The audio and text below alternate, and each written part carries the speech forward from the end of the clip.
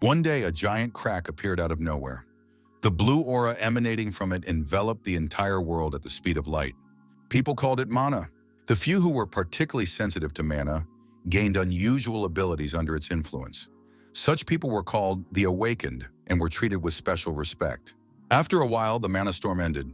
However, the crack in the middle of the sky remained in place. When everyone got used to the existence of the Awakened, mana storms began to appear again across the globe. So-called gates began to open, from which bloodthirsty monsters emerged. From that moment on, the world was plunged into chaos. The hero constantly thought that when he became an awakened one, his life would change. It was unbearable for the young man to constantly work for someone else without a break. However, he did not want to become anyone's idol. He only dreamed of no longer being beaten and robbed. But becoming a villain was not part of his plans either. He just wanted to be someone's friend. But apparently he wanted too much. The young man considered himself a useless D-rank hunter. People laughed at him when he called himself a hunter. The hero always knew that he would die ingloriously. Now he was moving across the heavenly swords as if on steps, approaching the crack. Of course, the young man did not want to die. Once on the other side of the crack, he encountered a huge monster. He did not want his death to be so pitiful. The hero believed that if he got another chance, he had to become stronger, even if he was a support. The young man managed to fulfill all the conditions to become a player. Perhaps now his life would change. The system invited Shinjuno to join the game. Shinjuno ran as fast as he could along the designated route. How could he be late on such an important day? The players saw the young man and rejoiced.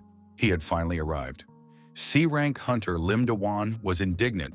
How dare a newbie be late? C-rank hunter Kim Chi-min was surprised. Had none of them ever been late before? Shinjuno ran up and apologized to those waiting. He was a D-rank support, a creator specializing in weapons. Lim Da-won said he was just joking. The guy was hardly late. Kim Chi-min added that they could talk on the way. Hyunwoo and Do-yoon were already waiting inside. Shinjuno thought it was terrible. He had joined the guild only 3 months ago. This was his first dungeon run, and he was already late. Shinjuno encouraged himself.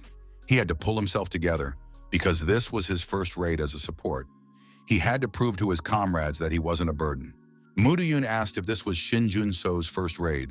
He was a B-rank hunter, class killer. Shinjuno confirmed that yes, this was his first time as a support.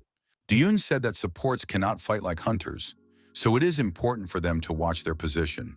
If a player gets too close, they can get hit in the heat of battle, and if they are too far away, it will be difficult to protect them. The main thing is that the support must keep his distance. Do-yoon added that if Shinjuno is a creator, he must keep the right distance. He asked him to create a dagger when he gave the signal. Shinjuno was surprised. Is that really enough? Maybe he needs another weapon. Do-yoon replied that a dagger was exactly what he needed, because he was the only one who needed an additional weapon. Do-yoon explained that it wasn't that difficult in the dungeon. Since Shinjuno was here for the first time, he shouldn't overexert himself. The mage said he could sense mana. A monster was nearby. It was the C-rank hunter Lee Hyunwoo. The squad leader ordered everyone to prepare for battle. Next, they had to move in formation. Hyunwoo reported that there were 3 small sources of mana ahead and 1 large one, and it was strong enough to be the boss's mana. Leader Do-yoon found this suspicious. Usually bosses don't leave their rooms. He said he would deal with the boss himself, and the squad would take care of the other monsters. Do-yoon asked the support how quickly he could make a dagger. Shinjuno replied that if it was very urgent, it would take about 20 seconds. But the weapon would last no more than a minute. The commander said it was time to get started. The dagger would be enough for 40 seconds of fighting the boss. The monsters turned out to be crystal lizards. They grew on mana stones in the dungeons. Tank Do-won said he was starting and rushed to attack the monsters. Kim Chi-min also attacked the monster and dealt significant damage to it. She moved from one monster to another, neutralizing them one by one. The girl thought that the monsters were regenerating faster than she had expected. She warned her colleague. 2 monsters perked up and headed towards him. The tank shouted that it was time to use magic. Lee Hyunwoo warned that he was almost ready. The mage released fiery magic balls, which rushed toward the monsters in huge numbers. Hyunwoo said it was done. Do-won praised him and suggested taking a break. Shinjuno was amazed by the complexity of the battle. Now he understood how real guilds fought. The leader asked if the weapons were ready. The protagonist thought that this was not the time to be distracted and reported that the weapons were ready. He needed to be as focused as possible. Support used the user's mana to create items. The creator's basic skill was activated. Shinjuno threw the dagger and told the commander to catch it. It was an A-rank shadow weapon. Its quality and power depended on the user's mana. After a while, the weapon disappeared. Duyun approached the monster and swung the dagger to deliver a fatal blow. The shadow weapon did its job, and the monster lost its head. Duyun, the leader of the squad, left the defeated boss on the ground with a sense of accomplishment and prepared to leave the room. After the battle, the players took roll call. Everyone was present and no one was injured. Shinjuno realized that these players were much stronger than he had imagined. Each of them was unique in their own way. Together, they worked flawlessly. This is an excellent team. One day, they will surely become a top guild. Shinjuno thought that compared to these players, he had only made one dagger and had done practically nothing to help. Duyun approached the support and said it was a great job. He asked if Shinjuno was hurt. Shinjuno replied that he was fine, although he felt that he had not been very useful. The commander was surprised. With such a support skill, it is possible to save a lot of money. Duyun added that his skill consumes weapons. Even if you buy the cheapest items on the market, it would be impossible to use them properly. The commander explained that this is precisely why he needs a creator. He only needs weapons with mana to activate his own skill. Duyun congratulated the support player on his excellent start anyway. The first dungeon clear was successful. Shinjuno said that he would eagerly await the next raid and try to live up to the expectations placed on him. Suddenly, everything around them shook. Was it an earthquake? Would the cave collapse after the boss was destroyed? Shinjuno showed his comrades that the wall was collapsing. Behind it, a passageway opened up. Magician Lee Hyunwoo noticed that it looked suspicious. It looked like a path that definitely led somewhere. Leader Duyun suggested that this path might be a secret one. Lim Do-won had no doubt. What else could it be but a path to treasure? Kim Chi-min supported the idea, but the mage noted that they couldn't go there unprepared. The leader said that everything would be done quickly and nothing else would collapse. Lee Hyunwoo agreed and said that in that case he would go too. The commander ordered Shinjuno, the support member, to also go with them along a secret path in search of the supposed treasures. The group of hunters set off into the unknown. After a while, Shinjuno tried to save his life. He was being pursued by a huge monster. The hero did not understand how it had come to this. Everyone had died. He was the only one left alive. Monsters like this shouldn't exist in a D-rank dungeon. He had never even heard of monsters that could not be detected with magic. Shinjuno looked back and saw the monster approaching. Would it catch up with him? The young man was struck in the back and flew far forward. Blood flowed from his mouth. Bleeding profusely, the protagonist tried to get up. He believed that he couldn't stop. Shinjuno decided that he must not die here because he had other goals. Support activated the blade and threw it at the approaching monster. The blade hit its target and the monster screamed loudly in pain. However, the blow was not critical. The monster knocked the protagonist down with a punch to the chest. Shinjuno lost consciousness and found himself in limbo for a while. One thought kept spinning in his head: a D-rank support who was incapable of even the simplest healing. Shinjuno believed that he had finally found a guild that really needed him. However, he ran away and abandoned them all like a pathetic loser. Any other player would have been much more useful. It would have been better if he had never awakened. But the hero's unattainable dream turned out to be not so unattainable after all. The system reported that Rodnik had been discovered. The young man had fulfilled all the conditions for obtaining the status of player. Shinjuno began to come to his senses. Information came in. A new reward was available to player Shinjuno. The protagonist didn't understand what was going on, but he didn't care anymore. Shinjuno climbed the invisible steps to the crack again, and finding himself on the other side, came face to face with a monster. The system announced, weapon creator Shinjuno is regaining memories of his past life. Reward delivery complete.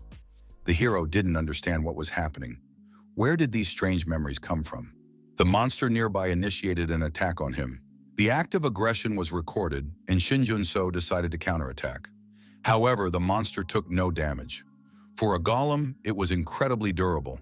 If the memories were correct, the golem's weak points and tactics for destruction remained the same. Golem-type monsters have no obvious weak points, When damaged, the golem quickly recovers. The grid world skill was activated. Now it was necessary to inflict damage on several points at once.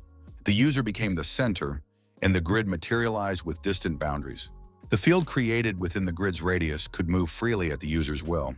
The attack was so sophisticated that the golem couldn't withstand it and was destroyed. Shinjuno breathed a sigh of relief. The intermediate goal had been achieved. The golem-type monster had been defeated.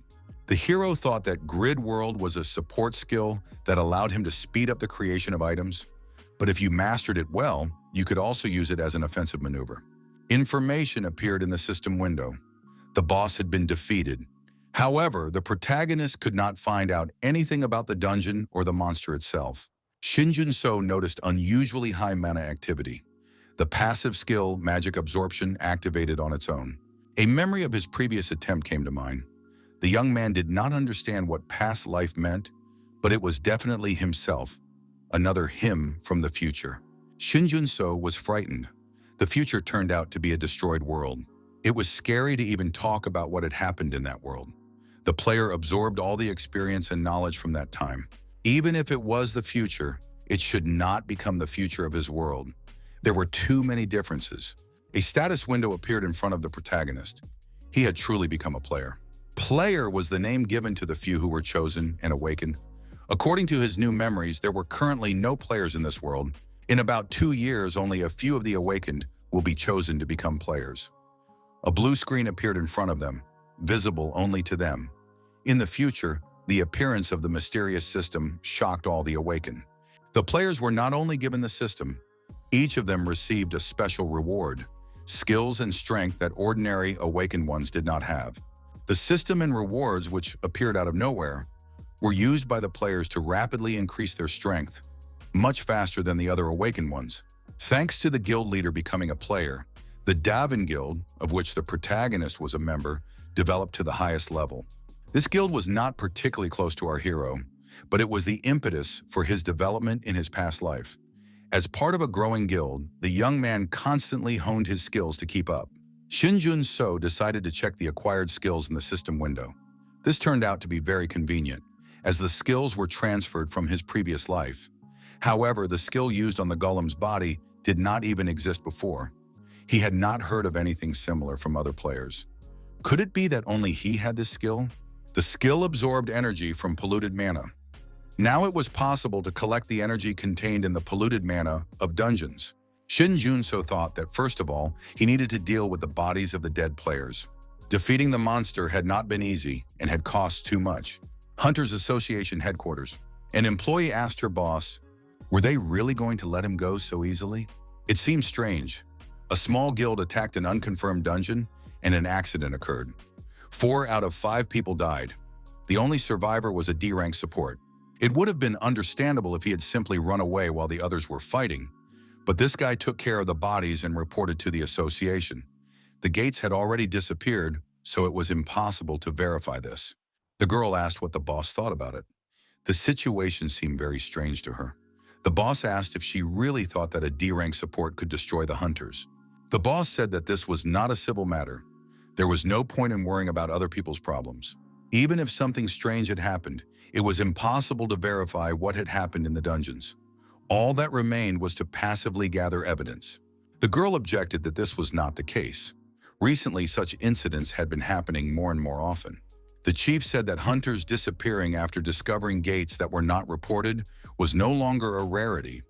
If they report it to the association, they will be put up for auction. All these hunters would get was a little money. That's why they risk their lives and go there silently. It's almost impossible for a small guild to win the bidding for the gate. He said that the assistant could contact this young man for further investigation if she wanted to. The department head studied the file. This player's name was Shinjuno. Something about the case seemed illogical to him. The situation as a whole was clear, but there was a feeling that it was more complicated than it seemed. During the interrogation, Shinjuno was too calm. He had hardly ever been to the dungeons, but despite what he had seen, he behaved as if he was not afraid at all. There were many inconsistencies in his words, but overall they matched. Of course, this could just be a personality trait. The department head thought that something was wrong here, but he couldn't figure out what it was. It was one of two things. Either something had happened or he had missed something. It was annoying. There was no point in worrying about it now. However, in the future, everything would have to be thoroughly checked. No matter how much the protagonist thought about it, something still didn't add up. Unconfirmed gates? Shinjuno couldn't remember this dungeon in his past life. Every member of the guild had seen the bid application form. The application bore the association seal. But if the association had registered the gate as unconfirmed, then who had impersonated it and deceived the Devon Guild? Or could it have been the association itself? What worried the hero most was that this had happened not only to Devon. The detective said that unconfirmed gates with missing people were no longer a rarity. Shinjuno didn't know all the details, but there was something common in all the news about the guilds. Players such as Moon Do-yoon, the leader, and even gifted individuals who would later be called heroes were involved.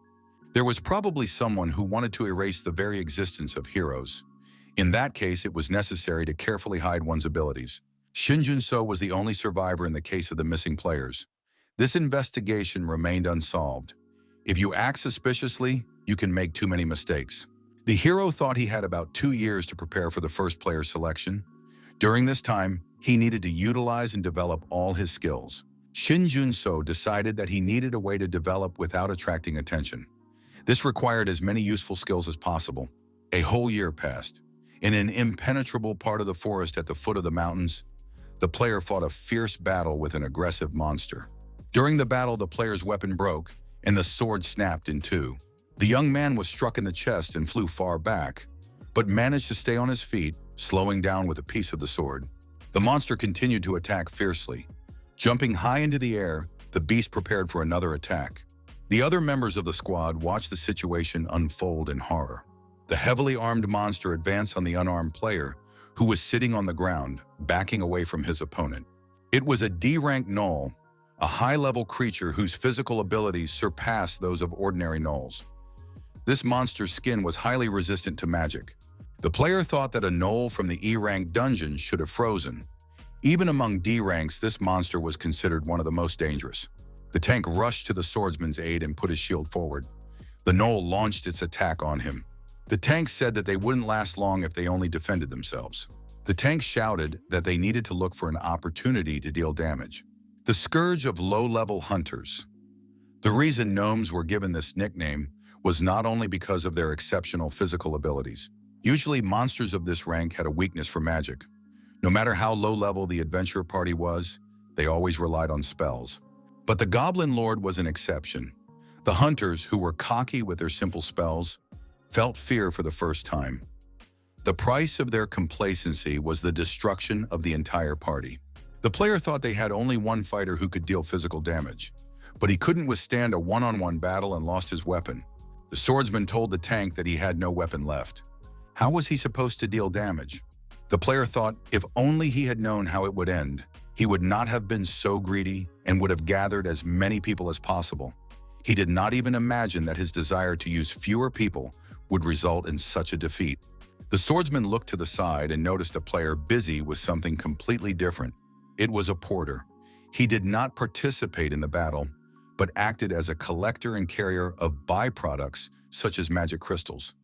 As long as a person can sense mana, they can do this job, so the attitude towards porters among the awakened was far from the best.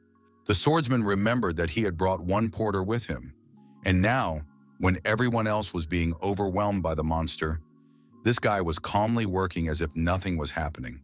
The porter had creative abilities, but it wasn't worth expecting much from him. The player approached him and asked if he could forge a sword. The young man nodded affirmatively. The player asked him to make the sword as strong as possible. The young man apologized, reminding him that he was here as a porter, not a support. The swordsman said sharply that now was not the time for such conversations. After all, they could all die. If they couldn't defeat this gnoll, the porter wouldn't survive either. Shinjuno agreed, but set a condition. After clearing the dungeon, the players must forget about his ability, and when dividing the reward, they must pay him as a support. The swordsman was outraged. It was difficult to expect good quality weapons from someone who had failed to become a creator and had become a porter. Did he really think that only weapons could clear the dungeon? The porter calmly said that it was funny. Without good weapons, the dungeon cannot be cleared, but weapons must exist. Shinjuno confidently declared that with his weapons, they would be able to clear this dungeon. The Overkill Guild, one of the 3 major guilds in the country. The assistant said that the president of the Awakened Association had sent a request for assistance. The boss clarified, because of the dungeon with the rank error, the assistant confirmed. At first glance, it's just a request, but in reality, they are willing to give anything. They have no choice. There are hardly any Awakened capable of entering the forcibly closed gates. The chief looked at the photo, and one person's face seemed familiar to him. A few weeks ago, a dungeon with a rank error appeared in the Socho area. The chief remembered that he had an assignment nearby at that time. This young man was definitely there. According to the report, he was listed as a porter. Even if similar cases occur again, the probability of dungeons with errors appearing is extremely low. Dungeons with rank errors where survivors remained can be counted on one hand. But this porter has been among the survivors twice already. Such a coincidence is impossible. It seems that dungeons with errors have been appearing more and more often lately. A few days ago, a D-rank dungeon became a B rank, and the entire squad inside was destroyed. The boss said that the Association of the Awakened is at a loss with worry. Criticism of them is growing louder. Predicting, analyzing, and assigning dungeon ranks is the association's job. The person who made the mistake had a rough time. The boss said that there are people in their guild with infiltration skills. This could be a moneymaker. For a while, he will be accepting additional requests and monitoring the situation. The leader inquired about the progress of his previous request. The girl replied that she had searched several places, but had not found a creator of A-rank weapons or higher. However, she had obtained a B-rank weapon from a Japanese blacksmith. The manager said that any weapon below A rank would break as soon as he used his ability. There were very few support class creators. He ordered his assistant to continue searching. He had had enough of wasting weapons. An employee peeked into the office and reported that something important had happened. The man explained that, at the request of the association, he had checked one place, a D-rank dungeon where a group of their newbies had gone. Manager Taehoon asked what their rank was after they joined. The man replied that it was now the highest rank, C. Taehoon stated that he could not thoughtlessly dismiss new recruits. This was more like an emergency situation. The leader said he would take care of it himself. The gates were guarded and monitored by security. The townspeople watched the events with interest. Representatives of the press gathered immediately. Members of the Overkill Guild arrived at the gates. Journalists asked leader Yoon Taehoon to talk about cases of dungeons with ranking errors. Guild leader Taehoon ordered a report on the situation. The woman replied that the main squad consisted of 6 hunters, 2 supports, and 1 assistant. All of them were above the required rank. However, the numbers lose their meaning when the dungeon changes its level to C. Taehoon asked how much time had passed since they entered. The woman replied that it had been about 2 hours. The guild leader assured her that he would do everything possible. The administration representative thanked him for his assistance. Taehoon approached the gate with a guild employee. It was Min Hee-soo, a B-rank support. Her class was Subspace Creator. She also served as the guildmaster's secretary. She was able to create subspaces inside closed or hidden places. The infiltration skill was activated. It allowed him to break through mana flows, destroying any obstacles, including gates. But when crossing into another dimension, the skill only worked on the user. Min Hee-soo warned the guild leader to be extremely careful. Deep in the dungeon, a tunnel could be seen leading into the darkness. Taehoon noted that the temperature and humidity were too high here. Why was that? Judging by the terrible smell, a reptile lived here. The ground was suspiciously clean, which meant that the monster was intelligent. Considering the rank of the dungeon, it was clear that the lizard was quite old. The destroyed lizard had a danger level of Class D. The guild leader went further and saw many dead monsters. Their number gave an idea of the strength and size of the squad. Analyzing the situation, he understood the state of the team. Taehoon thought that perhaps they were all already dead. He couldn't shake that thought. But when Taehoon reached the squad's presumed location, he saw something he did not expect. The players were still fighting the monster. The archer was hitting the target non-stop, attacking from a distance. The guild leader was surprised. Were the players really able to handle these monsters? Judging by their movements and speed, the lizards were much stronger. The difference was quite significant.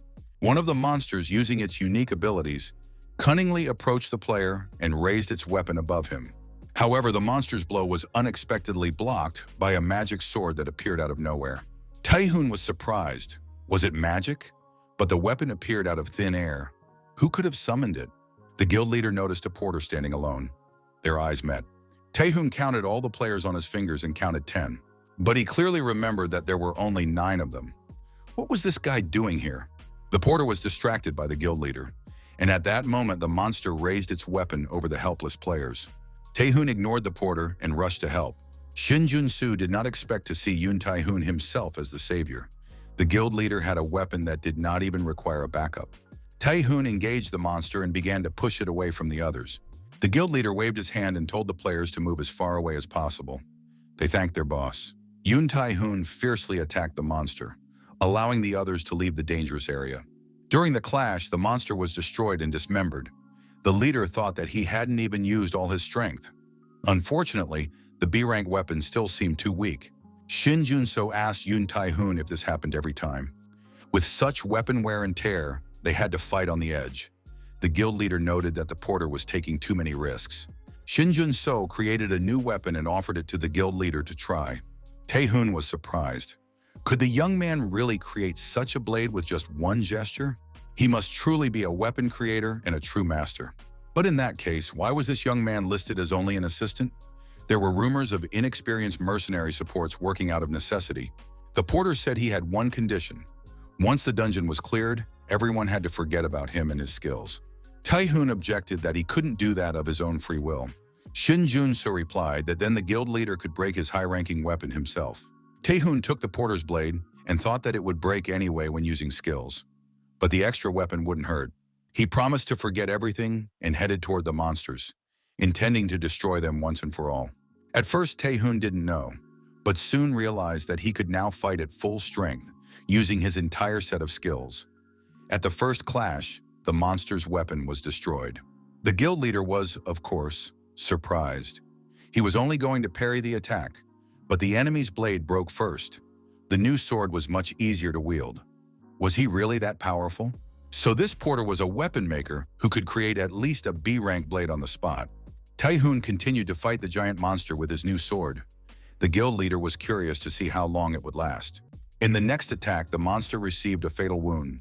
Its chest burst into flames and it screamed. In the end, the monster was destroyed and the blade remained intact and undamaged. It wasn't even dulled. The players thanked the guild leader. After all, they had survived only thanks to Yoon Taehoon. The leader was glad that none of them were seriously injured. The players admitted that they could not have won with their own weapons, but with the help of that guy, they were able to break through and survive. Yoon Taehoon approached the porter and asked his name. The porter replied that there was no point. Why would anyone want to know the name of a simple assistant? The guild leader objected. They should address each other by name. He introduced himself as Yoon Taehoon. The assistant also introduced himself.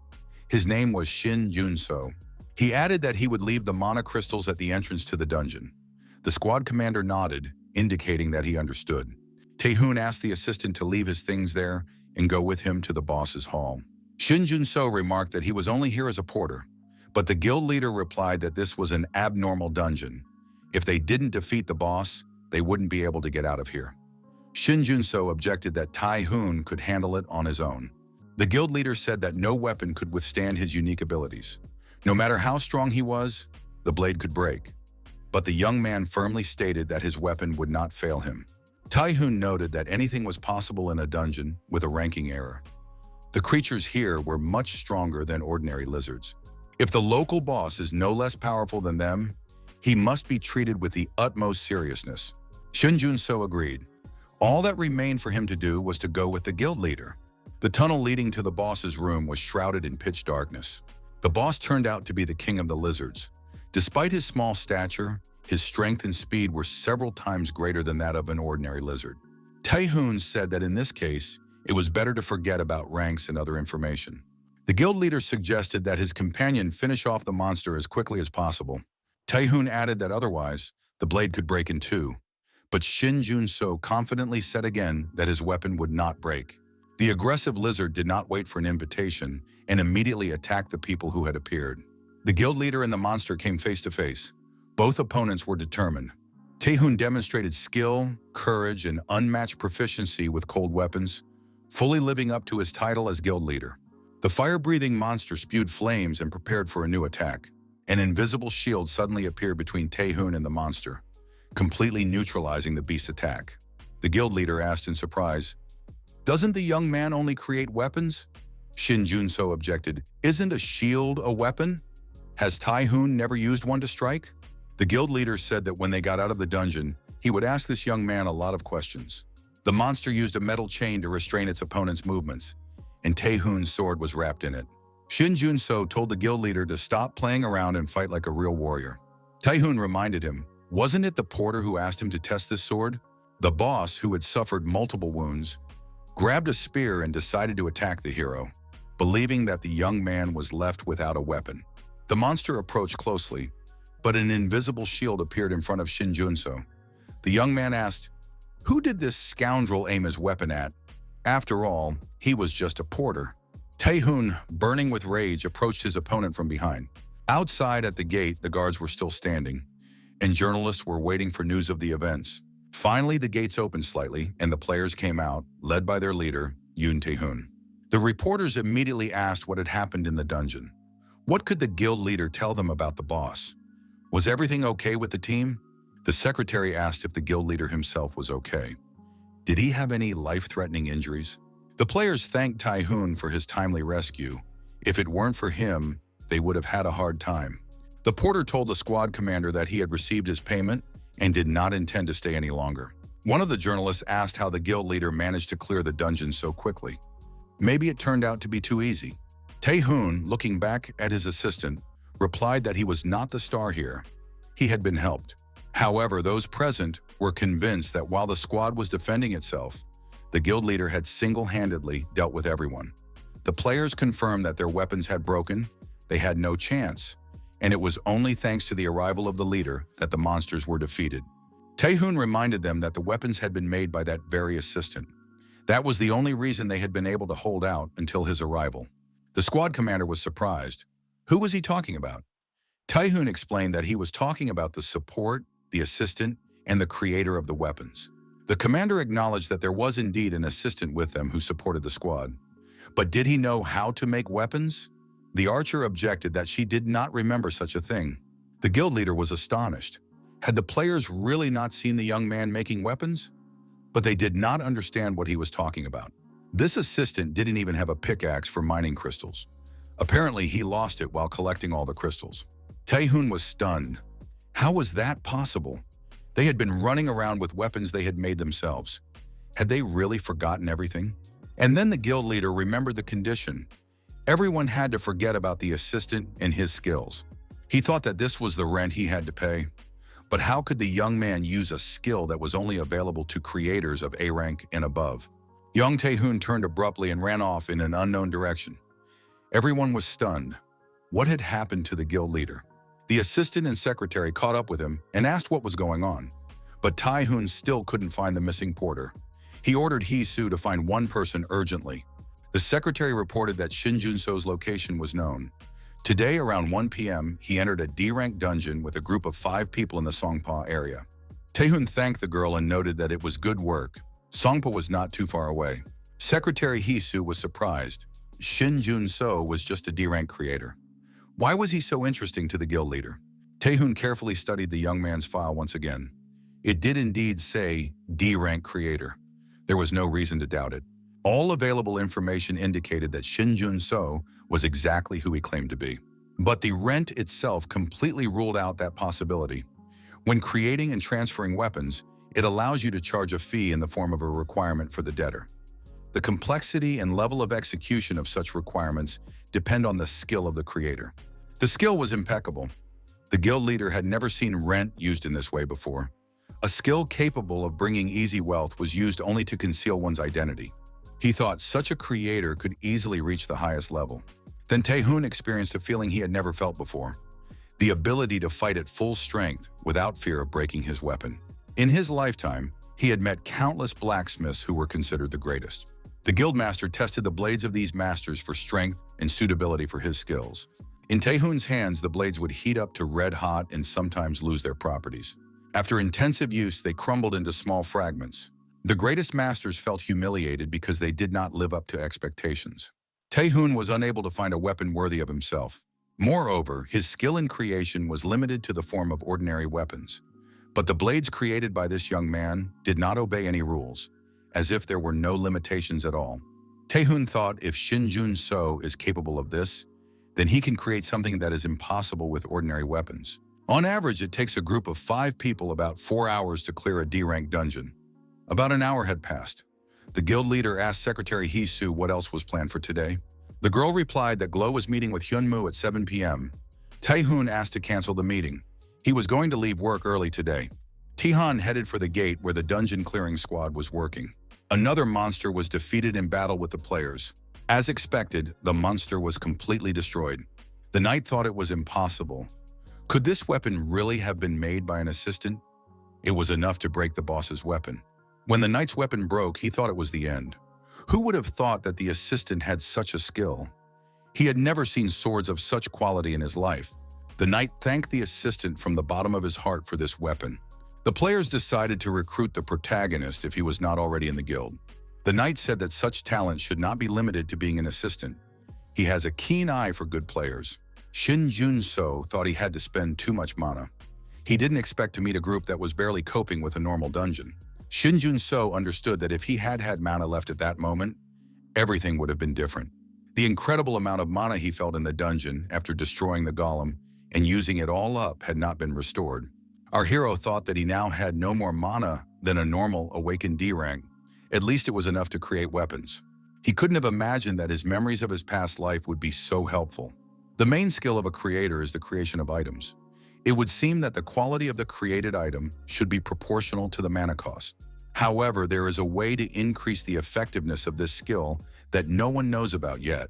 It is the level of understanding. The higher the understanding of the item being created, the higher its quality. The best part is that as the quality increases, so does the efficiency of mana. If you use the same amount of mana to create the same item, the result can vary significantly depending on the level of understanding. After the hero learned about this, he underwent rigorous training. As a support, he researched materials, studied with hunters, visited workshops, and took lessons in weapon crafting. However, the current feeling exceeded his expectations. Compared to the mana spent, the quality has increased significantly. It is quite difficult to use both creation and rental fees at the same time. Mana equipment is expensive, so it will not be possible to get it anytime soon.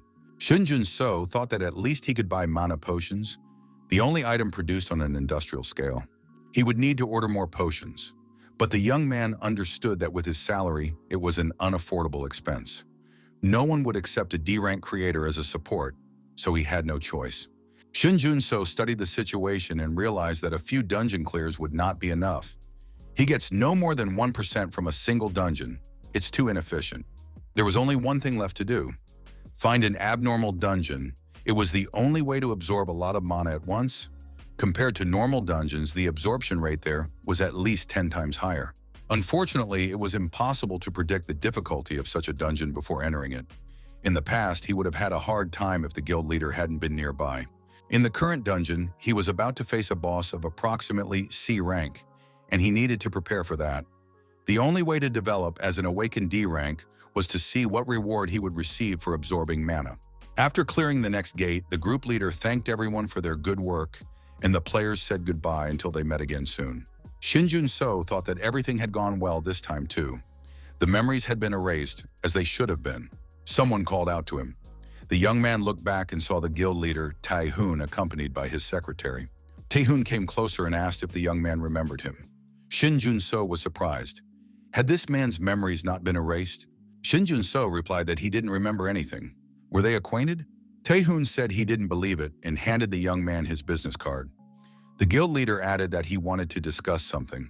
The card bore the name of one of the best guilds in the country, Overkill. The protagonist thought it was too early for him to join such a large guild. He had to find a way to refuse. Shinjuno turned away and said he was busy. He had a dinner appointment. Tae-hoon pointed out that the young man would not regret agreeing. The conversation would be short and dinner would be on him. Shinjuno said that his interlocutor had a good position as the head of the guild. He even had time to meet with D-rank assistants. Shinjuno thought he needed to check how much the guild leader was influenced by the rent. He agreed. The young men went to a trendy restaurant and continued their conversation. Shinjuno asked what business the head of the Overkill Guild had with D-rank support. It was unlikely that he just wanted to chat. Tae-hoon mentioned that he was a Berserker class. The young man probably already understood this. He had tremendous strength, but he needed a weapon that could withstand it. The most important thing for a Berserker is to find a supplier with the right weapon. Tae-hoon added that he had searched everywhere for such a person. To this end, he traveled within the country and beyond, meeting with the best blacksmiths. If there was even the slightest hope, he ordered a weapon without thinking about time or money. Tae-hoon said that until recently, no weapon could withstand his strength. But recently there was one exception. The exception was a sword created by Shinjuno. The protagonist realized that the rental fee skill did not work on this person. It turned out that Berserkers had a skill that reset the skill. Shinjuno decided to be cautious with high-level hunters. Tae-hoon admitted that he wanted to be honest. Would the young man like to join his guild? He had information that the young man was not currently affiliated with anyone. If Shinjuno agreed, the Overkill Guild would welcome him warmly. Tae-hoon offered a contract worth 10 billion coins. There would also be separate payments for operating expenses and dividends. The contract was for 1 year, and the young man's rate would increase by 10% after each renewal. Shinjuno didn't listen to the guild leader, got up from his seat, and said that he didn't want to join the guild right now, so he had to decline. The protagonist added that if they had discussed everything, he was leaving. The young man thanked them separately for the hospitality. The secretary was surprised. Why was the head making such a sweet offer? Tae-hoon replied that if a girl had been in his place, she would not have asked such a question. He added that many years had passed since the cry of weapons had ceased to reach his fingers. With such a weapon, he could give it his all, and it would endure everything. The guild leader said that it wasn't just about that feeling. He asked if Hiso knew how many high-level weapons he had broken over the past year. The girl knew that the guild leader's spending on weapons was truly astronomical because they couldn't withstand the strain. With low-level weapons, the leader wouldn't even be able to use his skills. Hiso noted that if such opportunities really existed, then the proposed contract was worth it. However, the problem was that no one was capable of achieving this, not even the best in their field. Tae-hoon said that this person possessed such a skill. That is why he wanted to recruit the young man at any cost. Shinjuno thought that he had rejected an offer from one of the 3 best guilds. He could not have imagined that such a day would come. The Overkill Guild and Yoon Tae-hoon would be a great help, but it was still too early to take that step. Shinjuno decided that it was okay. He just had to wait patiently. The boss would definitely find him again. There didn't seem to be a single living soul left in the dark dungeon. Almost all the monsters in this huge room had been destroyed. The knight with a sword in his hand could not understand who was resisting him. His opponent said that he would remember this battle for a long time, because by this point, people usually begged him for mercy in tears and lost consciousness. The opponent with the huge sword was puzzled.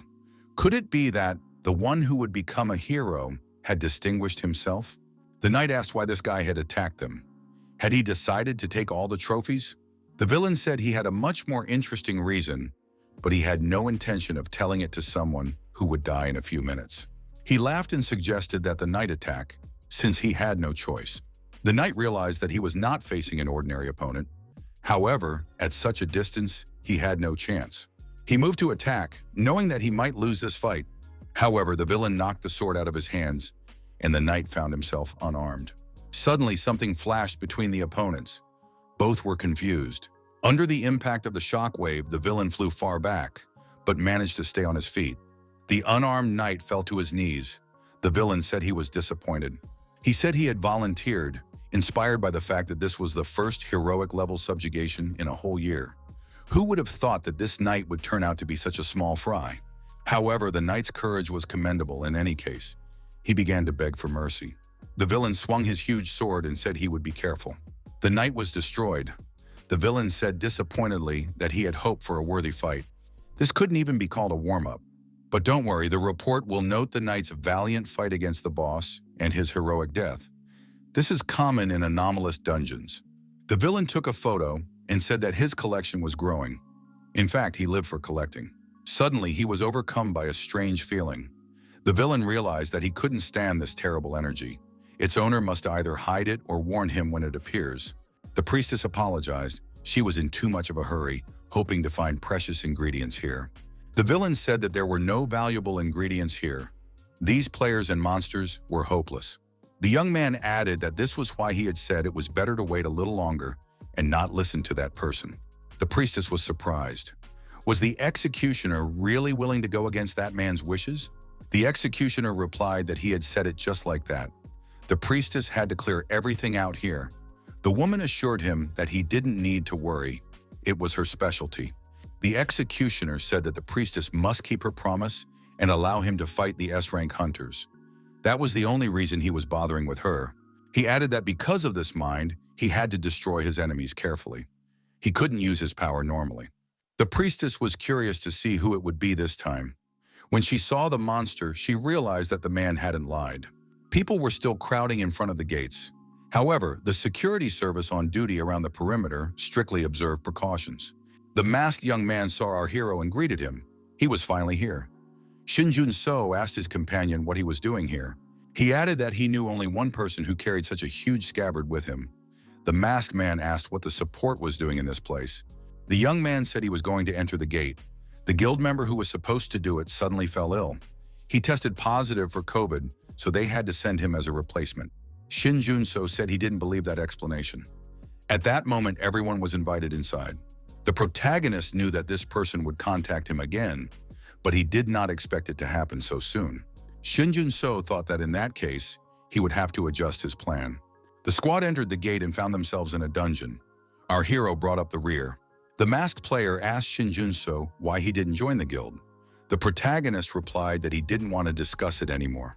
The players ahead discussed the information that the C-rank gate auction had taken place that morning. The Henmu Guild won it immediately.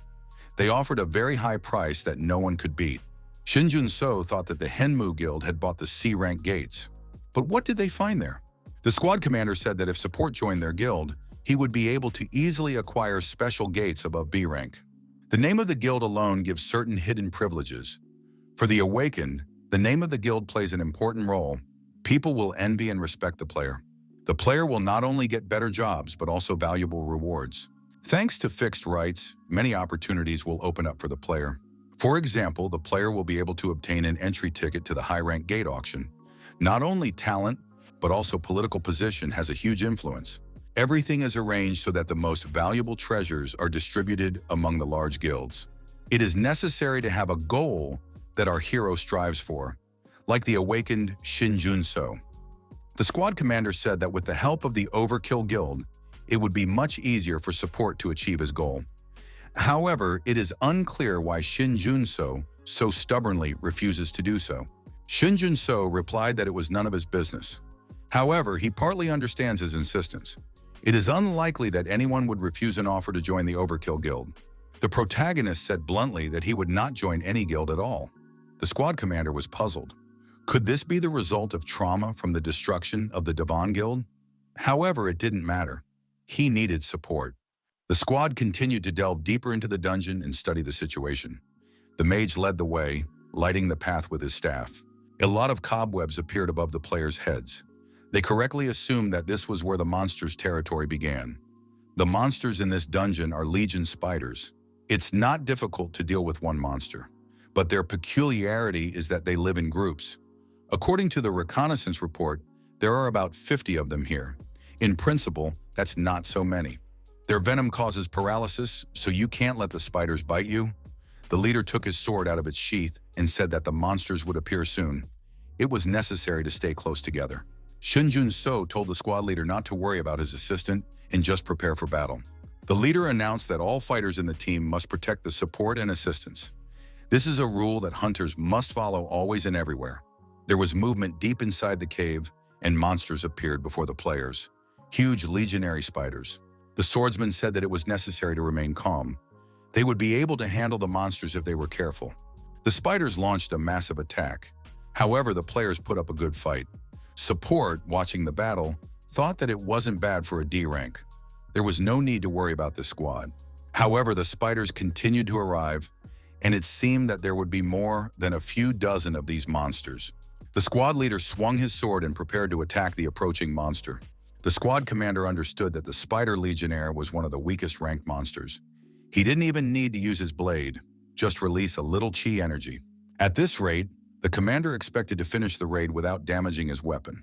The number of monsters increased, and the players formed a circular defense. However, the spiders advanced, and the circle tightened. The tank noticed that the number of spiders was not decreasing. There were at least 100 of them. Why was the intelligence so inaccurate? The mage said that his mana reserves were running low. The swordsman noted that it would be quite difficult. The commander, changing his position, told Shinjuno to follow him. Our hero replied that he had his own business to finish. The support character headed alone toward the mass gathering of monsters. The squad leader shouted for Shinjuno to duck immediately. After all, this guy could be attacked if chi energy was used. Shinjuno activated his hypnotic gaze and looked at the spiders. Magical threads appeared throughout the space where the spiders were. The closest monster was wounded, and its green blood spurted in all directions. The destroyed spider fell at our hero's feet. The young man thought that of all the weapons he could create now, a sword would be the most effective. The most effective thing would be to create several swords at once and launch them into the area where the monsters were gathered. However, he did not have enough mana for that. In this case, the protagonist decided to do something different and created only one magic sword. The sword pierced through space and began to move from monster to monster, destroying everything in its path. The entire area around the players was cleared of enemies. Finishing its movement, the sword pierced through a spider and stuck into the ground near the players. The squad leader thought it was a mass attack. It takes at least 10 seconds to use it. During that time, support dealt with dozens of monsters. Did he use materialization in battle? But that's not the point. Support is capable of fighting at this level. Shinjuno asked the commander why he was standing there. Didn't he want to help the guys? Meanwhile, the squad continued to repel the attack of the spiders pressing down on them. The leader said he would continue the conversation as soon as he dealt with these monsters and rushed into the attack. Shinjuno pointed to the destroyed spiders and told the commander that he had to come up with something himself. After all, no one would believe that a porter had done this. After the battle, the knight thanked the squad commander. He said it was amazing. However, he immediately noticed a similarity. Who would have thought that the man in the mask would actually turn out to be the head of the Overkill Guild? The young man apologized for not admitting it right away. He had come undercover to explore the dungeon. The players said that they had survived only thanks to the guild leader. He had very skillfully dealt with all the monsters at once. The porter appeared nearby and said he was back. The porter and another player apologized for the delay. They had been gathering resources on their way here.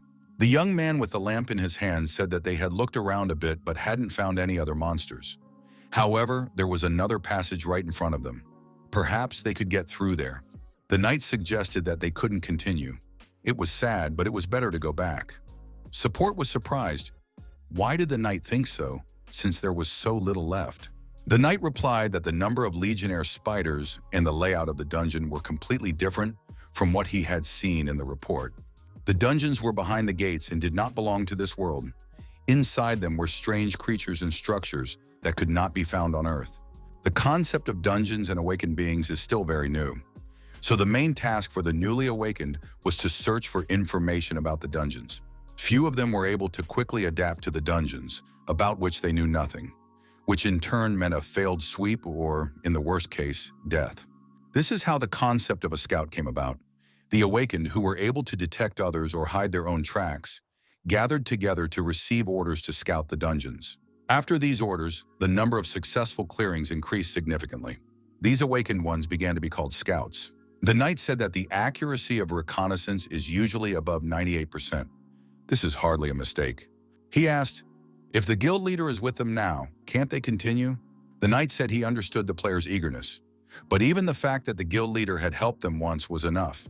If they weren't careful, everyone would be in trouble. The player said that he really wanted to clear this dungeon, and he had his reasons for doing so. The mage supported him. The knight asked, are these reasons more important than life itself? Once the player enters the boss room, there will be no turning back. The knight added that he himself did not want to do this, but they should leave and report everything to the association. Support said that he was fine with everything. The knight was surprised. The guild leader added that even though he was here on his own business, he was still a member of the group. If his help would assist the group in their investigation, he saw no reason not to provide it. Taehoon said that he still needed to see the boss's room. The knight bowed to the guild leader, thanked him, and asked him to help the squad. The guild leader told the knight not to worry about him and to continue leading the squad himself. The knight said that in that case, the squad would continue to advance deeper into the cave. Now they had a new approved route. The squad approached a huge gate, behind which was the boss's room. The knight guessed as much and said that he would refresh everyone's memory. This dungeon is ruled by the Queen of Legion Spiders, who has a danger level of D+. The Queen's combat power is generally quite low. She is considered a simple enemy who mainly just breeds spider legionnaires. The knight added that this was exactly what was in the report. Now they don't know what monster awaits them behind this door. They opened the doors and walked inside along a narrow, long, dark corridor. The guild leader did not sense any signs of danger. The knight ordered the players to be on high alert and grip their weapons tightly. Somewhere under the ceiling, spiders appeared, and among them was the boss. A player asked, "Is this the Spider Queen they were talking about?" It was good that the boss turned out to be the one mentioned in the intelligence reports. The mage said she would attack first and stepped forward. The spiders stood motionless, as did their queen. The knight was surprised. Could she already be dead? It was impossible to imagine. The knight was cautious and told his squad to retreat. However, a huge monster appeared above the motionless spider. It was an arachnid, a queen who commanded all spider monsters. She is very intelligent and cunning, ravaging the territories of other spider monsters, thereby increasing her legion. She can share her power with her servants. The guild leader stepped forward and bravely attacked the arachnid. He couldn't even believe that he would encounter a B-rank monster here. Taehoon thought that if he wasn't precise, he wouldn't even be able to scratch this monster. He needed one powerful strike. However, the guild leader's sword was destroyed along its entire length. Taehoon noted that he didn't even have time to strike before his sword was completely destroyed. Our hero stepped in and told the guild leader to hold off on this matter for a bit. Help is on the way. Normal weapons for the guild leader are already being prepared. The protagonist was surprised. Had he really used up all his mana? But even that was unbelievable, because he had managed to hold out for so long with that amount of mana. Our hero took a bottle of liquid out of his pocket. He understood that mana potions could only be drunk once a day. Drinking more than that could lead to addiction. After drinking the potion, the protagonist felt a good effect. Shinjuno thought that the arachnid was a B-rank boss. If not for the mistake, there should only have been a C-rank boss called the Spider Queen here. The players understood that the presence of guild leader Taehoon was a favorable factor for their squad. It would be difficult for them to deal with the arachnid on their own. As soon as the danger level exceeded B, the level itself changed. Shinjuno assessed the monster and thought that its pure combat power exceeded that of 5 A-rank fighters. In any case, they couldn't rely solely on Yoon Taehoon. Support told the players to get up and prepare for the boss battle. Arachne changed her target. The knight asked the support who he was. Why was such a talented, awakened one chosen as an assistant? Did he come with the guild leader Taehoon? Shinjuno said that the players needed to figure something out first. They had a choice. New weapons appeared in front of the players. Support said that the players could take this weapon and clear the dungeon by fighting the spiders. Or the players could run away and wait outside until everything was resolved in another way. Shinjuno expressed confidence that the players would make the right choice. The swordsman with the new weapon said it was incredible. He had never held anything like it before. The swordsman thought that destroying monsters with this sword was like cutting paper. It was quite easy to wield this sword. The mage, spewing lightning bolts, activated her unique abilities and said that the monster would not succeed this time. The knight was surprised because only the weapon had changed, but the power of the skills had also increased several times over. Could it be that the support had created such a good weapon? The guild leader looked at the monster and thought that it would be difficult to buy time, as expected of a B-rank boss. Taehoon noted that the weapon was still intact. It was much better than he had previously thought. The mage was surprised. Where did these spiders come from and where were they going? Indeed, there were more and more spiders. The knight suggested that the spiders were approaching the guild leader. Taehoon shouted for all players to step back. The situation was getting worse. Arachne activated her ability. Arachne sacrificed the spiders, restoring her health. Taehoon logically assumed that until they destroyed all the spiders, Arachne would keep recovering over and over again. They needed to increase their firepower to finish it all off in one go. Shinjuno stated that even though he created a sword from the remains of mana, he did not think that the guild leader would destroy it.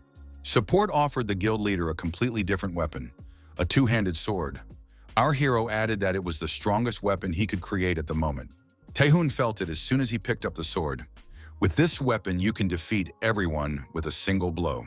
The guild leader was not very familiar with two-handed swords, but he understood that it suited him. A powerful blow with a two-handed sword caused a strong explosion. It was a basic Berserker skill. This was probably the first time the guild leader had used this skill correctly. Instead of gaining overwhelming power, this skill loses its rationality because it is difficult to cope with the risk that will follow when the weapon shatters into pieces. The guild leader was satisfied with the result. He decided not to stop there. Now the guild leader could use his powers to the fullest. The monster was not to be envied. Tae-hoon thought it was dangerous. If he hadn't unleashed his power, one might question his sanity. This was only the second time this had happened since his awakening. He was able to use his skill to its fullest. Yoon Tae-hoon thought he had been wrong before. Support is not an ordinary awakened. When his ability becomes known, the whole world will focus its attention on him. The guild leader stood in front of the destroyed monster boss. An incredible amount of mana appeared. It couldn't even be compared to other dungeon bosses. Shinjuno asked if the guild leader sensed anything from this monster. Tae-hoon stated that the queen was definitely dead. They had disposed of her remains, so she would not come back to life. Shinjuno thought that even a high-ranking hunter couldn't sense this mana. The passive skill Mana Absorption was activated.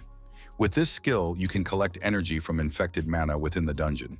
The player received a new skill, Demon Weapon Production. Shinjuno thought that he couldn't even imagine what this weapon would be like. He didn't remember any descriptions of the demon world, but everyone knew about it. Shinjuno regretted that the reward was not related to mana. The protagonist thought that thanks to Arachne, he had already received half of the required amount of mana. Tae-hoon turned to our hero. He had something to say.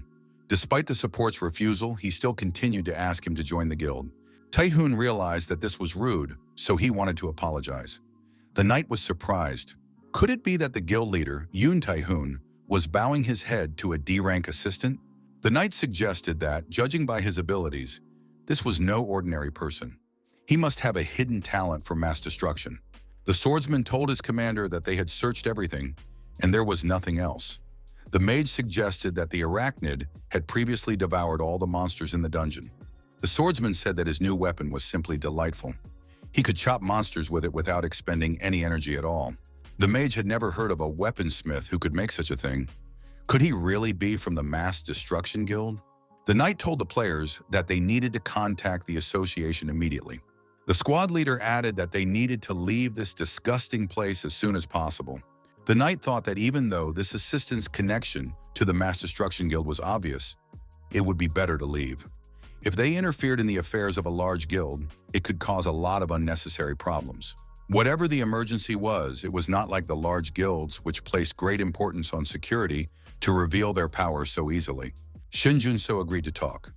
Even though he used payment, the guild leader should not bow his head to someone unknown.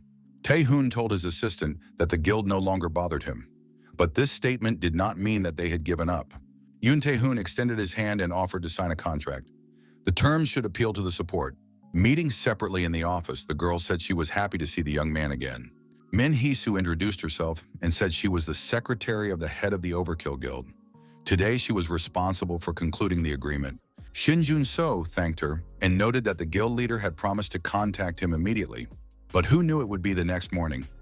Hee-soo replied that the guild leader had ordered everything to be prepared as soon as possible. Hee-soo noticed that they were now in a special reception area. This place had a particularly high level of security. There was no need to worry about confidentiality. Hee-soo suggested reviewing the contract, the terms of which had been announced in the basement. The secretary said that it would take time, but Shinjuno could change the content of the contract. Shinjuno thought that everything was as the guild leader had said in the dungeon. Now that everything was organized, it felt more real. He pushed the contract aside and said he had no questions. Then in the dungeon, the guild leader vaguely remembered why the assistant did not want to join the guild. Tae-hoon suggested that the young man had to hide his identity for a number of reasons. If he was right, this proposal could help. Tae-hoon noted that they could secretly provide Shinjuno with the necessary materials. Equipment, ingredients, gate rights, none of that mattered. However, for the sake of formality, a contract would need to be signed, and everything would be delivered secretly. Shinjuno was surprised. Why such kindness? Taehoon replied that of course it wasn't for nothing. The player would have to complete tasks assigned to him personally. The guild leader noted that he would not force the young man. If he did not like the task, he could refuse. Shinjuno was surprised. What if he did not help, but only received support from the guild? Taehoon said that was fine too. The main purpose of the agreement was to establish a connection between the Overkill Guild and Shinjuno, as well as to prevent him from joining other guilds. Accepting support was nothing more than a sign of loyalty. Men in black appeared in the dungeon. They said they represented the reconnaissance unit of the Hunters Association. Was the guild leader all right? Taehoon said it was time for him to go and that he was ready to hear the assistant's answer outside. He hoped the answer would be positive. The guild leader thought that this young man's ability was the best thing that could have happened to him. According to the protagonist's plan, he wanted to make a lasting impression on Yoon Taehoon and continue his relationship with the Overkill Guild without joining it. Shinjuno signed the contract and asked when he could start receiving support. Hisu replied that it would start immediately. Shinjuno should let her know if he needed anything. The secretary said that the guild leader had prepared a gift for the young man to commemorate the signing of the contract. Hisu noted that the guild leader had found something useful in the arachnids room. Shinjuno thanked Min Hisu and handed her a list of materials he needed at the moment. The secretary looked at the list and said it could be arranged in about a week. The girl apologized for meddling, but suggested that these materials would not be useful. Shinjuno replied that he was not going to use them. Shinjuno was waiting for someone at the Overkill Guild office. He saw the girl and thought, finally she's here. It was the A-rank hunter, Han Shia. After the player's selection, this brilliant hunter came to be known as the Goddess Archer. Han Shia approached the information desk. The girl apologized and said she wanted to request a training pass to the gate. The staff checked her ID card and realized that they were dealing with an A-rank hunter. The assistant offered the girl a C-rank gate. Han Shia said she was interested in a D-rank gate. This hunter had recently been promoted to A-rank, but she still had almost no experience. She had only entered the gate a few times. Shinjuno had seen lower-ranked awakened ones abandon everything, but not A-rank awakened ones. Our hero didn't know why, but he assumed that this girl would soon be promoted in rank. Han Shia signed the relevant papers. The first rank of awakened is based on the absolute amount of mana. When the blue energy poured through the cracks, mana entered all people. However, each person absorbed a different amount of it. The more mana the body can store, the better abilities the player can possess. Therefore, the association began to figure out how much mana each person had. Those who were able to absorb more than a certain amount were called awakened. Then they began to be divided into ranks depending on the amount of mana. Of course, the rank was not fixed. Even if the rank is low, you can still go on dungeon raids. If you become well-known in the association, you can expect a promotion. There are cases when the opposite happens. Han Shia returned the papers and said that she had filled everything out. The assistant asked if the girl had a partner. Han Shia replied that she worked alone. The secretary said that in that case, she would put the girl on the partner list. According to the rules, you have to go in groups of 2. Since there were no requests for D-rank gates, she would have to wait a little longer. The assistant assumed that Han Shia did not have permission to go out alone. Otherwise, she would not have registered here. To obtain such permission, one must pass a test. Was Han Shia ready to sign up? The girl at the information desk reminded her that Han Shia's rank would be updated in a month. To confirm her A rank, she would need to either have experience in completing dungeons of rank C and above, or pass the A rank test. The consultant said that the test would be more suitable for the hunter. Most likely Han Shia would soon receive a message about the test. Shinjuno stood aside and watched Han Shia. Han Shia moved away from the information desk and thought that it was difficult to even request the training gate. She should have made an online request. Coming to such a crowded place was crazy. Han Shia decided to come here because she thought she wouldn't be looked down upon. She needed to pull herself together. Han Shia thought that she was now facing a D-rank gate, so this would not happen again. The main thing was not to rush. The girl checked her message and made sure that the invitation had already arrived. It was D-rank, as expected. Han Shia thought that she was going to go alone anyway, so she should agree quickly. The gates located within the city were, as always, cordoned off by security services. Han Shia thought she hadn't dressed like this in a long time. It felt unusual. The young man asked the girl, her name was Han Shia, the hunter, right? The young man introduced himself and said his name was Shinjuno. and he was a support. The young man expressed his hope that they would get along. The girl bowed to the support player and told him her name. Shinjuno apologized for being late and suggested they leave. Han Shia said she had already made the request. Shinjuno thought that this was indeed Han Shia, a ranger-class hunter who had originally received an A rank. But after she repeatedly failed her tests, she was demoted to a C rank. Under these circumstances, Han Shia still received the title of Goddess Archer because after becoming a player, she discovered her true talent. Shinjuno knew what talent he was talking about, the kind that can be awakened even without player status. Today, our hero wanted to awaken this talent in the girl. At the foot of the mountains in a wooded area, a squad of armed monsters was moving along a set route. Han Shia, hiding in the bushes, watched them. The squad passed by. The archer thought that these were indeed real monsters. It was good that she had decided in advance to buy the necessary equipment. Han Shia had a device on her left wrist that captured monster mana. Han Shia apologized to the young man and said she was going to go alone. Would it be okay if she destroyed the monsters by herself? Shinjuno agreed and told her not to worry. If she needed help, she could let him know. At the very least, he was capable of making arrows. Han Shia aimed her bow at the monsters. The arrow flew past and an explosion sounded near the monsters. The frightened monsters scattered in different directions. The protagonist had not seen the girl fight before she became a player, but her destructive power was much higher than that of many A ranks. All of this, however, was meaningless if she couldn't aim. One of the 3 arrows still hit the target, a record for her. The girl thought that this way she could take down at least 4 more monsters. Han Shia decided to finish everything with 2 shots. She took aim again. One of the monsters took out a horn and sounded the alarm. Han Shia was surprised. Monsters began to flock to the signal from all sides. The girl continued to shoot arrows from her bow. Han Shia realized she was surrounded. There was nowhere to retreat. Due to the limited number of arrows in her quiver, the archer couldn't decide where to shoot, forward or backward. The monsters, noticing her confusion, rushed to attack. Suddenly, a multitude of magic swords rained down from the sky, aimed directly at the ground. Shinjuno said he needed the girl's help. Han Shia clarified, didn't he say that he was only a D-rank creator? Shinjuno replied that the sword defense would not last long, so he needed her help. Han Shia asked what exactly she needed to do. The protagonist pointed in the direction and told her to shoot there with all her remaining strength. The archer did not know what the young man had in mind, but promised to do her best. The arrows flew deep into the forest, clearing everything in their path. Han Shia said she had shot. What now?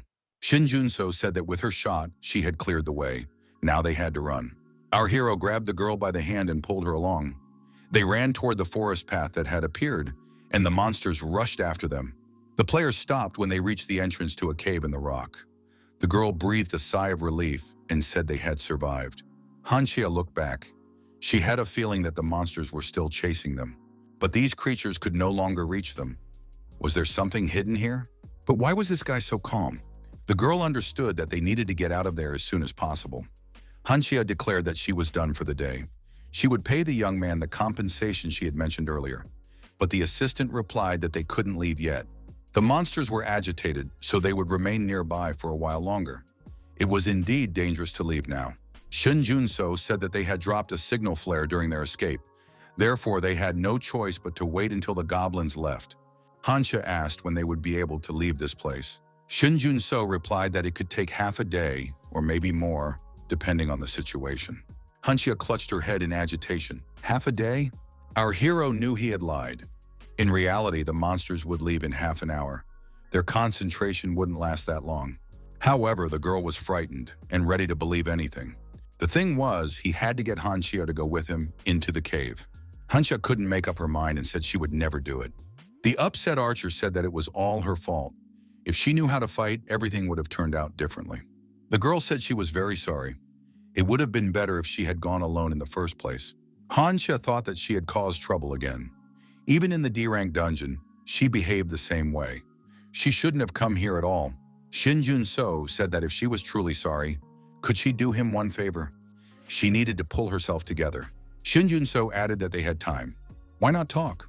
The young people entered the cave after all. Han Shia asked if he really needed her help. The girl noted that even though she was an A-rank, she had very little experience in dungeons, and it was even unclear what the assistant wanted to explain to her. Shinjuno remembered that she had warned him that it was her first time entering the training gate. Now everything became clear. She simply did not have the necessary information. Instead of a boss, this dungeon was home to an elite monster, one rank lower. It lived in this very cave. The young man confessed that for personal reasons, he needed to defeat this monster. But he had always been refused before, and he had no way of fighting it. The young man added that Han Shia was the first to accept him into the team as a support. The girl found this strange, but she promised to help. Han Shia decided that it would be right to support this guy because it was thanks to him that she was able to escape. She understood how painful it was to be rejected by a team. Thanks to the sensor on her wrist, she was able to detect the presence of an elite monster. A huge armed monster appeared out of the darkness. Han Shia told the support to step aside and took aim with her bow. She thought, even if this monster is elite, it's still D rank. One hit and it will be destroyed. The shot was accurate and the archer was already convinced that she had succeeded. But the arrow bounced off, and the result was not achieved. Han Shia admitted she had made a mistake. Now she had to shoot with all her might. The archer took aim again. She knew she had to shoot right now because the monster was approaching quickly. There was no time to hesitate, and Shinjuno pushed the girl aside and confronted the monster himself. The elite monster struck, but the protagonist managed to dodge. Han Shia, sitting on her knees, watched the supports battle. She remembered recent events. In one of the previous raids, the players were outraged. What was she doing? Was this a joke to her? She didn't even know how to shoot properly, and her shooting almost wounded her allies. How was she going to make up for it? Han Shia said that even though she missed, she didn't shoot in their direction. The girl heard in response, she's not apologizing, she's just looking for excuses. After the raid, the girls said they wouldn't take her on the team, even if she was an A rank. No one wanted anything to do with her. But if she is so useless, why is she still a hunter? Han Shia, remembering all this, thought she should have given up everything. Because of her, even Shinjuno could suffer now. The enormous monster approached the girl. Han Shia looked up at him fearfully. Shinjuno turned to his companion. He told her that she had to listen to him carefully. If Han Shia calmed down and did only what he said, they would definitely be able to win. Shinjuno thought he had everything prepared. In case of an emergency, it could be activated without any problems. All that remained was to buy some time. The young man told the girl to look closely at the monster. She would definitely notice something. Han Shia was surprised by the unexpected sensation. Shinjuno continued to prompt her to shoot there with all her might. All her senses were heightened. The archer felt uncomfortable, but she could clearly see where to aim. Han Shia thought that if she made just one correct shot, it would all be over. She released the arrow. Shinjuno thought that fortunately, he had activated everything correctly. The activation conditions were extremely strict. The archer's shot was accurate and had the desired effect. Shinjuno noted that it was very useful. The monster took serious damage, its body was badly injured. Shinjuno warned the girl that the sensations would be unfamiliar, as if all her senses were heightened. He understood that this method was a little dangerous. Shinjuno said that in order to awaken Han Shia, it was necessary to awaken her senses. The girl asked the assistant who he was. It seemed to her that he had foreseen all this. And what did awaken mean? Shinjuno replied that she should take her time. They still had plenty of time. The girl told the assistant not to stray from the topic and to answer her questions directly. Han Shia felt dizzy, her legs buckled. The protagonist hoisted the unconscious archer onto his back and said that it was very difficult to make friends. But at least one question had been answered. When she came to, the girl apologized. She didn't understand why she had behaved that way. It felt as if it wasn't her. The young people were already outside the cave. Han Shia couldn't believe she had shown disrespect to the man who had saved her twice. Shinjuno sighed and said that everything was fine. The young man added that no one was hurt. They had defeated all the monsters, so now they needed to get ready. Besides, half an hour had already passed. Shinjuno asked the girl to return the pendant he had given her before entering the cave. Han Shia returned the pendant. The young man looked at the stone and noticed that its light had changed, so she really had used the pendant. Meteorite Perception, a rare item that can only be obtained in the A-rank dungeon, Burning Harpy's Lair. Item ability, Heightened Senses. It automatically activates when conditions are met. The owner's senses are rarely heightened. At this time, the person's abilities increase significantly. That is when the stone begins to glow. Now abstract senses can be used. However, the problem lies in the complex conditions. The owner's emotions must be at their peak. For people like Han Shia, the best way to activate it is through intense fear. Therefore, the protagonist made her insanely afraid. Although it seemed difficult, he still managed to awaken the girl. Even at such a high market price, there are very few of them. The young man gave up on this idea. However, he thought that this guy would find him in 2 days. Thanks to this, everything became easier. But this was only the beginning. Han Shia felt how she woke up with the help of the item. She needed more practice to reach her previous level. Shinjuno told Han Shia to listen to him carefully. Her primary task was to focus exclusively on monsters. To do this, she would first need to change her bow. She was strong enough to replace her short bow with a long one and shoot from a distance. Shinjuno added that this way she would encounter fewer monsters and be less afraid of them. Han Shia thanked Shinjuno for the opportunity he gave her and for awakening her. The girl added that when she thought she was dying and helpless, she felt something from this pendant. The archer had the impression that everything around her had frozen. She felt that she could overcome any obstacle. Han Shia said that at that moment, she could clearly see her goal and knew exactly where to aim. The girl noted that although she had an A rank in terms of character and other aspects, she was no higher than a D rank. Attempts to change this led nowhere, only increasing her disappointment. However, now in the short time they had known each other, she had grown a lot. The girl realized that she was capable of many things and became truly enthusiastic for the first time. Han Shia noticed that she had started talking too much. Shinjuno said that it would be difficult for her alone. He would give her his number, and Han Shia could call him if she needed help. Han Shia was delighted and thanked him. She also said she would leave him her number. The protagonist received a message on his smartphone from the head of the guild, Yoon Tae-hoon. It said there was an emergency. The protagonist contacted the headquarters of the Hunters Association. Tae-hoon replied and said he would call back after the meeting. Shinjuno only had time to say that he was ready to help resolve the emergency, because last time the guild leader had given him something useful. Tae-hoon expressed his satisfaction that the item had been useful and thanked him for agreeing to help. Min Hee-soo entered the office and said that the president of the association had returned and they could leave. The secretary noted that this was an unusual situation. Usually an official document is sent. Who would have thought that the president of the association would call them for a personal meeting? The guild leader suggested that perhaps the S-rank gate had reappeared. Tae-hoon decided that everything would be fine since Shinjuno had agreed to help them. The guild leader said that if he fought as before, there would be no danger. It was the right decision to contact Shinjuno's support team. Secretary Min Hee-soo thought that her boss was in a better mood now than after the Arachnid dungeon, probably because of this creator. The girl decided that the guild leader had been acting strangely ever since. He was ready to give the young man unlimited support. Who would have thought that Tae-hoon would make such an amazing offer that was impossible to refuse? Although Tae-hoon is a berserker, he finds it difficult to control his emotions. But the guild leader is more calculating and sensible than he seems. The secretary thought that this creator was more talented than he appeared. D rank would never be able to create a weapon that the guild leader would like. Hee-soo decided that she needed to find out everything for herself, since the guild leader rarely invited him. Tae-hoon and Hee-soo approached the association chairman's office. A security guard stood at the door. The security guard said he was pleased to meet the guild leader. Tae-hoon asked if anyone else would be attending the meeting. The security guard replied that he had heard that another guild leader had been invited. Another guest stepped out of the elevator. He waved his hand and remarked that Yoon Tae-hoon had been very active lately. Hee-soo thought that this was the only person who could throw Tae-hoon off balance. It was the head of the guild, Kim Ik-hyuk. Kim Ik-hyuk said that his old acquaintance had capable guild members and that he just needed to improve himself. Tae-hoon replied that he was too busy to respond to such absurd provocations.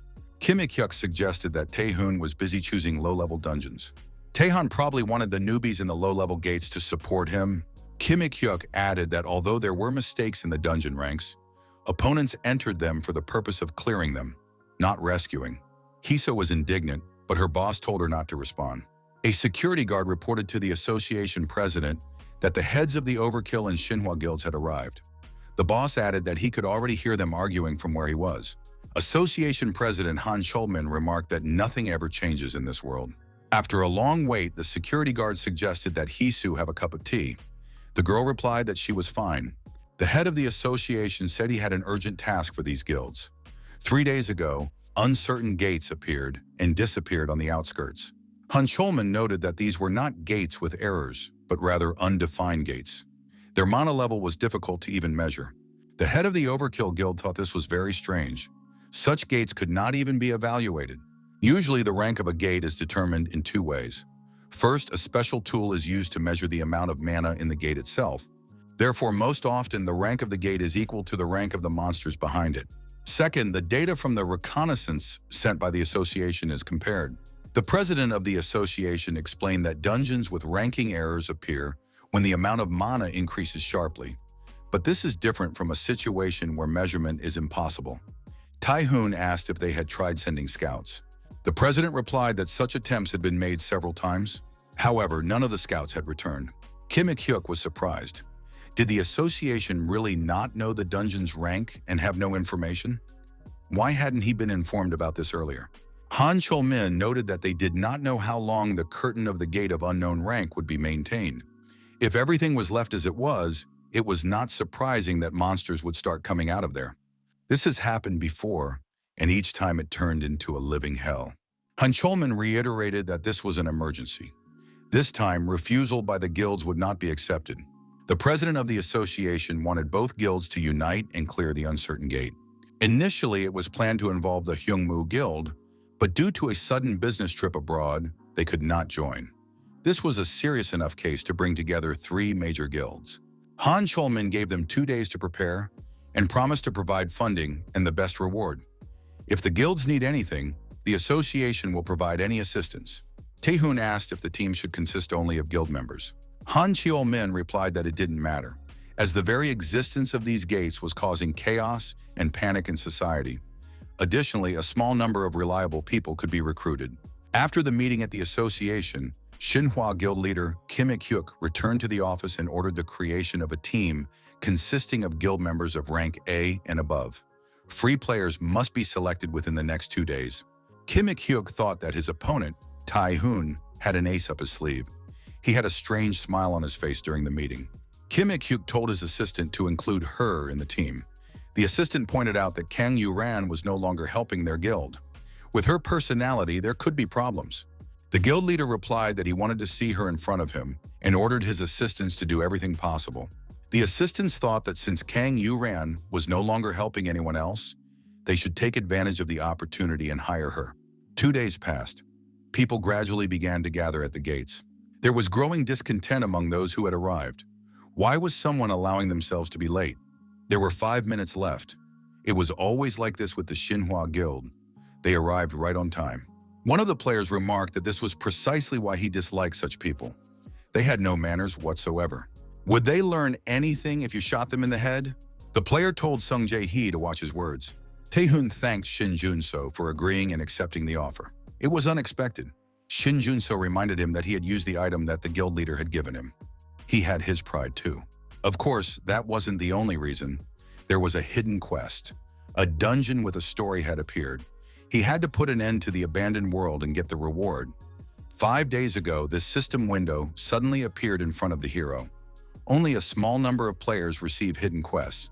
The selection of players had not yet begun, but our hero had already received a hidden quest. He saw no reason to refuse. Although such quests are very difficult, completing them brings incredible rewards. Some even awaken new abilities. However, who would have thought that this particular dungeon would be involved? Representatives of the Shinhwa Guild approached the dungeon. Tae-hoon apologized in advance for their leader's rudeness. The deputy guild leader was surprised. Why had his colleagues come so early? Kim Ik-hyuk apologized and said they had a lot of work to do. But it seemed that the Overkill Guild had too much free time. Kim Ik-hyuk added that the Overkill Guild was going through low-level gates, so it was no surprise that they had plenty of time. The deputy guild leader said that it was not worth responding to these people. It was better to ignore them. Shinjuno thought that the Overkill and Shinhwa guilds were still on bad terms. It wasn't just emotional animosity between the guilds, but also constant arguments in the media about which one was stronger. Kim Ik-hyuk saw the assistant and laughed. Is this really their trump card? Kim Ik-hyuk said that this young man had gone too far. Clearing the dungeon is no joke. Did the young man really want to be carried out of there? The members of the Xinhua Guild told their leader not to be angry because they also had a new member. Yuren reminded them that they had been told there was very little time. They had no time for arguments, so they had to hurry. Kang Yuran was the strongest elemental master in the country, capable of using all 6 elements. She was an S-rank sorceress. Taehun thought that their opponents really did have a stellar lineup. The representative of the Overkill Guild said that it would be easier than easy. He would gladly take care of everything. Shinjuno thought it would not be easy. In his previous life, the clearing of this dungeon had failed. Of the 8 team members, only Taehun survived the final round, mainly thanks to his penetration skill. After that, the gates suddenly disappeared. This was an unprecedented case where 7 high-ranking, awakened individuals were declared missing. The association worked hard on the search, but there was no information about the dungeon. There is no guarantee that this time they will be successful. The head of the Xinhua Guild was acting completely insane. The players entered the gate and found themselves in a huge castle. It looked impressive. However, the next doors would not open. Someone suggested breaking them down by force, but the doors still wouldn't budge. Kim Ik-hyuk told everyone to step aside. He was going to try it himself. The head of the Xinhua Guild began to strike the doors repeatedly, trying to break them down. The player asked why the head wasn't using his skill. Kim Ik-hyuk replied that he didn't want to waste it on such trifles. The girl pointed out to the head that the monsters were respawning. Kim Ik-hyuk said that it was their ability to respawn. You need at least that level to see his skill. After that, the leader struck the monsters. The battle between the 2 guilds and the monsters was in full swing. The girl asked our hero if he was going to fight. Shinjuno replied that he was a support producer. Kim Yuren said she wasn't going to fight for a team like this. She was interested in whether the strongest awakened countries would be here. In her opinion, they looked quite ordinary. They couldn't even defeat a single monster. If she had known in advance, she would have refused. Our hero found this strange. The infected mana of these monsters looked unusual. They were not in their usual form. What was wrong with the threads used to control the monsters? Shinjuno looked up and noticed an object where all the mana streams converged. All he had to do was destroy it. However, the young man did not want to reveal his skills. Kim Yuren demonstrated her abilities and affected a passing insect. Shinjuno asked if she had enough mana for the insects. Then why not shoot at the monsters? Kim Yuren repeated that she only destroys those she wants to. Shinjuno suggested that the girl was afraid of insects. She replied that this was not the case and added that the guy should stop talking to her. It annoyed her. Shinjuno said he wasn't imposing, but still pointed out where another insect was. Kim Ik-hyuk fought the monsters and wondered why Yuran was using her skills somewhere else. At one point, Kim Ik-hyuk noticed that the monsters had stopped moving. The guild leader said he was just getting warmed up. According to him, these monsters were nothing more than mere trifles. Shinjuno looked at the broken plates and thought that they were the source of the resurrection. If he hadn't seen the infected mana, he wouldn't have understood anything. The young man thought that this was the reason why the cleanup had failed in his previous life. Taehun said that was all, but since they didn't know for sure, they had to search the entire first floor. The deputy head of the guild replied that he understood and ordered everyone to follow him. Kim Ik-hyuk told everyone to get out of the way. He had to be the first one in. The players were surprised. Was the infected mana really gathering in that closet? They should have shot it first. The players searched all the rooms but found nothing unusual. Had all the monsters died instantly? The first floor was cleared fairly quickly. They decided to go up 1 floor and check it out. Kim Ik-hyuk told Taehun not to act like he was the boss here. Kim Ik-hyuk followed his colleagues from the rival guild. The guild leader was angry. Had they decided to ignore him, he had to crush their pride. Kim Ik-hyuk suddenly felt a pain inside. Had he gone too far? Shinjuno walked alongside him and watched Kim Ik-hyuk closely. However, the atmosphere in the room was tense. According to Taehun, there was nothing special here, but he still had to check for himself. Shinjuno sensed an excess of infected mana in front of him. Kim Ik-hyuk still insisted that he didn't have time to use his skill. Daehun and his squad made their way through using their weapons and available skills. A warning came that a high-ranking invisible monster was hiding directly ahead. The deputy leader reported that he was fine. His comrade in arms with a weapon in his hand said the same thing, but he did not see the young man who was with their leader. Taehun was so engrossed in the battle that he didn't even notice Shinjuno's disappearance. Shinjuno thought that the battle was getting tougher. He had already absorbed the mana, so he had to catch up quickly. Our hero saw a girl holding a doll in front of him. Shinjuno wondered what a child was doing in such a place. The girl asked the young man if he was a hunter. The child told the hunter to follow her immediately. Shinjuno wondered how the girl knew he was a hunter. She replied that her sister upstairs had told her about it. A hunter would come and save her, and if that happened, they would have to leave together. If the young man had come all this way, then he was the hunter who had come to save her sister. The girl led the hero to her sister. She was sure that they knew each other. The girl with the doll turned to her sister and said that it was time for them to leave. The man she had told her about had arrived. Shinjuno assumed that this girl had suffered psychological trauma. Shinjuno said that the Hunters Association had sent him there. The girl perked up. Had he really been sent here? Shinjuno asked the girl to tell him what had happened here. She fell to her knees and thanked him for his help. Then she began her story. She was the 4th scout of this dungeon. The first 3 did not return, so she was ordered to explore it. However, as soon as she entered, dolls attacked her from all sides. The girl said she was caught off guard and tried to run out through the gate, but the door closed and would not open again. She was trapped. Shinjuno thought it was the same situation as before. He asked if the girl knew what had happened to the other scouts. She found it strange that they seemed to be conscious. At one point, they tried to attack her, and she had to run away. As a result, she got trapped and met this girl. The girl helped her a lot and said that her little sister often plays with her. Shinjuno asked the girl her name. She replied that her name was Elizabeth. The young man said that she needed to go with him. It was too dangerous to stay here. The girl objected that it was much scarier outside, where battles were constantly raging. Shinjuno thought that secrecy was gradually weakening. Before him were human-like monsters. Was this really a scout's ID? The face matched the missing persons documents that the association president had shown him. The players said that some of the faces were familiar to her. One even resembled the guild leader. The players received orders not to attack. They were facing missing scouts. Stealth is a skill that cannot be used for several minutes after completing an action. Otherwise, speed is greatly reduced. They cannot simply be destroyed. Kim Ik-hyuk was sure that he was facing monsters capable of using stealth. But were they really scouts? The guild leader noticed that their speed had dropped and decided to deal with them in one blow. A player from the Overkill Guild pointed his weapon at Kim Ik-hyuk and said that the guild leader had gone mad. These were not monsters, but people who needed to be saved. A way had to be found to restore them to their former appearance. Kim Ik-hyuk said that when someone tries to destroy a player, there are only 2 options: destroy them yourself or be destroyed. He added that anyone who showed hostility towards him would be destroyed. This shooter was no exception. The young man thought that the guild leader was behaving inappropriately. Tae-hoon said it was time to stop this. Kim Ik-hyuk had to listen to him. Kim Ik-hyuk objected that the others didn't understand anything, but he was ready to show them the truth. The girl shouted for the guild leader to block the monster's attacks. Tae-hoon said that this was not a request but a deal. He would transfer the reward for the raid and all the funding for the Shinwa Guild. That should be enough. Kim Ik-hyuk warned that if they angered him, he would destroy everyone. Shinjuno thought that this would buy him some time. Tae-hoon told his players that the most important thing now was to figure out how to save the scouts. The girl asked if her brother had seen the dolls outside. It was very scary to be among them. She added that they were mysteriously entangled in purple threads. Until the threads were removed, the dolls would not die and would continue to attack.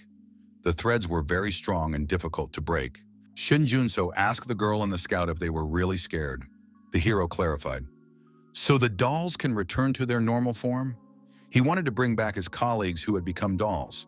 The girl said that her brother had to stop the device attached to the doll's body immediately after the thread broke. But if they tried to get rid of the threads by force, the bodies would explode. She added that this was all the information she had. Would it help? Shinjuno thought that even to a difficult question, the girl had answered accurately and kindly. 20 seconds after using stealth, they would die. The team of players continued to fight the monster dolls. A player said they needed Kang Yuran's help. Could she freeze the dolls and block their movement? Yuran replied that it all annoyed her. The guild leader continued to repel the monster's onslaught. When the time ran out, Kim Ik-hyuk's skill was cancelled, and he felt the old pain return. Shinjuno said that they barely managed to save the scouts. The protagonist said that he would take care of it himself now. Tae-hoon asked the support where he was going. Shinjuno replied that he needed to check something, nothing special. The head of the Overkill Guild asked the young man not to act on his own initiative in the future. The player reported that the scouts were starting to use stealth again. Taehoon suddenly shouted for everyone to stay put. An attack took place to which Taehoon reacted lightning fast and parried it. The guild leader said that the opponent had just passed him by. Thanks to the threads of infected mana, our hero could see their outlines clearly. Taehoon thrust his sword forward and repelled another attack from the monster puppets. Shinjuno said he could see the puppets' weak spots and would mark them. Players had to aim precisely at these points so as not to damage the main body. The guild leader noted that the method worked. Who would have thought that you could aim at them like that? Their weak spot is the device in the center. You have to hit there. Kim Ik-hyuk was surprised. Why did the dolls suddenly break after the attack? This had never happened before. Taehoon asked what exactly the support had been checking on the first floor. Shinjuno replied that there was nothing special there. He explored the dungeon alone and accidentally found a surviving scout. She was not in the best condition and did not go with him, but he managed to learn something about what was happening from her. Shinjuno reported that he had also discovered the scout's weak points. He said he found a girl who helped him get to the scout. It seems her parents are stuck here. Kim Ik-hyuk noted that this looked extremely suspicious. After all, it couldn't help but raise doubts. How could an ordinary girl end up here in the first place?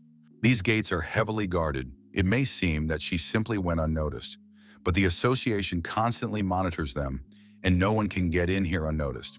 Taehoon said he understood his colleague, but emphasized that it was wrong to jump to conclusions.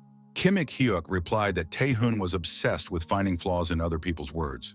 Taehoon remarked that he dislikes pointless arguments, but it seems he will have to teach his opponent to act in a coordinated manner when clearing out enemies. One of the players agreed, adding that the Shinhwa Guild behaves as if it is above the rest. We will have to take advantage of this opportunity and teach them a lesson. Players from rival guilds began to settle scores, proving their superiority to each other. Shinjuno watched the heated exchanges and couldn't understand what was going on. Why did emotions suddenly intensify? The girl said she had only slightly faked them, and they were already acting aggressively. It looked pathetic. She thanked the protagonist.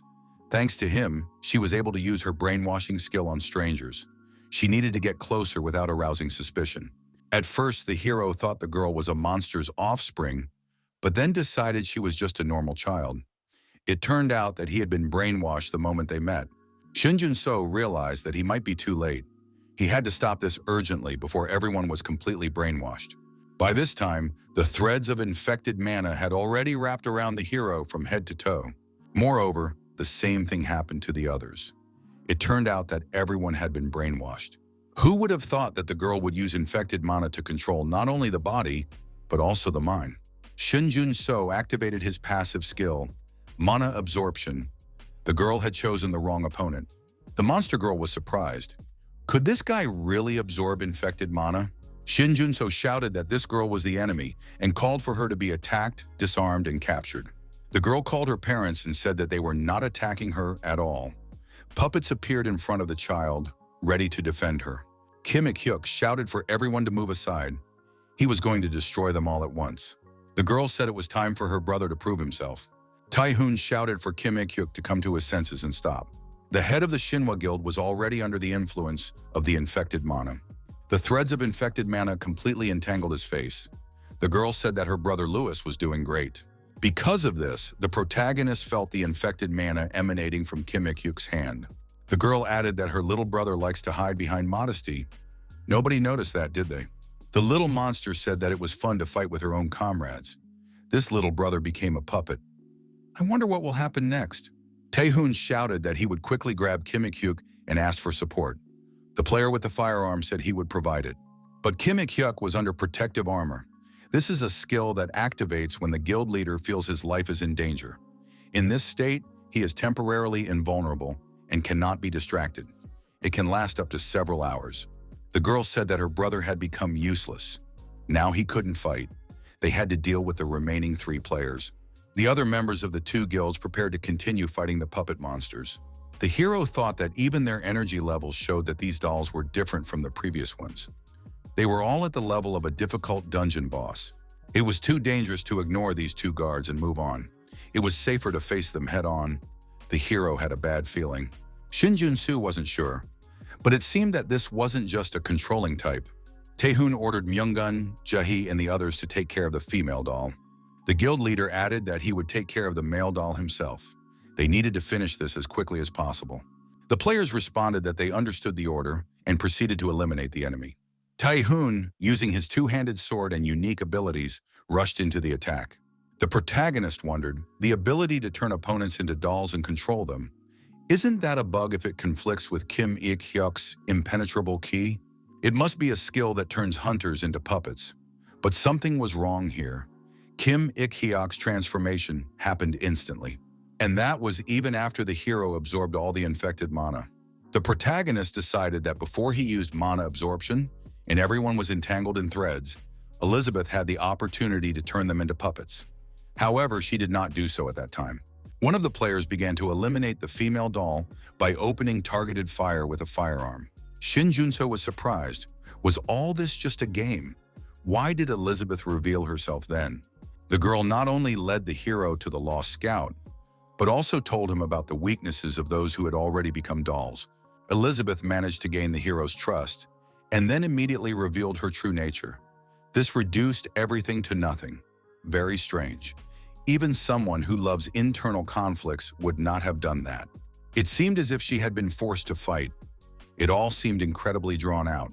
Taehan thought that he would be able to put his power into the weapon created for him by Shinjuno and control it better. Berserker activated the explosion. The players understood that these were the costs and that they had to use such methods in such situations. Jae told the deputy guild leader that this would be enough, that it would definitely be enough. The young man used an enchanted bullet and fired a shot. The enchanted bullet had a striking effect. A huge hole gaped in the chest of the doll woman. The head of the Overkill Guild thought that everything turned out to be much more difficult than expected. He was surprised that his opponents were using only physical attacks and nothing else. Taehoon was worried about psychic attacks, but for some reason he, the Berserker, was able to withstand them. Taehoon ordered everyone to get ready again. Until he gave instructions, they had to be wary of psychic attacks and stay where they were. He told Elizabeth that the two dolls had already been destroyed and that there was no support to be expected. The girl said that this was just perfect and threw the doll aside. The deputy head of the guild and the other players were surprised by this behavior. Kim Yurin said that the girl was acting very strangely, as if something terrible was about to happen. However, outwardly, everything looked boring. Shinjuno thought, it would be better if it ended just like that, and the premonitions turned out to be false. There was an explosion, and everything around was covered in blood. Taehoon noted that the sight was not pleasant, even if the victim was a monster. The head of the Overkill Guild said that now everyone could rest. But in the next second, something incredible happened. The four hunters froze, not because of magic or a psychic attack. Something appeared in the dungeon that they had never encountered before, an overwhelming presence. As expected, it was the appearance of a hidden boss.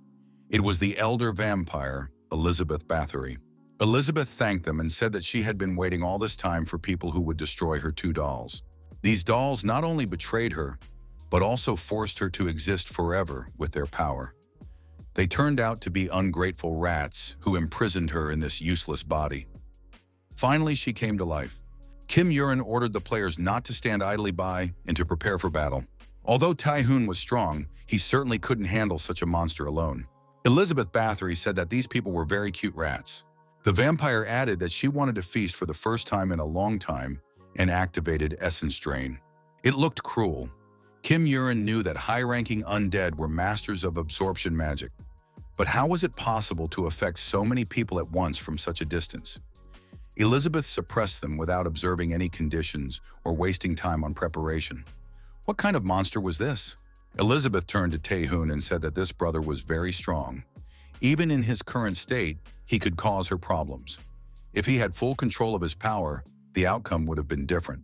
The vampire added that now that would never happen. Berserker activated an energy attack, and there was an explosion. The damage was colossal. Taehoon was bleeding profusely. Shinjuno asked what percentage of his power had been used. The guild leader was surprised. What did he mean? Support explained that Berserker's explosion had a power scale. After all, the body would not be able to withstand it if he constantly fought at full power. Usually, Berserkers exert themselves depending on the situation. Support added that he was still a novice in explosion theory and did not know everything.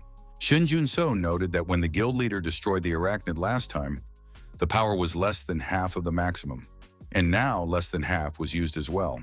Tae-hoon said that even so, the strongest sword made by the support broke. In his current state, he would not be able to show the power he had never unleashed before. Tae-hoon said he could buy some time. Shinjuno decided to monopolize his abilities. The protagonist thought it would be a ridiculous favor. He offered energy, but not mana. From that moment on, they would be connected permanently. Shinjuno said that they should then show each other their successes. The process of creating demonic armor was initiated. The stored infected mana was completely used up. The search for a suitable weapon in the demon world began. The creation of the weapon was complete. A huge flaming sword appeared before the guild leader. It was a demonic sword, Leviathan. Shinjuno said that now it was the guild leader's turn to show his berserker abilities. Tae-hoon thought that something had changed in this sword. If it had many abilities, he would have easily accepted it. But there was something else here. Although this sword was created by Shinjuno, it looked unusual and difficult to control. In the guild leader's hands, the Leviathan sword glowed red-hot and filled with energy. Elizabeth thought that this weapon was infected with mana. Judging by the power emanating from it, it was a special ability of the element of fire. The sword seemed extremely powerful. Elizabeth Bathory activated blood magic. The area around the female vampire was covered in a bloodbath. Shinjuno thought that this skill covered too large an area. Could it be an absorption and blocking ability? Elizabeth noticed that although the absorption power was not the same as before, this skill remained quite versatile. The mana was carefully distributed. The enemy's basal metabolism was gradually paralyzed. Everything was supposed to melt down to the bones, muscles, nerves, veins. After a while, the opponents would no longer be so strong. Tae-hoon was frozen for a moment and stopped moving. But soon this stopped, and the guild leader moved towards his opponent again. Elizabeth Bathory was surprised. Even after activating the bloodbath territory, he continued to move unhindered. She thought that the berserker's body was controlled not by will and consciousness, but by the power of the sword. Moreover, his abilities now surpassed his previous ones. Elizabeth said that in any case, it would be fun. Now she would be the one destroying the puppets. Blood magic was activated again, but Tae-hoon, sword in hand, did not react. After a long and brutal battle, the vampire woman Elizabeth Bathory was seriously injured. The main goal had been achieved. Shinjuno was truly amazed. Tae-hoon had been holding back incredible power all this time, although he probably didn't realize it himself. A valuable item appeared in the protagonist's hands as a reward. Our hero expressed hope that this item was somehow related to restoration or magical activity. The materialization Leviathan was released. The next time this skill was used, a separate search would not be necessary. It could simply be materialized. Shinjuno was surprised. What does separate search mean? Isn't the standard search for weapons completely random? Our hero told the guild leader not to even try to get up after such a battle. Even if he could, he was currently unable to walk. Shinjuno added that high-level power had been used against Tae-hoon, and he had already suffered significant damage. It was surprising that he was still conscious. In any case, it is necessary to rest a little.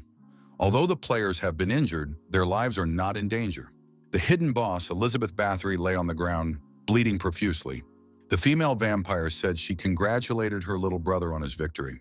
Shinjuno assumed that Elizabeth was in critical condition. But why did he receive a reward and information that the cleanup was successful if she was still alive? Our hero asked the vampire how she was connected to the dungeon. Shinjuno noted that those fists were controlled by the same infected mana he senses from Elizabeth. But she couldn't control them completely. After all, the fists were primarily trying to protect her. The female vampire admitted that they were trying to protect her. After all, she is a valuable source of power that feeds them. Elizabeth Bathory said that long ago she indulged their whims. Normally, she would not have done so. However, she saved the rats that were about to fall into the water. If that had been the end of it, it would have been just a strange story. However, these rats turned out to be unusual. They said that they couldn't just let their savior go, she had to accept their invitation. Elizabeth said that it was the first time she had heard anything like this from a human being. The woman added that she had been caught in this way. Elizabeth did not know what the turning point was. However, when she came to her senses, she was no longer a guest but a member of the family. The vampire added that it didn't last long, but she was happy. This continued until she realized why the rats had accepted her into their family. Now her body was entangled in threads. Elizabeth admitted that she was to blame for everything. After all, she had given them the chance to betray her and control her. The woman added that she had become infinitely soft and weak. Thus, they imprisoned her in this body and sealed most of her abilities so that she could only provide them with the infected mana they needed for protection. Shinjuno asked, protection from what? Elizabeth replied that she wasn't sure. Although her brother had looked around before entering the estate, he might have noticed something. Shinjuno said that there was an endless desert with no end in sight. The woman replied that it was not a real desert, but only a barrier in space created to protect the estate. Elizabeth added that that woman had created it with her power, to protect herself from the monsters on the other side of the rift. Elizabeth said that, judging by her brother's reaction, there was also a rift in his world. Was that how they ended up here? Their worlds had gone through the same thing. A rift appeared in the sky, people with mana awoke, and gates began to appear one after another. Elizabeth noted that monsters much more vicious than vampires like her emerged from these gates. Shinjuno asked how their world was coping with the disaster of the gates. How many years had passed since the last rift? Elizabeth replied that she didn't know much, as she hadn't seen anything herself. After she was imprisoned in this body, dark times came for her when she could not move. During this time, her world fell, and the estate was isolated. Only recently was she able to move again. Elizabeth added that since then, it had appeared before her eyes. The system status window. Shinjuno thought that if it was a system window, then she was also a player. Elizabeth said that the young man had a lot of questions. The vampire apologized and said she couldn't answer all of them. Losing consciousness, the female vampire said that death wasn't so bad either. Shinjuno thought that her body had begun to decay. The item demonic shackles of control can be used. Shinjuno took out the box and opened it. The young man even let out a cry of surprise. After opening the box, strange transformations began to occur around the young people. Elizabeth asked what he had done. The item of strong confinement can be used on defeated monsters in critical condition. Shinjuno said it was no coincidence. He could use them and save them for later. However, he had a personal interest. After successful equipping, the corresponding monster would come out of critical condition and obey the player who used the item as a familiar. The protagonist has seen many players with familiars, but this is the first time he has encountered a situation where the player himself has become a familiar. A contract was signed with the ancient vampire Elizabeth Bathory. Elizabeth Bathory is registered as the familiar of the player Shinjuno. The woman turned into an animal. Shinjuno said that this was somewhat unexpected, although he had suspected something like this. Who would have thought that she would turn out to be a cat, not a bat? Even the necklace changed size. The woman was furious. How dare this boy make her his familiar? It was better to be a cat than to suffer such humiliation. Shinjuno was surprised. Was it really that difficult to maintain a human form? However, Elizabeth could not refuse the situation that had developed. If there is normal or infected mana in reserve, the familiar's abilities can be temporarily unblocked. It turns out that this is a familiar that cannot even perform a simple transformation. Shinjuno picked up the cat and said that even in this form, she could communicate. Shinjuno asked, just in case, if those two dolls had really deceived her. The cat replied that she had already told everything and had nothing more to add. Shinjuno recalled Elizabeth's words. They stole her powers for their own survival. The young man wondered if there was any point in such a life. He didn't understand what had happened, but this family didn't seem refined. He wasn't even sure if they had rational thinking or egos. They were more like programmed dolls than living beings. The cat said that there was nothing strange about this. People's psyches adapt to their bodies. They find themselves in this state because they are forced to use infected mana. Therefore, their thinking and ego atrophy. Did he really expect her to sympathize with these dolls? Shinjuno replied that it wasn't necessary. The protagonist added that he and most people would not continue such a life. Our hero approached the destroyed male doll. Shinjuno thought that if he had changed bodies, he would not have continued such a life. The cat wondered with surprise what was happening to this young man. Shinjuno concentrated his mana in his hand and told the cat to come to him. Elizabeth thought that she was being forced to obey even a simple command. Shinjuno explained to the cat that it was called the Crystal of Essence. It was usually used for spells related to black magic and saved some of the mana and soul. They must have put something like that in the doll to give it a soul. Apparently, they didn't have enough power, but technically, they were well equipped. The cat didn't like it. What is he saying? Isn't there another way, she thought. The woman said that she had seen several thousand visions over the past few days. However, the result was always the same. The collision of two worlds had been happening in recent years. The frequency of these events would increase uncontrollably. Even if they tried to delay it as long as possible, in 5 years it would be too late to prepare. This wasn't really happening. It must have been a vision based on memories. Could these be her father's memories? The man asked what that method was. Would the hypothesis of different dimensions that she was studying help them survive? The woman said that if Elizabeth helped them, they would at least be able to protect the land surrounding the estate. However, problems would arise later. If this world is destroyed, the estate will be lost forever between two dimensions. Only if someone from another world discovers them will it survive. However, this could take even several thousand years. They would simply wait slowly for their demise. The man reminded her that she had just said that they would be able to live for a few more years.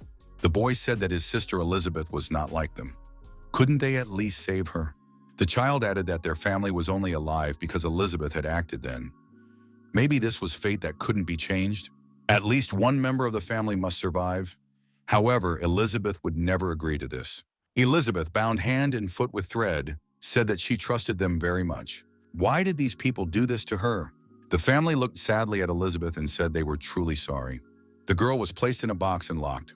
The woman said that even after they transferred themselves into the bodies of dolls, they would remain conscious.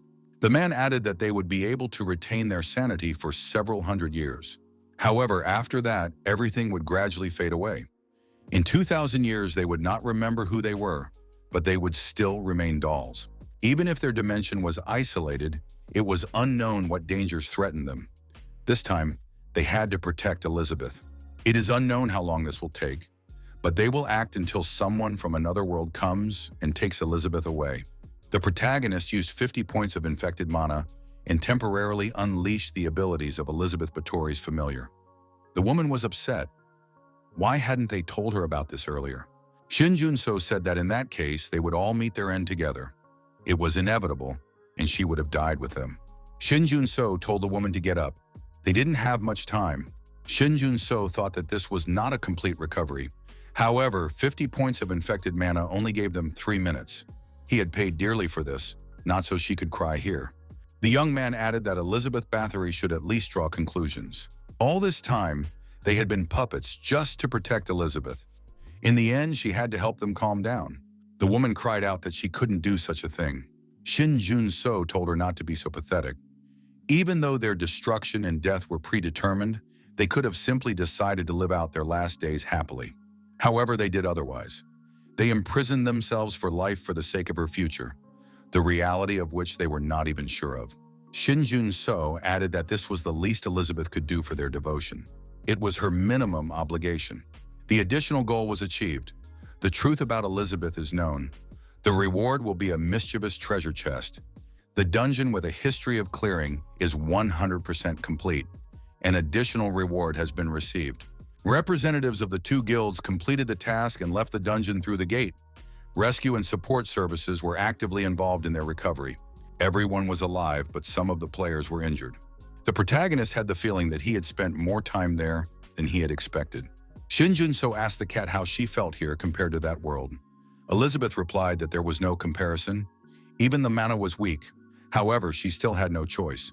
Elizabeth said that no matter what this place was, she would try to live a wonderful life here. It was her duty. The woman added that this was precisely why she couldn't stop drinking. Today had been a terrible day. The woman realized that she was not alone in the dark room and wondered what the rat was doing there. Had it come to ruin everything? The man turned on the light in the room and said that calling it a rat was too harsh. He was waiting for his colleague and poured himself some wine, tormented by the long wait. She should understand him. The girl asked why he had come here. If he wanted to pay for that bottle of wine, he wouldn't even have enough money to live on. The man said she was very rude. However, he really did not come here on personal business. He heard that she had been to the underrated dungeons. He reminded her that he was very interested in the underrated dungeons. He had heard rumors that it was a lot of fun there. He said it was simply amazing that she hadn't seen anything there. Who would have thought that she, the tall and proud queen, would pitifully lose consciousness in the middle of a raid. Kim Yuran said that the situation had changed dramatically in a strange way. Although she was unconscious, she saw the results of what happened with her own eyes. Yoon Tae-hoon finished off the boss with just 2 swings of the sword given to him by the support. Even considering the Berserker's explosion, it was an unprecedented amount of power. Her interlocutor said that there are different types of S ranks. That means he is definitely worth hunting. Kim Yeon replied that she wasn't sure about that. Although Tae-hoon was very memorable, they should focus on the support. Kim Yeon assumed that he was a minor D rank, and all he could do was create weapons. However, these weapons withstood the full power of the guild leader. The man said that it was very useful to know how to create a good sword. It was good to have such a person around. However, a tool is just a tool. If there is no one to wield it, the weapon itself is useless. The man added that their abilities were on opposite sides of the sword and the purity of battle. The rest was simply impure. Kim Yuran said that if he hunted Yoon Tae-hoon, that impurity would be the main reason for his defeat. The man laughed. A D-rank support that the queen is obsessed with. Now he was interested. The man said goodbye and remarked that he could destroy them both. Yoon Tae-hoon and the impurity. Several days passed.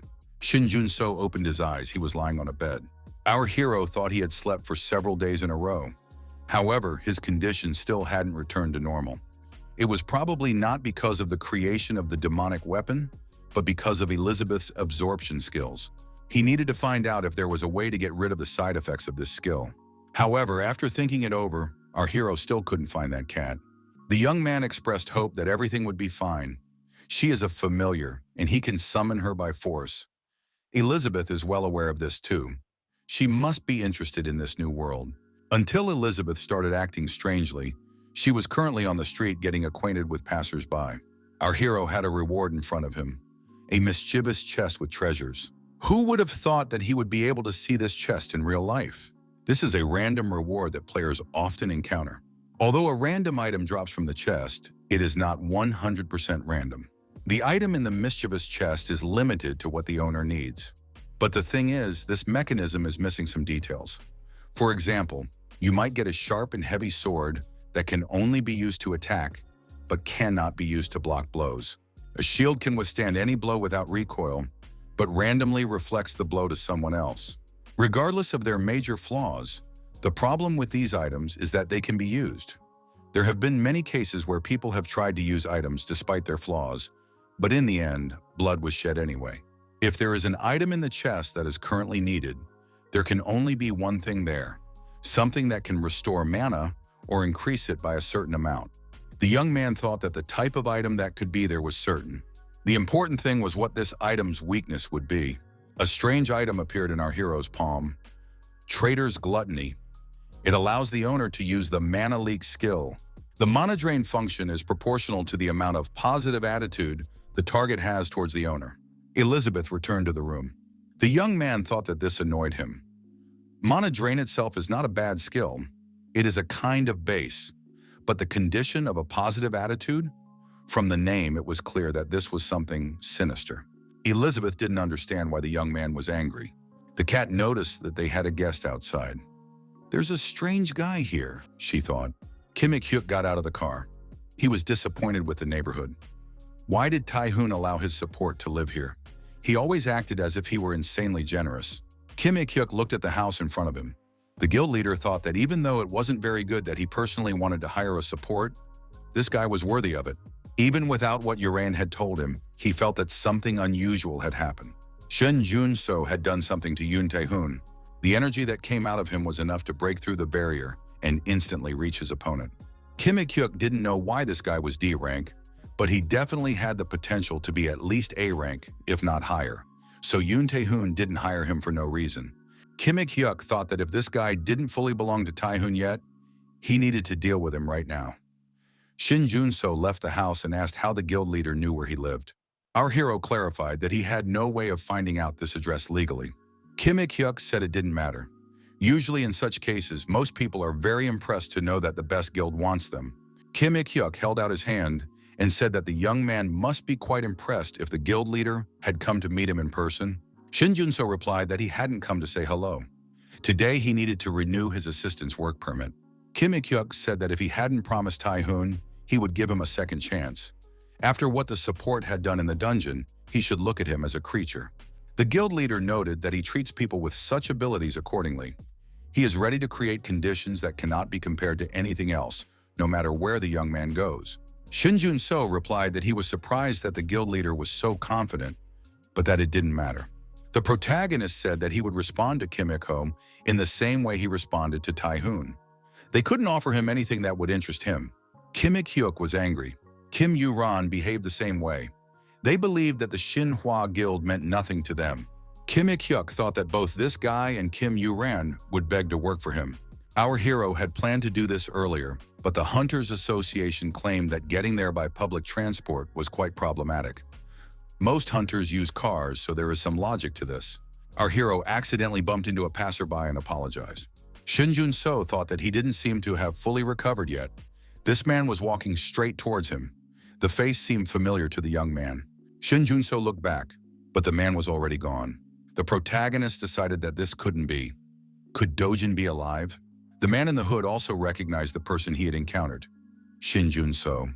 The gates in the center of the city were unlatched according to standard procedure, and guards were posted in front of them. The hunter with the hammer on his shoulder said that if the preparations were complete, then they would depart. At gates of C rank and above, even high-ranking hunters can be injured or killed by a single mistake. When it comes to safety, nothing can be left to chance. The mage said she was worried because it was her first time at a C-rank gate or higher. Shinjuno thought that this tank was a veteran. If he listened to him, there shouldn't be any particular problems. Although it wasn't his place to judge. The mage told our hero that he looked quite experienced. He had an intelligent gaze and a firm step. The man in the mask and hood looked at our hero and thought that he was Shinjuno, a D-rank support specializing in weapon creation. He had been a hunter for 2 years, but only had 1 year of practical experience. At the beginning of this year, there was the Davin Guild. It was Moon Toyan's guild. The young man asked his interlocutor why he was aiming for some D-rank gate. With his guild standards, shouldn't he be aiming for something higher? The guild leader replied that even though it was D-rank, the level there was very high, and there were many resources. In such dungeons, there was an incredible profit compared to the labor force involved. Therefore, large guilds often use them. The young man said that D-rank dungeons are nothing more than pocket money for a large guild. Moontoin said that their new guild was not one of those. They could afford a lot, even if they only got half of what they had hoped for. They could strengthen the weapons of the most diligent guild members and train on exclusive equipment, rather than with others. Moontoyan told his brother Dojin that there was very little left. They had to wait. Soon the whole world would know about the Davin Guild. However, that did not happen. Was it really Moon Dojin? This is incredible news. The young man said it didn't make sense. His brother was B-ranked and a recognized veteran. He couldn't have been killed in a dungeon like that. However, according to the documentation, it was an unusual dungeon. The interlocutor stated that the player had entered an underrated dungeon. A subsequent investigation revealed that it was a high-risk location. Moon Dojin then felt that his brother's death was not a simple accident. He said he had obtained the gate through an official auction. His brother would not have cheated. The interlocutor asked if his brother had said anything. Moon Dojin asked who was in charge of the auction. Something was definitely wrong here. Something beyond common sense had happened. The interlocutor said that his brother's body would be delivered 2 days after the investigation was completed. It was fortunate that his remains had been found. The employee reported that there was only one survivor, thanks to whom it was possible to collect all the bodies. Shinjuno, studying the information on his smartphone, continued along the established route. Moon Dojin thought that this person seemed to have been lucky at the time. The players decided to enter the gate and begin clearing the area. Tank said that this time they would finish the sweep without serious injuries if possible. Moon Dojin thought that all the B-rank hunters, including his brother, had died. How could a rookie D-rank support be so lucky? It all seemed extremely strange. The young man thought, if this support was involved in his brother's death, he needed to find out the truth and restore justice, whatever the cost. A security representative told the hunters to stop. Tank said they were participating in the gate sweep. The hunter replied that he was a member of the team and was simply late. He had the appropriate permission, which he could show. Besides, who would come to the gate if they had nothing to do with it? The security representative apologized and allowed them to pass through the gate. The hunters said that if they hadn't let him through, everyone here would definitely have died. Approaching the gate, the hunter noted that the victim's name was Moon Jin. The hunter added that it would be interesting to see the abilities of his candidate for hero. A decapitated monster called the Duke lay in the dungeon. Danger level, B. Tank said that they had indeed defeated the monster on their own. The masked hunter thought something was wrong here. After all, it was just a C-rank dungeon. If you look closely, it looked more like a high-level B-rank dungeon. If the abilities were hidden until the last moment, it could be very dangerous. Tank noted that it was all thanks to the assistant. He never thought that such a talented person would be with them. Shinjuno said that even though he helped, it was only half the battle. It was difficult to deal with such a monster alone. At one point, the tank found himself on the floor. His broken hammer lay nearby. The masked hunter thought that if he had brought his usual equipment with him, it would have been much easier. Support said that this player needed a new weapon. He would be able to create it. However, after leaving the dungeon, he would have to forget about his abilities. The hunter noted that the strength and cutting power, as well as the weight, were several steps ahead of his usual weapon. A guy who can instantly create something like this is a D-rank support. Is that even possible? The masked hunter approached the protagonist and asked who he really was. Shinjuno said that he should ask his interlocutor about that. When did they get to know each other? Our hero noted that he did not know the guy's name and had never told him his own. The stranger agreed. The man in the mask said he would rephrase his question. Did he know Moon Toyon's support? The young man took off his hood and said that he was his older brother, the head of the Davin Guild, of which the support player had been a member a year ago. Moon Jin added that he didn't care who was in front of him. He wanted to know what had really happened to his brother a year ago and whether the support player was involved. The sword hunter didn't understand what was going on. Was there another monster here? An uninvited hunter with a sword on his shoulder appeared in the dungeon. He said that unexpected developments were expected. The hunter noted that he was surprised that their rising star, Moon Jin, had survived until now. He didn't think anyone else could avoid his attack. Who would have thought that someone else would survive? The hunter did not know where this imposter had come from, but he was very strong. He was probably a berserker, and a very talented one at that. The hunter said there was no need to be afraid of him. The stranger heard that there was a D-rank support here. Was it really that same assistant? The hunter noted that he needed the support to defeat Tai-hun, but that didn't mean he could just let him live. The swordsman was surprised. Did this stranger know Shinjuno? The villain said he was very curious to see if this support was any good. In that case, the hunt would be even more fun. The rivals clashed in battle. The young man thought his opponent had incredible strength. You can only clash with him twice. Otherwise, you won't be able to withstand it. It could end even after a simple defense. If circumstances dictated it, he had to avoid him at all costs and find a loophole. The villain thought that this swordsman was nothing special and completely useless. It couldn't even be called 2 against 1. Shinjuno said that this guy was absolutely right. The sword and the attacker himself were instantly entangled in threads of mana. The villain saw a female vampire performing the appropriate actions to block his attacks. Shinjuno and Elizabeth Bathory simultaneously said that now it would be 3 against 1. At this point, there was no accumulated infected mana left. Therefore, the owner's mana would be significantly reduced. The familiar's summoning would be forcibly terminated in 10 seconds. Shinjuno thought that what he had obtained in a dangerous place would not last long. However, that time was more than enough to end the fierce battle. The fog skill was activated. Our hero's physical attacks were not intimidating at all. Although this villain seems to be of the same type as Tai-hun, there is a slight difference in levels. Weapons are also important, of course. Elizabeth said that in any case, it was like a farewell. Time was up and Elizabeth Bathory's summoning was complete. The woman noted that it wasn't bad, although the ending was a little messy. The attacker held his sword with his left hand. His right hand was irretrievably lost. Resisting, let alone attacking in such a state, was very problematic. The swordsman thought that even if this opponent was difficult to destroy, he could be seriously wounded. However, there was a huge difference in their basic skills. But with his opponent in such a state, there was definitely a chance of victory. The hunter said that if he wanted to stay alive, he had to drop his weapon and surrender to the mercy of the victor. However, given his actions, the outcome would be the same. The villain felt helpless. Dropping his sword meant clearly showing that he was submitting. The sword fell from his hand.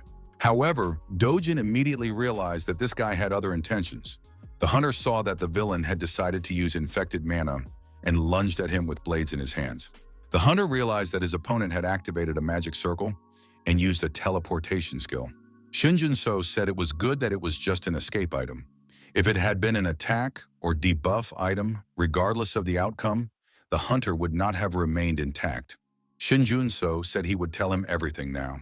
He would tell him what happened a year ago with the Devon Guild and this young man's older brother. He had a right to know. After clearing the dungeon, the hunters left the area and went to the city, passing through the gates. The wounded were given the necessary assistance. Moon-Jin said he wasn't feeling well. Even though these hunters were destroyed by that scoundrel, they had to lie and say that they were destroyed by monsters in the dungeon. Shinjuno said they had no choice.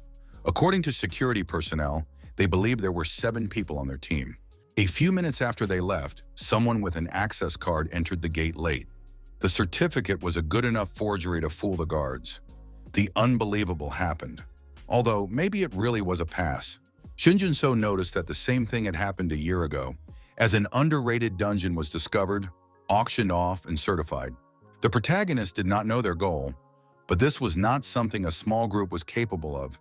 If the association was caught, any organization could disappear. An important person who was not caught even after deceiving the association. Perhaps it is someone so influential that even if they are caught, nothing will change. Our hero was sure that Moon-Jin also had a common understanding. The scoundrels they were dealing with were not simple guys. Shinjuno added that this was why they did not even lie to the families of the guild members, including the brother of the guild leader, because among them there might be someone who would not be able to accept it. Moon-Jin said he understood everything. If they officially reported it to the association, the villain would not suffer anyway. Moon-Jin said he wanted to inquire about the support abilities. He understood that there was no point in being a D-rank creator. Why was this being concealed? The protagonist replied that it would take a long time to explain.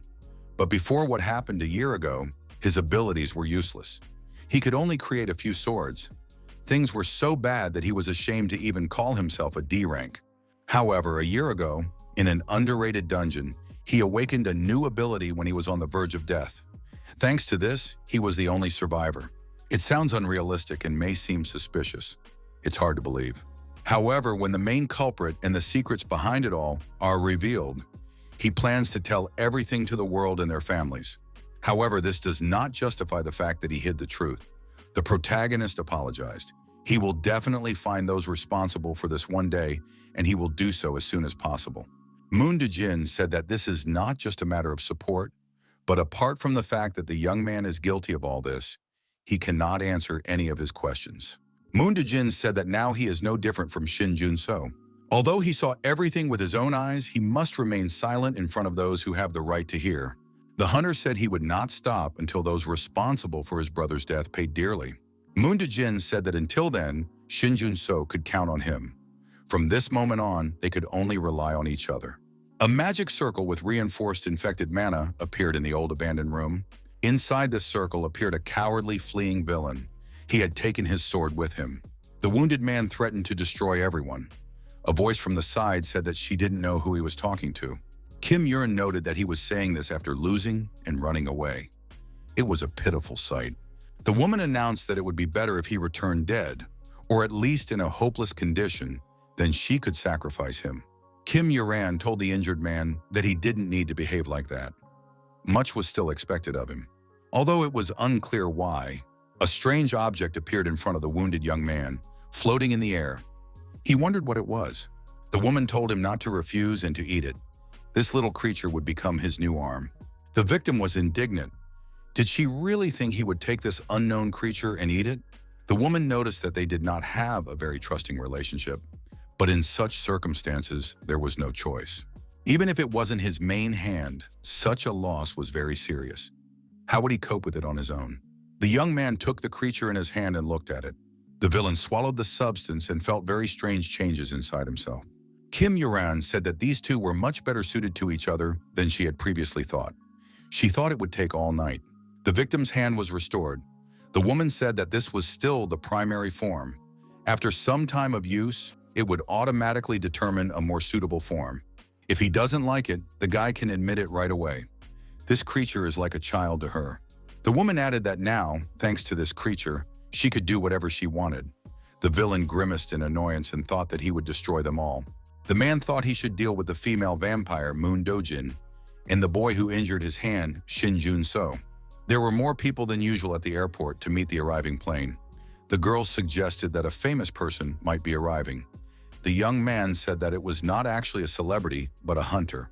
The young man said it was the Hyungmu Guild, one of the 3 largest guilds in the country. The girl replied that she thought she had heard something about it. But why were they at the airport?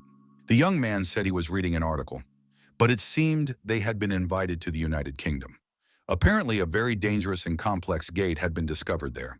The reporter with the microphone in her hand told the cameraman that they were already there. Hunter Wu Hain was asked how she felt after clearing the city at dawn. Rumor has it that she received an astronomical sum from the British government. Wu Hain was the head of the Hyungmu Guild. Could this guild compete abroad? The guild leader's secretary said that they would not be giving any interviews at this time. They would answer questions later at an official press conference. In the car on the way from the airport, the secretary said it was a job well done. They were done for the day. In 2 days, there would be a group interview with representatives of the Santa Guild. The secretary noted that 2 days ago, traces of the Decider had appeared. The girl added that it was in the dungeon with an error in Bapyeon. According to witnesses and the testimony of the person in charge of the fence, someone appeared later than the others, and his description matched that in the reports about the executioner. According to the association, 2 survivors remained. One of them was a B-rank assassin. The secretary added that the second was a D-rank support. The guild leader was surprised. Could a D-rank support have survived? How did a D-rank support survive the executioner? Does the B-rank assassin have extraordinary abilities? The secretary said she had no answers to these questions. For now, they both claimed that the deaths of their comrades were accidents that occurred during the hunt. Wu Xing thought that there could be several possible explanations for this. They could have been on the side of the executioner, or they could have been threatened in various ways to keep them alive. Wu Shang told the secretary to add this to her schedule. It was necessary to meet with the surviving hunters. I wonder what they will be able to tell us. The young man sitting in front of the computer did not think he would find it here.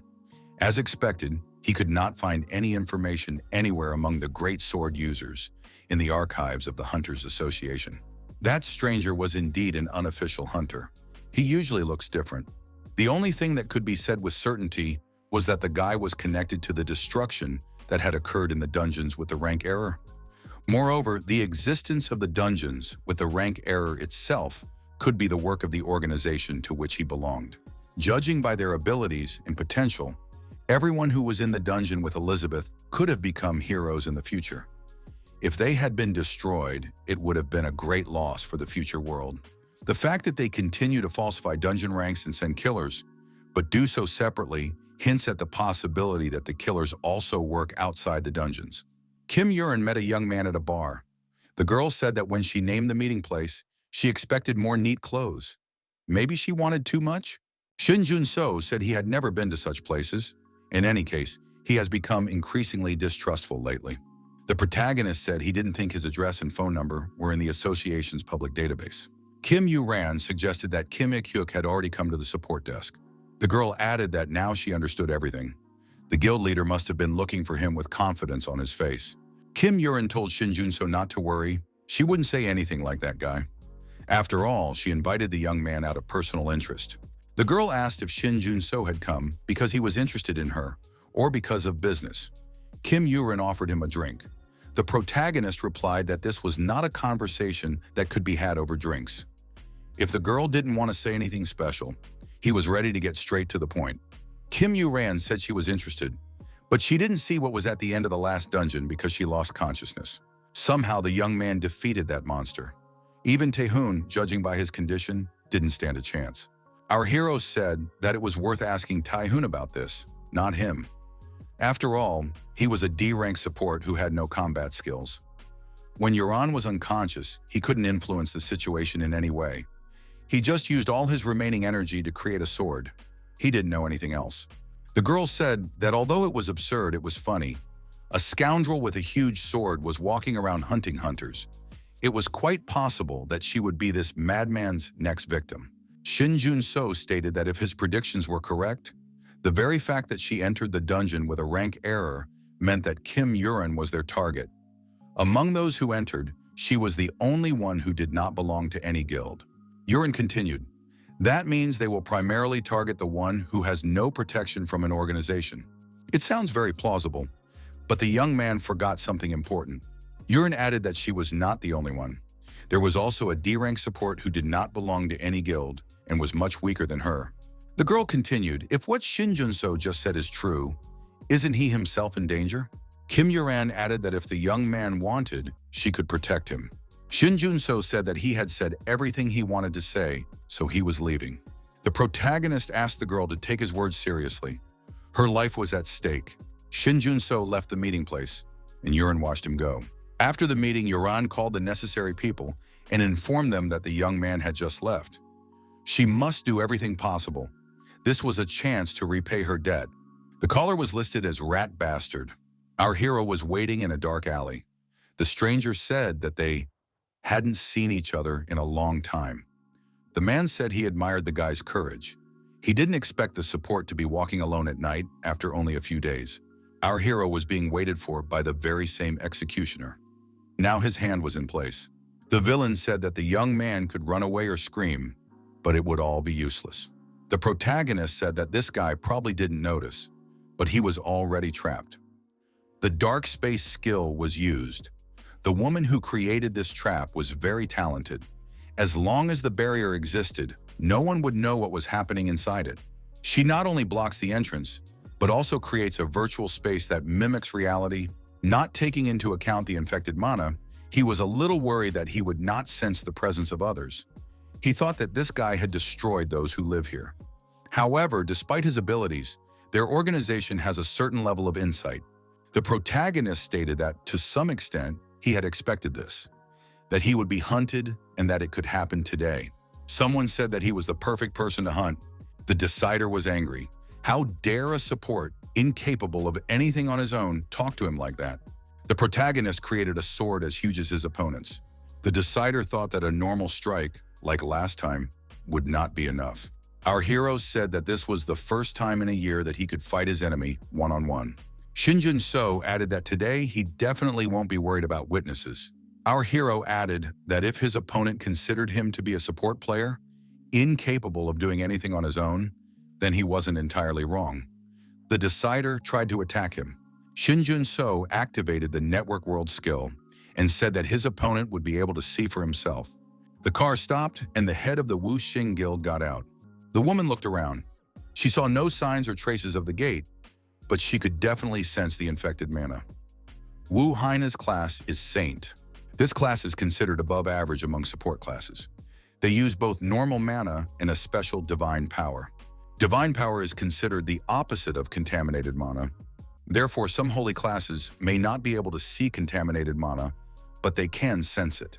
The secretary suggested reporting this situation to the association, since the infected mana is located in the middle of a residential area. Wuxing took out her staff and said that if she did not return in half an hour, only then should the association be notified. Until then, there was no point in making a fuss or taking any action. The secretary watched Wuxing leave and thought that there was a brick wall ahead. However, the guild leader definitely sensed something. Wuxing approached the wall and walked through it as if through fog.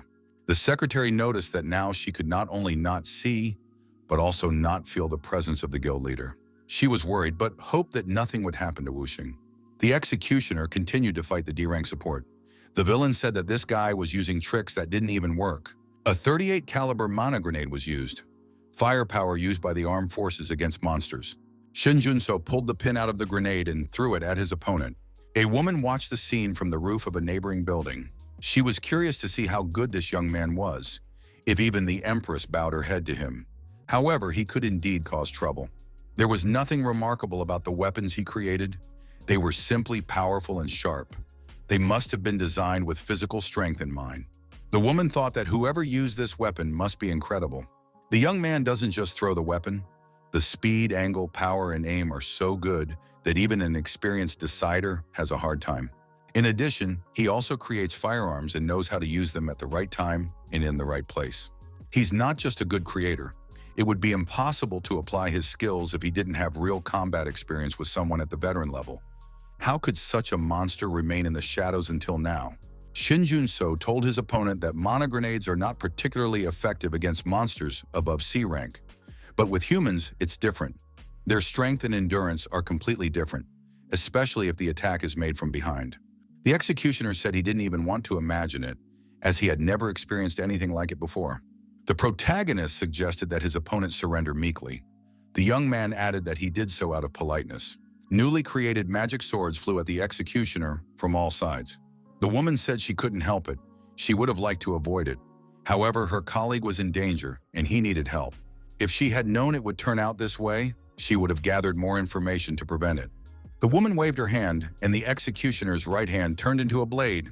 She told him to do his best now. Our hero thought this was suspicious. The right hand that his opponent had been deprived of was now in perfect order, but unexpectedly, high-level infected mana had appeared. The woman understood that it would not be easy now. Creating a powerful weapon alone would not be enough. It didn't seem like this guy had a way to counter it. The protagonist remembered the gift he received as a memento of signing the contract with the guild leader. There should have been useful items from the lands of Arachne. The young man remembered these gifts. The box contained the Bloodstone of Arachne, which contained the last cries of the boss Arachne. When used, the hunter can become one class with the person who dealt the final blow to Arachne for 1 minute. The skills and rank will be the same as the users. At the end of the time, the hunter will lose 99% of their remaining stamina. The protagonist never thought he would have to use this. The effect of Arachne's Bloodstone was activated. For the next minute, Shinjuno's class and rank would be equal to those of Yoon Tae-hoon. At that moment, the protagonist understood what it meant to be a combat class. Our hero declared that the second round had begun. The explosion skill was activated. The woman couldn't believe her eyes. How is this possible? Where did this guy get his Berserker abilities? Could it be a temporary class change through the Bloodstone? His physical strength and energy were obtained for a short time. The woman sensed infected mana from this weapon. It couldn't be that he got this power from it. How could an ordinary hunter use infected mana? After the raid on Elizabeth's estate, Shinjuno had no infected mana left. However, there was a small amount of infected mana in Arachne's Bloodstone. Shinjuno's skill, Mana Absorption, did not miss it. The passive skill, Mana Absorption, was activated. 100 points of infected mana were obtained. Next, the skill, Demon Weapon Creation, was activated. 100 points of infected mana were absorbed.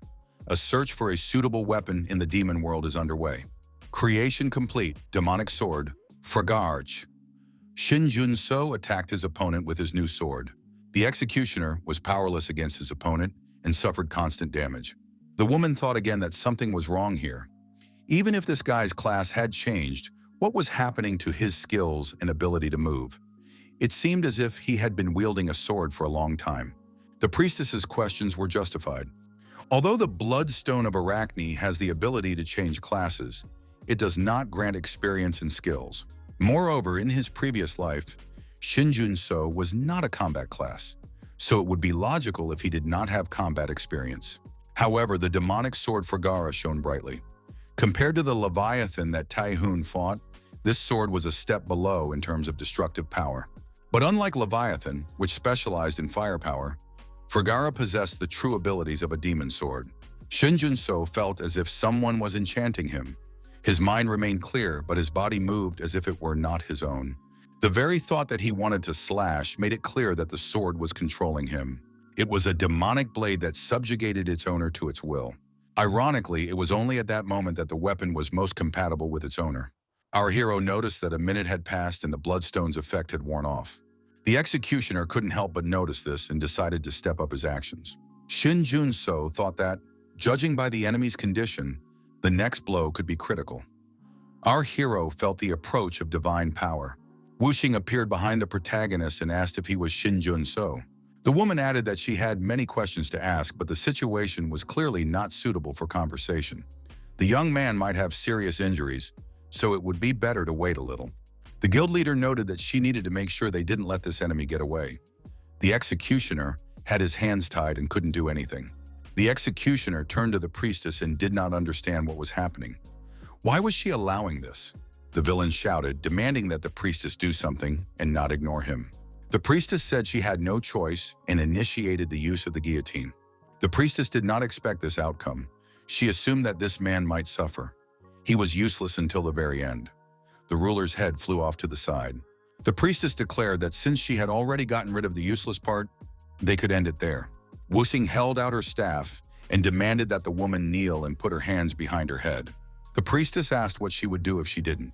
The guild leader used her unique abilities and activated her divine power. The priestess admitted that if she had been hit with such a technique, she would have died instantly. But fortunately, the blow did not hit her. The priestess and the destroyed executioner were inside the magic ball. Wu Xing asked if there was an assistant here besides the executioner and the woman.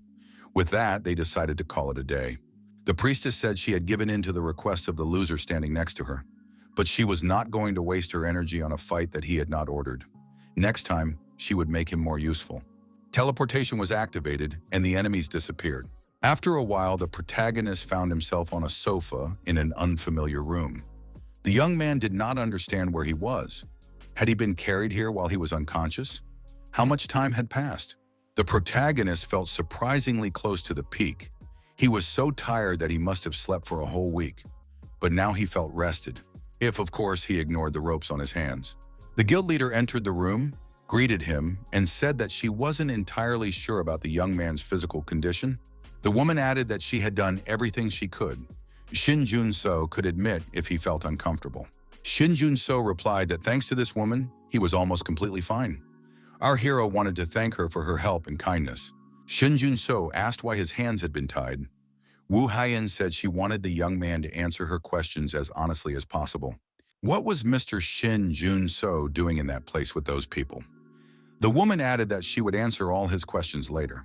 Shinjuno was surprised. Did she really know his name? Our hero didn't need to be introduced to his interlocutor to understand who was standing in front of him. Wu Haiyan, enshrank saint, widely known not only among hunters but among everyone else as well, the head of the Hyungmu Guild. However, for our hero, this was a problem in itself. In his past life, the Hyungmu Guild was not among the three strongest. The idea of the three great guilds in past lives was lost. It was almost a two-horse race between Overkill and Shinhwa. There was also a guild called Soul Connection, but they were always one step behind and were not considered worthy rivals. However, now the Hyungmu Guild is completely different. It has become one of the three great guilds, capable of competing even with Overkill and Shinhwa. The difference between this world and the one our hero remembered was so great that he decided to find out how the Hyungmu Guild had managed to rise so high. The reason for everything was this woman, Wu Haiyan. Shinjuno thought she was the best healing type support, having managed to advance from C rank to S rank.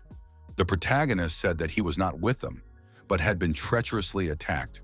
However, in her past life, Wu Haiyan remained only a support player, stuck at B rank. Our hero was not personally acquainted with her, but their paths crossed several times when the guilds collaborated. Therefore, our hero remembered that she was weak, but she exuded gentleness. Wu Hing was definitely not as sharp as a razor as she was now. Our hero wasn't sure if her character and abilities had changed that much, but one thing was certain. Wu Xing deserved all the credit for it. That's why he had every right to suspect that she was one of the hero hunters. But for some reason, she saved him and stood up to those guys. The woman said she wanted to ask something else. Did Shinjuno know the Decider? The young man replied that he couldn't say for sure, but he would like her to answer his question first. Shinjuno assumed that this woman was well acquainted with the Decider. Otherwise, why hide him from the association, tie him up, and interrogate him personally? Did she really want to catch them herself? Guild leader Wu Xing was surprised. Was the young man now interrogating her? Even though she had saved his life. Shinjuno objected that, as long as he was tied up and unable to use magic, it was ridiculous to talk about interrogation. Wu Xing reminded him that she had said she would not harm him, but Shinjuno replied that with his hands tied, he could not trust her. He acknowledged that she had saved him and fought the executioner, but that wasn't enough for him to tell her everything he knew. After all, she saw everything with her own eyes. Perhaps the ruthless killers of his comrades sensed that something had gone wrong. They fought the Decider to save him. Or perhaps it was all staged from the beginning to eliminate the Decider so that they could extract information from him later. Our hero said that this woman somehow managed to break through a barrier that no one else could overcome. If she really knew about the Decider, she would understand that his suspicions were not just paranoia. Wu Hing laughed. How could anyone think that she was working with them? That was unpleasant to hear. Then the guild leader decided to tell them about herself first. She had a younger sister named Ji Young. Unlike her sister was very talented and capable. The young man thought, Wu Jian. There was no doubt about it. Fire Lotus Wu Jian. In her previous life, she was one of the players who were called heroes. So, he was now standing in front of Wu Haina's sister.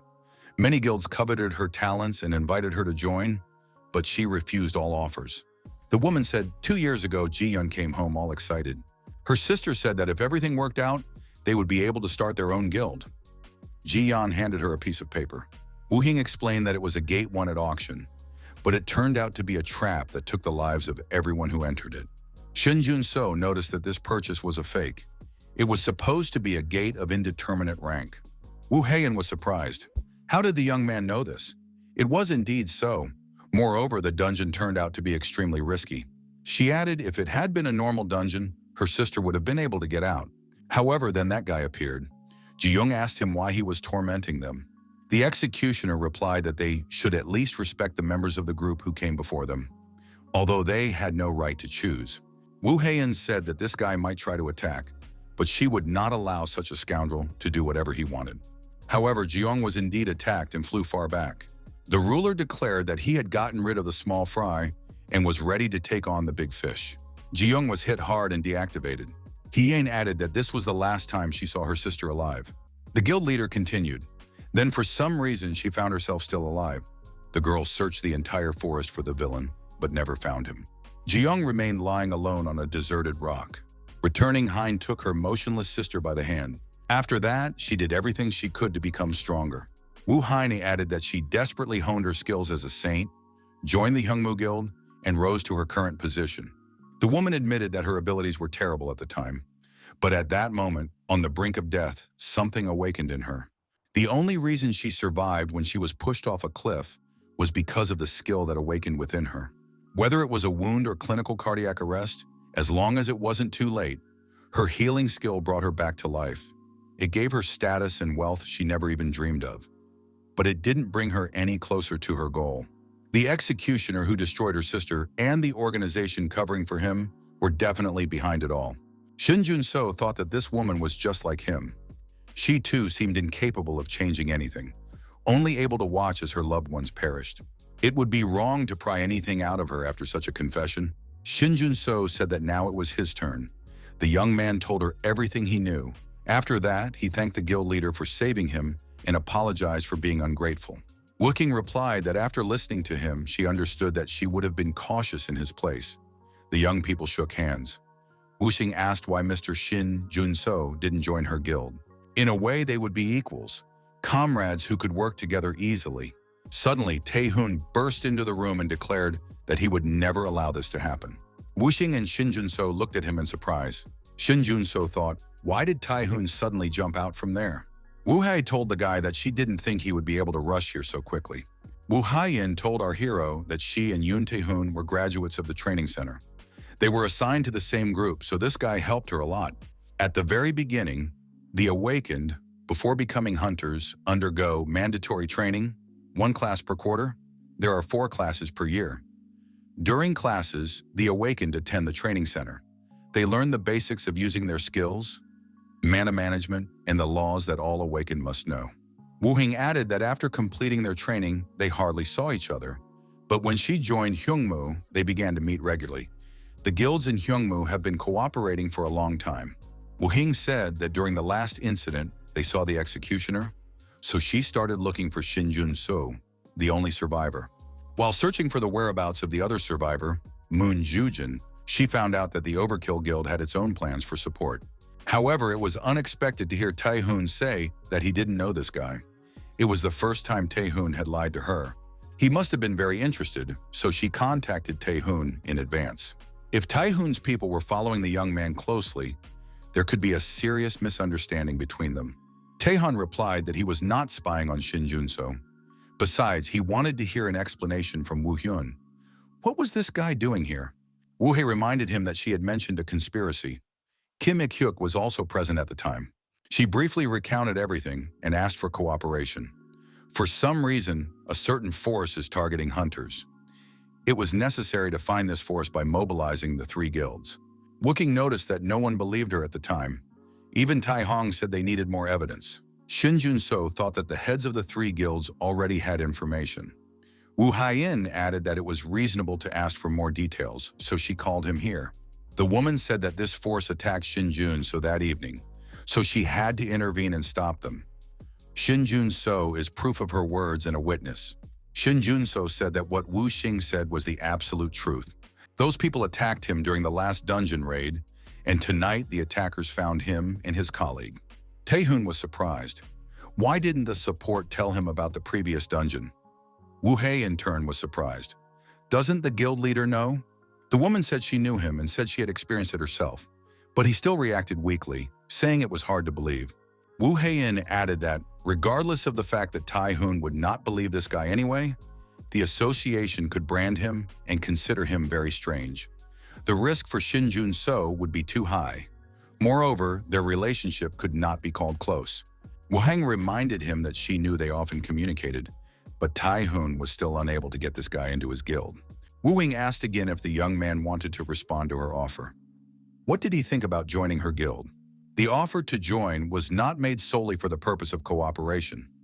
Over the past 2 years, Wu Xing had uncovered countless cases of missing persons, which she believed were the work of the executioner gang. Wu Xing continued, after starting the investigation, she realized one simple and obvious rule. In the case of the Overkill Guild, the Xinhua Guild, and several other guilds with similar statistics, if you don't count the missing persons, they had no incidents involving faulty gates or underestimated gates. Taehoon replied that, regarding the statistics, he did not think it was a matter of guild size. Even if these people had influence over the association system, he doubted that they cared about guild size. It must be a matter of guild density. In guilds with a large number of members, the frequency of people going missing is much higher compared to those who were not members of a guild. When people disappeared from these guilds, it was often covered up for the sake of reputation. That is why they were an easy target for them. Shinjuno asked if there were other targets besides these cases. The answer was yes. Guilds with no missing members have a healthy organizational structure with a high-ranking person at the helm. Places with strong organizational power, even with poor results, are very close-knit and care for each other. In such places, no one would turn a blind eye to the suspicious disappearance of one of their comrades. Wu Heian added that she had been tracking them quite openly, but she felt that they were avoiding her, possibly because she was acting on behalf of the Hyungmu Guild. Even Kim Ik-hyuk cares about his people. That is why he is able to lead Xinhua. Wu Haiyan expressed doubt that they would continue in the same vein forever. Most likely they would resort to this as a last resort. But even so, Shinjuno can be confident in his safety for now. Taehoon agreed with what Wu Hyun said and added that it wasn't necessary to be a member of her guild to do so. Taehoon noted that in terms of combat power, the Overkill Guild was a step above Hyunmu. To ensure the safety of the support team, it would be wiser to join the Overkill Guild. Wu Heian suggested forgetting about it. Taehoon was acting unusually, even his pride was noticeable. Was Taehoon hurt that Shinjuno hadn't told him about the executioner? If Shinjuno joined his guild, how would he explain it to the members with high combat power? The woman noticed that this was not a decision to be made impulsively. Shinjuno thanked him for the offer to join the guild. The protagonist decided to clarify. He still had no intention of joining any guild. Wu Heian asked, did the young man really think that this would limit him? He would simply be officially considered a member of Hyungmu, which would ensure his safety. Shinjuno pointed out that there was no need to ensure his safety. He would simply become bait. The young man added, after all, Wu Xing herself said, it's just that their turn will come later. Even if the guild ensured his safety, it didn't mean those people would stop. Right now they are trying to destroy someone else, not him. So why not focus on him? That way, at least the killers would pay more attention to him, and the others would be much safer. Taehoon was surprised. Did the young man really want to take the risk? Shinjuno replied that it wasn't necessary to think that way. Even with its capabilities, the Hyungmu Guild had been unable to catch these scoundrels in 2 years. And now there was little evidence to expect that the people from the Hunters Association would cooperate. The young man added that as long as he was used as bait, it would be possible to predict at least their next move. Shinjuno noted that if there was another attack like the one that evening, they could try to catch them. At the very least, they would be able to gather evidence that would force the organization to act and tell the world about their existence. Wu Haiyan asked if the young man really wanted to deal with this himself. Shinjuno was surprised because he had told them so much. It couldn't be that the heads of two great guilds would do nothing and not help him. Support added that they didn't know when the killers would show up, but he sincerely believed that the guilds would also come to his aid as soon as he contacted them. Wu Haiyan was surprised. Did this guy really think that if they cooperated, he would be in charge of everything? The young man had to understand that she couldn't refuse. Shinjuno stated that he was in their hands and agreed to cooperate. The priestess, accompanied by the headless executioner, said that she had come to report on the work of the headless man. The leader asked if the creator had finished him off. The priestess said that this was not the case, although the creator had greater abilities than expected. Wu Haiyan intervened. After that battle, the executioner can no longer be used. The priestess added that she believed there was a risk of information leakage and had therefore decided to get rid of him. But considering how uncompromising and impulsive he usually was, she thought it would be better to take care of him and use him. The leader said that if the priestess thought so, she had to prove she was right. The man said he was entrusting the priestess with the hermit. She had to use him to fill the void left by the ruler. The chief added that it was not because he did not trust her abilities, but because the hunt was so important. It had to be carried out flawlessly. He trusted her and asked her to do it. The woman replied that she would try. She was surprised that the head used the word ask. The head asked, "Apart from the intervention of the head of the Hunmu Guild, does this creator have any special characteristics? After all, the creator only deals with those who interest him." The priestess said she did not know for sure. However, contrary to the information from the association, this young man was not an ordinary creator. The quality and craftsmanship of the weapons he created were at least A rank. With their help, he was able to put the executor in a tight spot in that battle. The head asked if the priestess was saying this considering the fundamental difference between support classes and combat classes. The woman confirmed this. The priestess added that, for a short time, the creator had used infected mana. His ability was slightly different from those she was familiar with. The leader became interested and asked the priestess to tell him everything that had happened from beginning to end, without leaving anything out, as much detail as possible. Several days passed. Moon Dojin, phone in hand, told his interlocutor that he was right in front of the building. The young man added that he had come early just in case. He had agreed to have breakfast with Mr. Tae-hoon. Shinjuno said that in that case, Dojin could eat something more expensive, as the guild leader would not skimp on food. Dojin replied that he wasn't sure if he would be able to eat at all because he was so nervous. Shinjuno said that with Moon Dojin's abilities, there was no need to worry at all. After this conversation, our hero thought that this guy would be safe for a while. He is talented enough that his entry into one of the three greatest guilds would not arouse suspicion. Besides, he still has room to grow. He is like a diamond in the rough. In the Overkill Guild, many could become his mentor, including the leader. Compared to when he worked alone, this would be more beneficial for the development of his abilities. The antagonists didn't know what they wanted, but for now he would be the bait until they made their move. A few days earlier, Wu Xing asked if he had done anything. Shinjuno replied that he was continuing to act like a normal support. It was as if he hadn't revealed his true strength.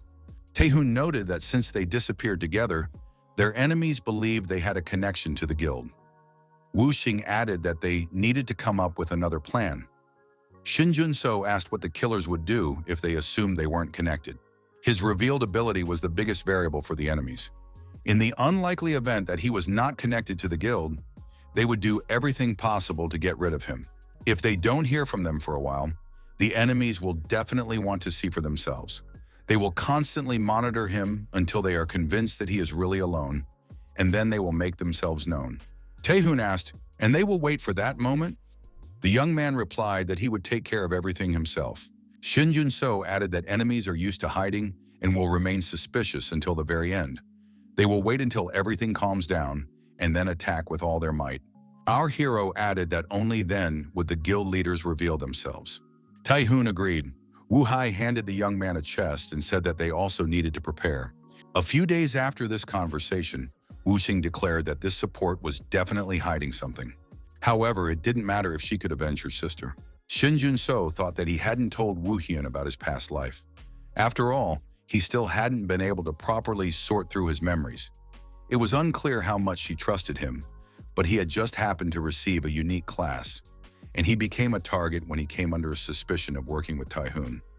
She was a reliable ally, but that was all she needed to know for now. The girl entered the room and greeted the young man from the doorway.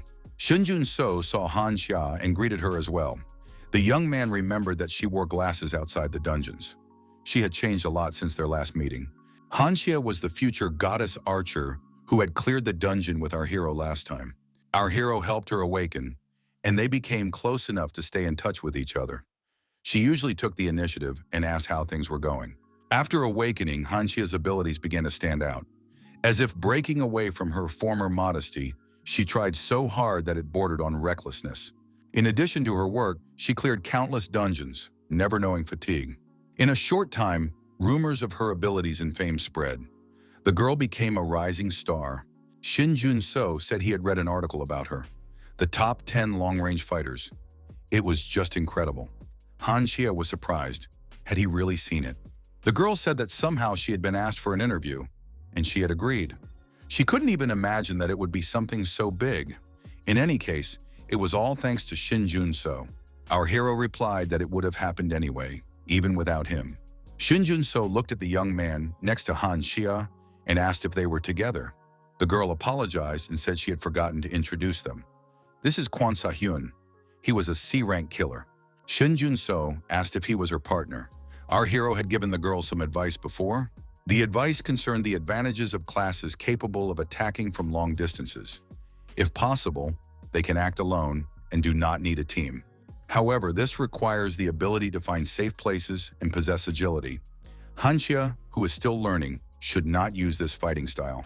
She needs a partner who fights in close combat.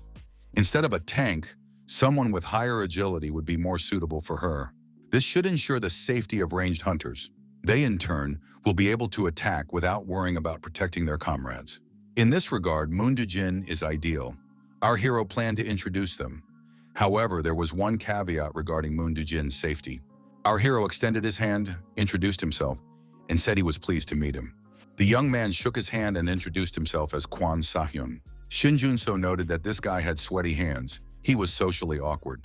During the conversation, Han Shia admitted that she had started using a longbow, as Shinjuno had advised her. She relearned how to draw the bowstring and aim. The girl was worried that no one would want to be her partner in the two-person hunt, but it turned out that Sa-hyun was looking for a long-range fighter. Their teamwork is still far from perfect, but it's getting better every day. Sa-hyun agreed with this. Shinjuno thought that this guy didn't look him in the eye at all, even worse than Han Shia before. Shinjuno asked what favor the young people wanted to ask of him. Han Shia explained that it wasn't a favor. She wanted to officially entrust it to Shinjuno. It couldn't be called a favor. Han Shia admitted that she was thinking of joining a guild. However, she had not yet decided which one. First, she needed to obtain the Islands of the Endless Sky certificate. As the name suggests, these are large and small islands floating in the endless sky. Hunters have successfully raided them. This is a special case where the gates do not close but continue to develop. After defeating all the monsters in the dungeon on each island, new ones appear from the one-way gates. The country's government and the Hunters Association, which had been caused a lot of problems by this dungeon, found a practical use for it. Instead of trying to close the gates, they built a facility with a multi-level security protocol system. The dungeon became a place to test the abilities of the association's hunters. Han Shia noticed that since this was a test of skill, accurate results could only be obtained when they went themselves. But it turned out that there was a team composition limit. One range fighter, one melee fighter, and one support character were the minimum requirements for entering the Islands of the Endless Sky. Han Shia thought that Shinjuno could take the support position. Our hero decided that this was reasonable. As in the case of Moon Doo-jin, joining a guild provides more opportunities for training. However, our hero did not suggest that she join the guild because of memories from his past life. At that time, Han Shia remained a loner even after awakening. She was a cold, easygoing, and confident hunter, but her personality was still not suited for teamwork. Our hero thought, Han Shia now wants to join the guild. Has she really changed? The girl wondered if she was asking too much. Then Shinjuno could refuse. Shinjuno agreed, because it would be useful for him too. They set off for the islands of the endless sky. The young people stood in front of the gate. Before entering, they repeated the rules once again. Yuji-yun, the guardian of the islands of the endless sky, reminded them that their bracelets contained mana. These bracelets were their tickets and a guarantee of safety. Ji-yun added that she would transport the hunters to the right island, where they would take the exam, but only if they entered with their bracelets and together with her. Removing the bracelets was prohibited. This was necessary so that she could help in an emergency. Yuji-yun noted that she is now retired, but was previously an A-rank support. She possessed the skills Barrier and Rescue. Ji-yun said she was counting on cooperation and communication. If any problems arise during the tests or the hunters feel that they will not be able to pass the exam, they should report it immediately. Kwon Se-hyun stood with his eyes downcast as always. Shinjuno thought that even though he had worked with Han Shia several times, he still looked like a complete novice. Moreover, he had never seen a sword like this before. Judging by its appearance, the weapon was designed to pierce the enemy.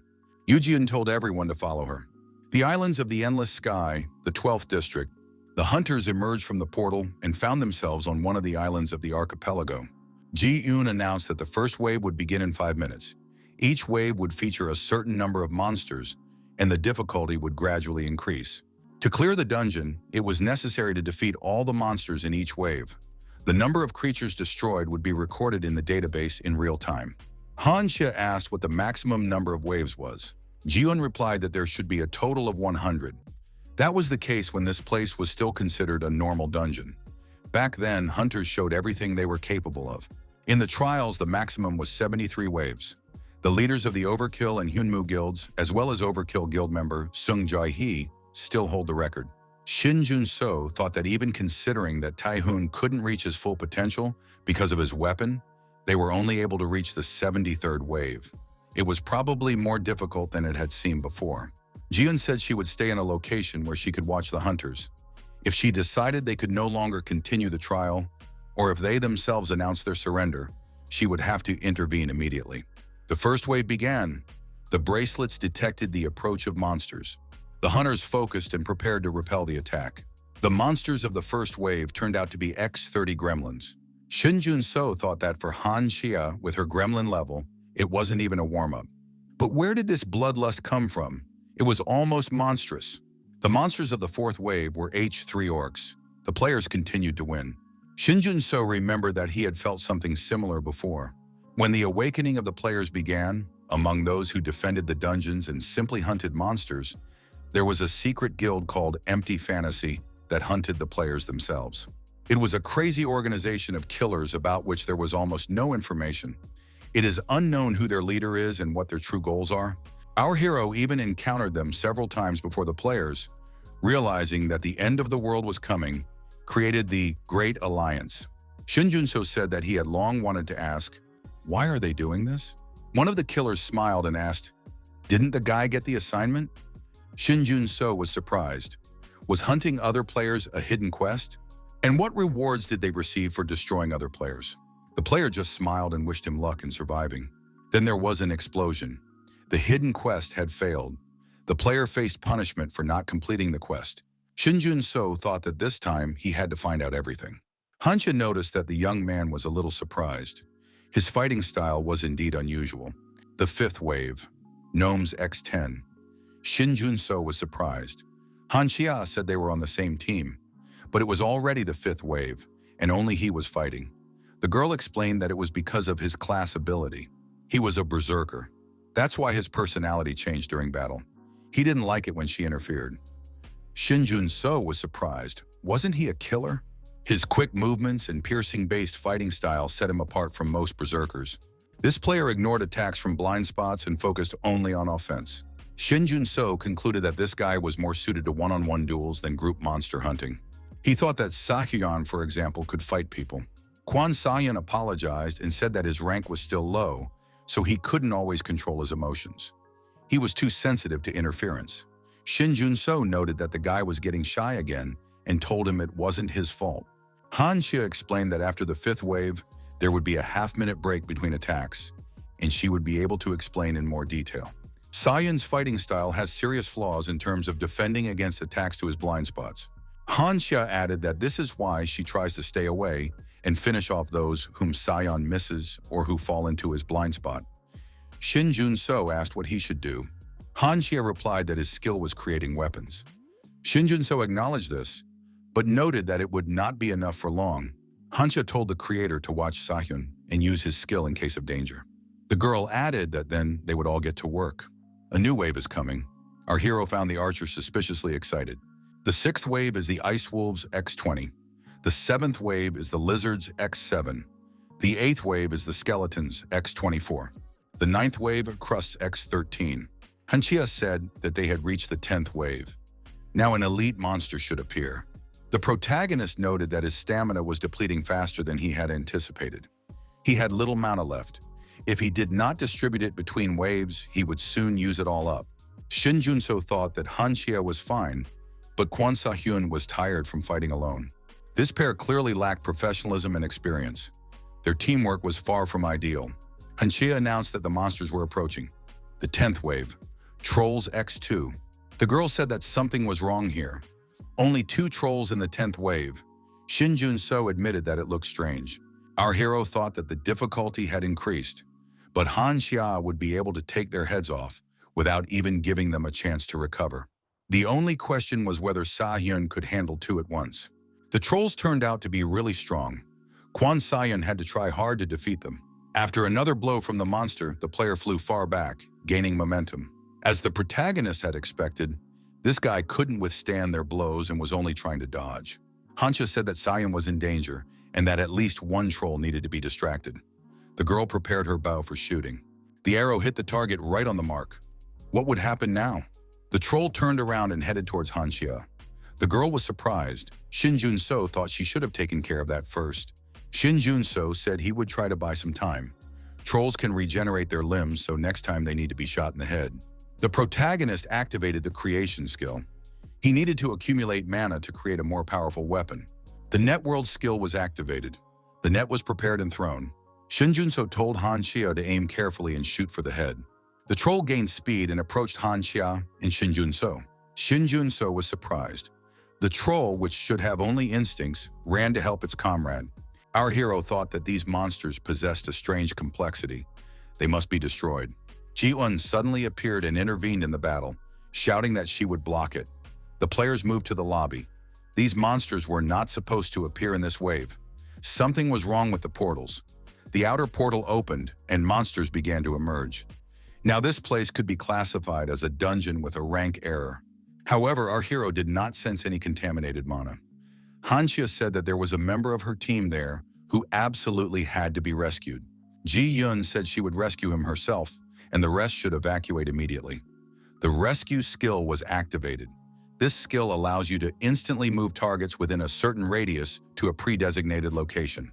Although setting the destination takes a long time, the skill can be used simultaneously with others. An announcement was received from the security department of the Endless Sky Islands. Portals have appeared in areas outside of certain locations. The situation is being investigated. Ji-eun ordered the players to leave the building. She will save one of her comrades. All hunters and civilians must evacuate immediately. The security department's announcements were repeated continuously. The young people moved to a safe place. Unknown individuals who appeared in the security department destroyed the security guards. The priestess said that it was a surprise for her to meet a familiar face here. She came for another person, but who would have thought that the very same support would show up? The priestess asked the headless executioner if he was also pleased. Was he also ready to settle the score with this guy? Let, the third member of the band of robbers, a hermit, told everyone to be quiet. The rule must not be broken. The priestess said she didn't care. Ji-eun entered through the portal and, looking around, began to search for Kwon Sahyun. The trolls had already disappeared. What had happened here in such a short time? Ji-eun saw the hunter standing with his back to her. She called out to him. Ji-eun approached him and asked if he was okay. Sayoung asked the guard if she saw the same thing. The young man had been given a secret assignment. Secretary Hisu reported to the guild leader that representatives of the association had contacted them.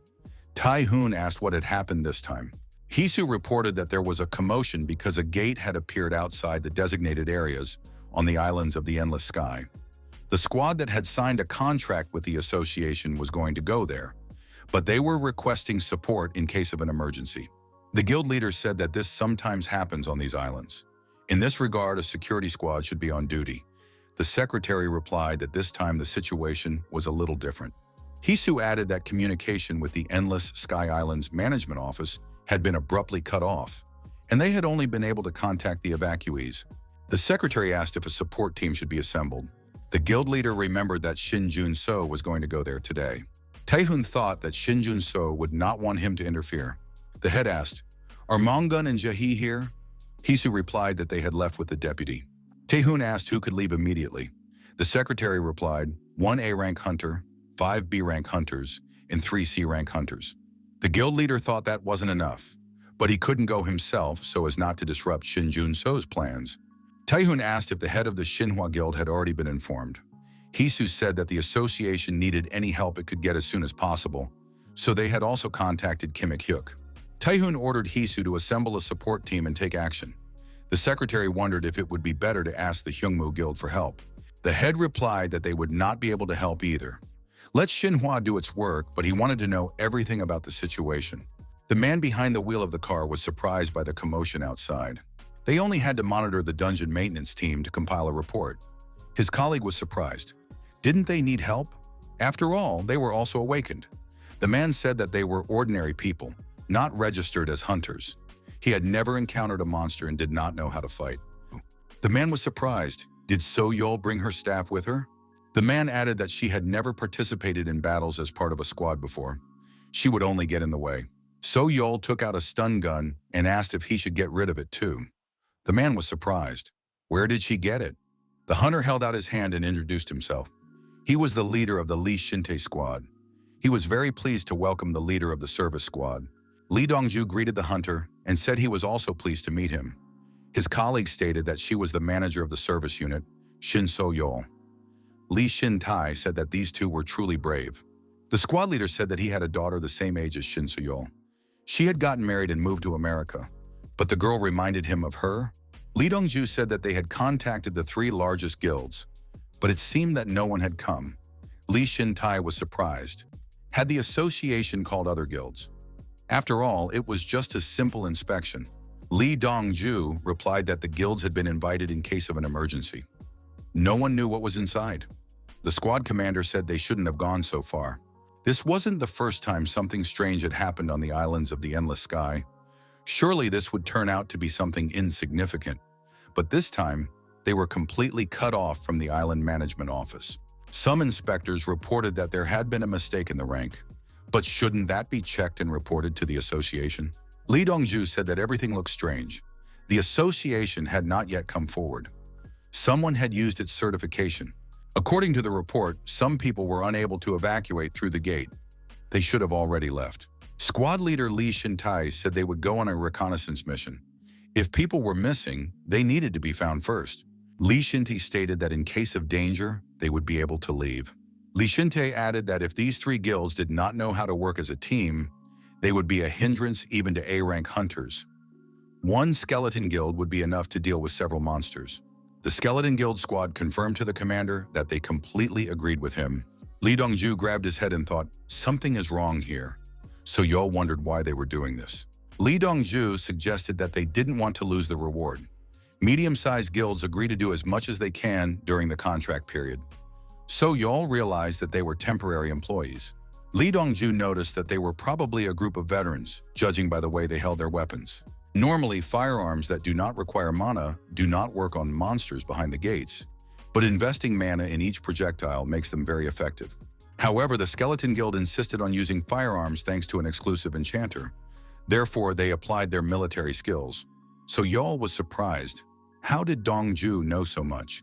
Dongju said that his colleagues should remember all this too. It is not necessary to know all the hunters, but at least the guilds and those with whom one often has to deal. Lee Dongju told So-yeol to make sure nothing was taken. The girl asked what he was talking about. Lee Dongju explained that the guild leader had been forcibly removed for illegal activities while serving in the army. Later, after becoming an official hunter, he was caught several times illegally clearing dungeons. So-yeol said she understood and would keep a close watch. The priestess, watching the squad move into the dungeon, said she had expected something like this. They might not even be tracked down, but simply quietly destroyed. The hermit was eating at the time. He said that it was not so easy to quietly destroy everyone in a public place. He was just an outsider who helped the priestess, and she should not call him when she was going to kill people.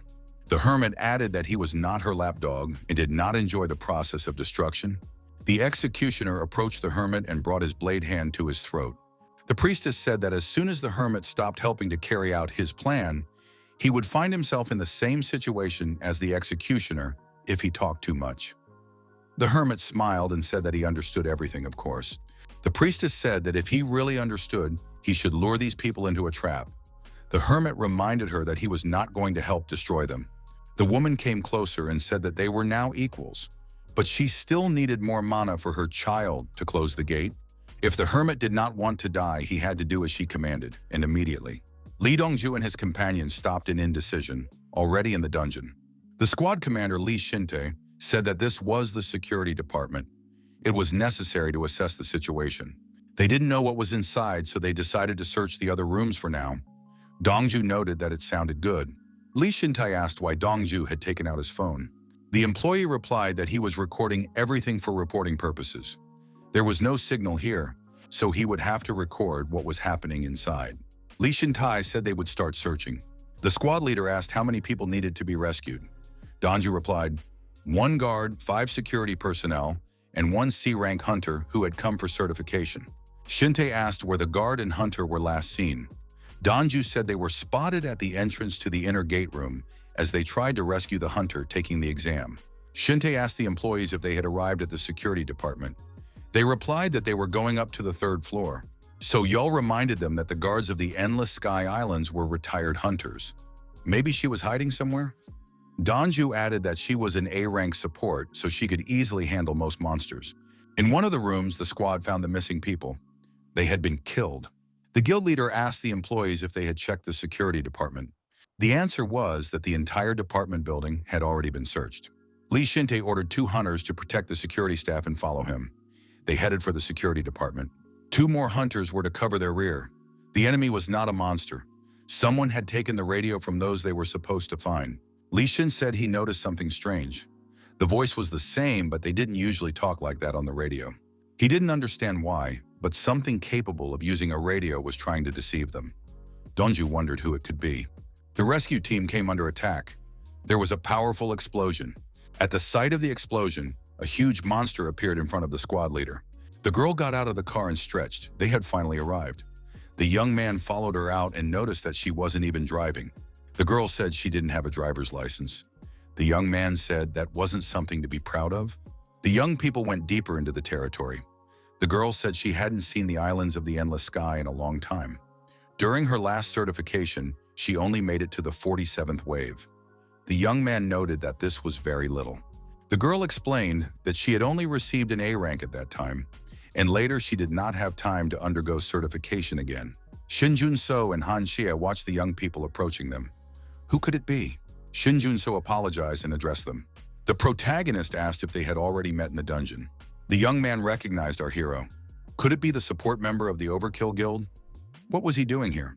Li Shinte, reflecting the monster's attack, shouted for his men to open fire to kill.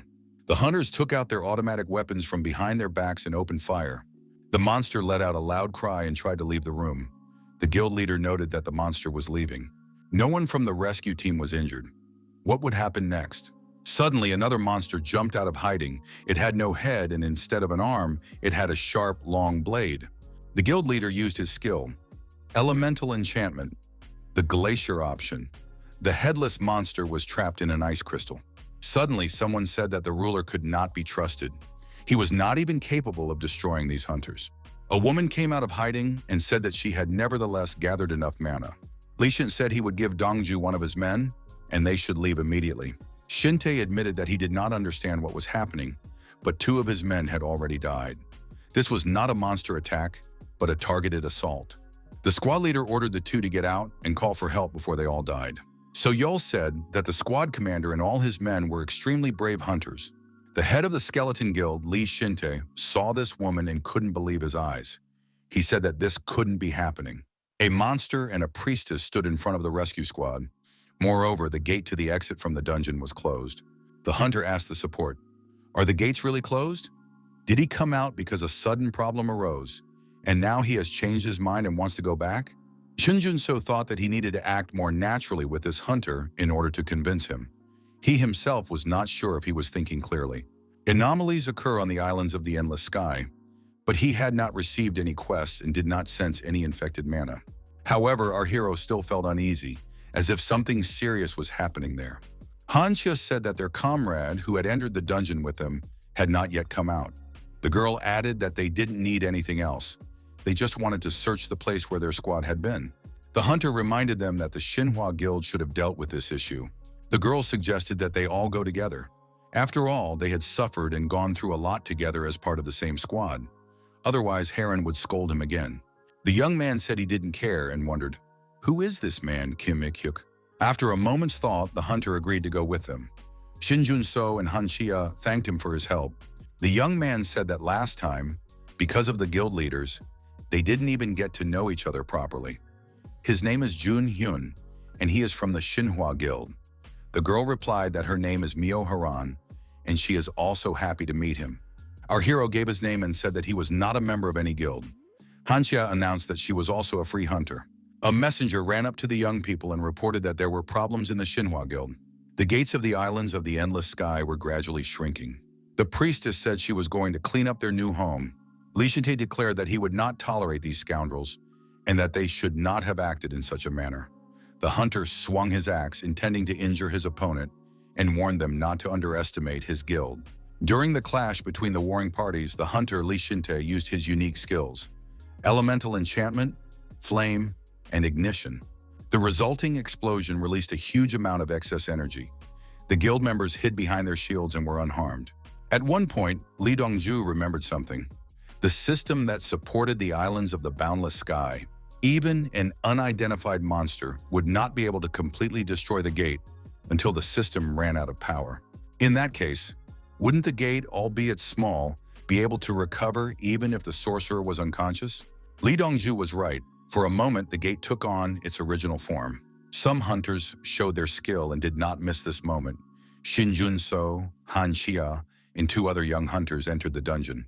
Our hero appeared before the priestess and her minions. The priestess recognized the very same support. An irritation appeared on her face. Shinjuno and his comrades were determined. The protagonist used his unique abilities to activate his defenses. His body moved subconsciously. Otherwise, they would have hit him if he had hesitated even slightly. Our hero thought, if such an opportunity has arisen, he must test his abilities. Shinjuno asked the priestess if she was ready to confess what she had in mind. The woman asked what would happen if she didn't. Shinjuno replied that if necessary, he was ready to destroy her. One of the opponents said, "First people, then actions, and finally memories. The first rule is to keep your spear carrier in your field of vision." The hermit added, "The second rule." Now his opponents were listening to him. The hermit was unhappy because the priestess had not warned him that he would have to reveal himself. He was a citizen with an ID. If he was caught here, he would become a criminal. This was the last time he would help the priestess. The third rule: everyone present will forget what happened here. The hidden skill, Hermit's Rule, was activated. The hermit applies the unreasonable rule to one target within sight. He will inform the target of the conditions and rules that it will be forced to follow. One of the hunters said he understood everything. For a while, the hunters stood motionless. In any case, the hermit had been exposed. 2 hours before these events, Hunter Quan Sayan stood with his sword in his hand in front of a group of monsters. The hunter was surprised. Why did everyone leave? They talked about the gate, but they were so far away that I could hardly hear anything. The young man thought, maybe it makes sense to hide for now, but he will soon remember him and set off in pursuit. The monsters reappeared. The young man was surprised. He thought that there were only one-way gates on the islands of the endless sky. Apparently, these were the gates the guard had mentioned. But what about these trolls? They disappeared as if someone had sent them away. Information appeared that a hidden quest had been activated. Kwon Sahyun was surprised. What kind of quest? He wasn't in a game. Was he hallucinating? Garjiun found the young man and asked, "Kwon Sahyun, are you okay?" The hunter asked, "Can the guard see it too?" Jiun didn't understand what he was talking about. Sayun looked at the information window and was even more surprised. What was going on? The screen read, "The goal of the hidden task is to destroy Yu Jiun. Failure to complete the task will result in punishment." Jiun asked the hunter what was going on and where the trolls had gone. Behind these people, someone asked in surprise, "Why is someone still here?" It was the priestess. She said that they had warned them many times. Why haven't these people left yet? Jiun's guardian activated a protective shield. The priestess said, "Impressive. Not everyone can put up a protective barrier so quickly." She couldn't see the infected mana yet, but she was quite capable. Jiun thought if she hadn't reacted so quickly, she would have already died. Who is she? The priestess looked at the hunter and said that this guy probably already sees the infected mana. This young man hasn't even awakened yet. It must be an empty fantasy. Sion didn't understand what she was talking about. Jiun told Quan Sion to get ready. They needed to get out of there. The rescue skill was activated. The priestess noted that it was indeed a useful skill. Quan Sion still didn't understand what was going on. Jiun told the young man to listen to her carefully. It was unknown what exactly this woman had used, but she was at least A rank. The guard added that she knew almost all certified hunters. At that moment, Jiun was attacked, and the executioner pierced the guard's body with his blade. Quan Sion did not expect this and was frightened. The young man pulled himself together and stood between the executioner and the wounded guard. The redemption skill was activated. This skill can be used when the user's life is in danger. The designated target will be surrounded by a barrier and moved to the safest place depending on the user's emotions. Jiun used her last ounce of strength to tell Quan Sion to listen to her carefully. When he leaves the dungeon, he must immediately report to the Hunters Association that there is an unregistered awakened being here who is killing people. Jiun said she was fine and would hold on until help arrived. The young man saw her cover the wound with a barrier. Quan Sion said he would return as soon as possible, and changing his trajectory, left the room. The priestess looked at the guard and said that it must be her anchor skill, an enviable ability. Jiun noted that this woman seemed like an awakened one, but she had never met her before. What was she after? The priestess replied that she needed a base. She thought this island of endless sky would be the perfect place for her. The priestess said that the girl was simply unlucky. Jiun replied that she disagreed. She added that she had never had any problems with luck before. The priestess said it was time to end this conversation. It was a pity about her skills, but her child wanted to eat. Jiun saw something unexpected that the priestess decided to use. The young man noticed a wedding photo on the shelf. Quan Sahyan was in the guard's house. He understood that he needed to contact the Hunters Association. A message appeared in the information window stating that the hidden task had failed. A punishment was assigned. The young man was surprised. Was it not an illusion after all? The information window said, "Everyone thinks that at first." Suddenly, an unknown person appeared and attacked the hunter. Sayong flew far back. The stranger, surrounded by dark energy, calmly watched the young man's movements. He said that next time it would be better to complete the task. Otherwise, he would have to destroy this guy. 2 hours passed. The hunter, with a spear in his hands, continued to attack. Han Shia dodged her opponent's attacks and repeated to herself that she had to gather her strength. Shinjuno thought that this guy was not using his skills. It seemed like he was just waving his spear around. The protagonist noticed that the priestess had disappeared while they were distracted, and when they returned, the gate had shrunk again. This was bad. First, they had to stop Junhyun. The rescue team commander ordered everyone to disperse. He activated the elemental enchantment skill, Glacier. The spear-wielding hunter found himself trapped in an icy prison. The head of the skeleton guild asked if these hunters were from the best guilds. Han Shia replied that she was not in a guild, but she needed to find someone. Li Shinte said that first they had to help him deal with these scoundrels. They were controlling a monster that was suppressing the gate. The hermit noted that the executioner was already useless. Even the spearman had caught him, and it wouldn't be long before he was sent to prison. The priestess told him to shut up immediately, or she would take his mana away. She didn't understand why this support had returned. He had to be gotten rid of immediately, even if it meant spending all the gates collected for the trials. A multitude of gates appeared before the hunters. Our hero realized that infected mana was flowing out of them. The young man realized that until now, it had only been a theory, but all the dungeons with ranking errors were the work of these scoundrels. The hermit asked the priestess if it would be worse if he found out about everything. The woman replied that she could gather as many ingredients for the test as needed if they managed to get the islands of the endless sky. It would take a little more time. The hermit noted that they did not have much time. The woman stated that without the islands of the boundless sky, they would not have a chance.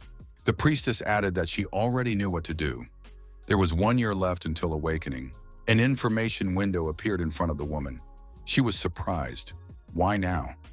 A multi-measurement error had been detected, causing the system to activate urgently. The system invited the player. The priestess was not the only one surprised by the sudden awakening. The awakening of the players, as Shinjuno remembered it, was supposed to happen in 10 months, and only a select few would be able to do it.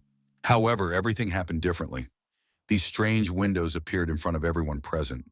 The system welcomed the player, Myo Haran. No one understood what it was. Everyone had information about the main task, to protect the islands of the endless sky. The main goal is to defeat the waves of monsters. Shinjuno was surprised. Had the players already awakened?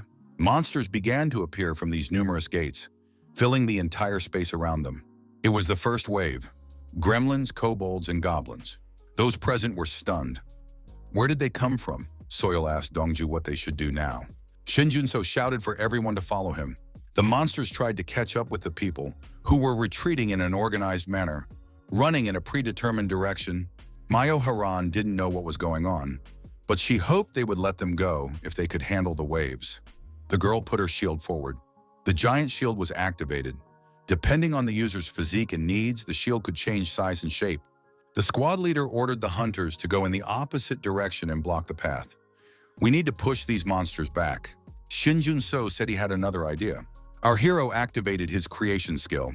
A huge number of shields were created. Those present did not expect this. Shinjuno said that now they only had a narrow passage left. We need to surround the monsters. Myo Haran said she understood everything. The rescue team commander looked at the deactivated hunter. The weapon was lying nearby. The fighter could not withstand the onslaught of the monsters. Haran said that they had enough people. If the commander of the squad was a close combat fighter, he could try to revive the hunter. The girl added that he was the best in large battles. The head of the skeleton guild looked at this frozen spearman who specialized in mass combat. The monsters chose their target and moved into attack with fury. Han Shia thought it was the perfect moment to use her skill. The girl took out her bow and arrows. The golden meteor skill was activated. The energy-charged arrows flew at the monsters. So Y'all said that professional hunters were on a completely different level when it came to teamwork. Donju agreed and added that ordinary people like them couldn't help the professionals.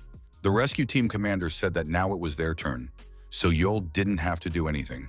The squad commander asked if Lee Dongju had served in the army and handed him an automatic rifle. The hermit looked at it and wondered, "What is this?" It seems that the shield on the left is a high-level item, and one person could not have created the wall of shields on the right. Perhaps it is a support ability. The priestess said that this was the scoundrel who wanted to deal with the ruler. The hermit was surprised. Was that scoundrel really a support? The priestess confirmed that the support has the ability to create weapons. He is also capable of controlling infected mana. The second wave of monsters began. Zombies, skeletons, ghouls. The hermit asked if the priestess wasn't going to release all the monsters at once to destroy her rivals. The woman replied that when the system was activated, it was already too late. Her child had opened the gates, but she could no longer control them. The hermit asked if it might be worth letting them go. After all, the target was the islands, not these people. The priestess said she didn't like that option, but it might work. The priestess looked down on the interaction between Soyol and Dongju. They could be let go if they hadn't done anything useless. Han Shia thought that things were not going very well. She had less and less mana left. The girl wasn't sure she had controlled her mana properly when fighting the trolls. Haran said she would help, and Han Shia should hold on a little longer. Han Shia replied that it was difficult for her because she was the only ranged fighter. Haran said that Han Shia was wrong. She would prove herself too. Haran activated her unique abilities and energetically attacked the approaching monsters. Han Shia was surprised. Was Myo Haran really capable of this? Han Shia noticed a sound that was getting louder with every passing second. What could it be? The sound did not disappear even after Myo Haran stopped and ceased her actions. Haran said that she was collecting the sound and activating it for a further attack. This was followed by the Wave Strike skill. After applying vibrations to the desired medium, a ranged mana attack would occur. The stronger the vibrations applied, the stronger the blow. The blow could be delivered with any part of the body. Han Shia thought it was simply incredible. It was much stronger than many of her attacks. Han Shia now understood what an A-rank hunter meant. Armed with an automatic weapon, Dongju said that he was also ready to help as much as he could. Shinjuno told Han Shia to take a break. They could handle it themselves now. Han Shia said that wasn't what she meant. Sion might still be there, and they were only defending themselves here. Shinjuno pointed out that there was a chance Sion had already left the dungeon. The guard had gone to rescue him, so the probability was increasing. Dongju said that the guard had been there. Shinjuno was surprised. What did Ben mean? Dongju said they found her body at the gate. Han Shia couldn't believe it. Dongju added that there were 3 bodies of security department members there. He did not think that the person they were looking for was already dead. Han Shia said that it was necessary to speed up the search. Han Shia asked in surprise, "Wasn't there another person here?" The cat was walking around on its own, watching what was happening from the sidelines. The wounded and frightened young man sitting on the ground asked his knife-wielding opponent why he was doing this. The villain was surprised. Did he really not understand? The armed man asked where the money he had lent him was. He had said more than once that the money was needed to pay the young man's mother's medical bills. The bleeding man said that it just happened that way. "You can threaten me all you want, but I still don't have the money. If I die now, you'll have to go to prison. Who will pay for my mother's treatment?" The armed young man said that his mother had died yesterday. Now there was no need to worry. The young man with the knife added that he was going to kill him anyway. He just wanted to see if he could hide. The cat, sitting on the roof of the house, used to think that this world was quieter, but apparently more incidents were happening here now. The cat noticed a young man walking by, going about his business. Watching from above, the cat noticed that the young man was approaching the place where the conversation about the debt had taken place. The cat said that it was good for her to exercise from time to time and jump from the roof to the ground. Dongju looked around, but So-yeol was nowhere to be seen. He said that the girl must have been taken away. The rescue team commander noticed that Dongju was distracted and had forgotten something. Shinjuno asked what had happened. Li Shintai said that the monster who uses the gates and portals was to blame for everything. Shinjuno understood how the priestess had disappeared.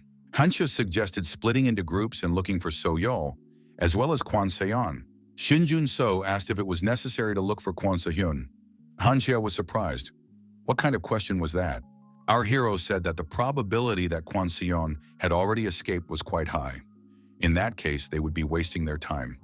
Han Shia asked how they could be sure of that, since no one had come out after them. The protagonist added that the guard Ji-yoon had skills designed for rescue. The islands of the endless sky were an isolated space, dependent on a single gate. There had already been cases of instability. It is reasonable to assume that she has the skill to move people from the islands of the endless sky in an emergency. Han Shia noted that this was only a guess, as there was no evidence. The protagonist said this only because he had seen it in his past life, but if he said so, no one would believe him. Han Shia assumed that the support was there to find Se-yeon. Shinjuno said that his plans had now changed. Now they were stuck on the islands of the endless sky. If they couldn't open the gate, their situation would worsen with every passing minute. Shinjuno said that even if the quest really existed, they still had no choice but to fight off all the waves. The third wave: orcs, humanoids, gnomes, goblins. According to the quest window, there are 10 waves in total, and the monsters will appear regardless. The protagonist added that this is a battle against time. They cannot waste a single minute when they do not know what will be in the last wave. Han Shia said that support thinks very effectively. The young man values human life without even checking anything in advance. This is because they are not very familiar with each other, and he understands that he himself may die. Han Shia added that this upsets her very much. The girl did not know that Shinjuno would act this way. Han Shia added that she was very sorry about it. At that moment, our hero saw another side of her. The young man clutched his head. Were these really his memories? But he was seeing this for the first time. Li Shintai told the young people to stop talking. They were wasting time arguing. Now they needed to save So-yeol. The squad leader declared that he would not leave until he had repaid his debt. Everyone looked at the portal that had appeared. The hermit appeared and said that if the support wanted to save her, he had to follow him. The next moment, the hermit was sitting at a table with a phone in his hand. So Yol's staff was standing nearby. The young man said that he had stopped the recording and deleted everything. So Yol was tied to a chair in the room, begging for mercy. The priestess, the hermit, and a huge monster were also there. The priestess said that if the video remained and was analyzed, there could be problems. They already had a problem. The system had been activated. The priestess asked the hermit if he was interested in what the task was. The young man replied that the reward would be a way out, as they had expected. The priestess noted that in that case, they did not need the girl. So Yol told them to stop. She couldn't see their faces and begged for mercy. The hermit suggested using the girl in some way. The young man added that it seemed to him that the priestess wanted to destroy that support. The priestess said that the hermit could do as he wished. She could see that he did not want to deal with this girl. The young man thanked her for her understanding. The hermit thought that he would also like to settle something with this support. After receiving this information, Danju thought it sounded like a trap. He asked the support if everything was okay. The rescue team commander noted that they had no other way to find Soyol. Li Shintai said that they couldn't waste any more time. Han Shia and Li Danju had nothing to worry about. There was a man fighting hundreds of monsters alone. They had to help him quickly. Haran was fighting off the fourth wave. Orc warriors, goblin archers, skeleton knights, skeleton warriors, and skeleton archers. Han Shia told Shinjuno not to do that. It was all her fault.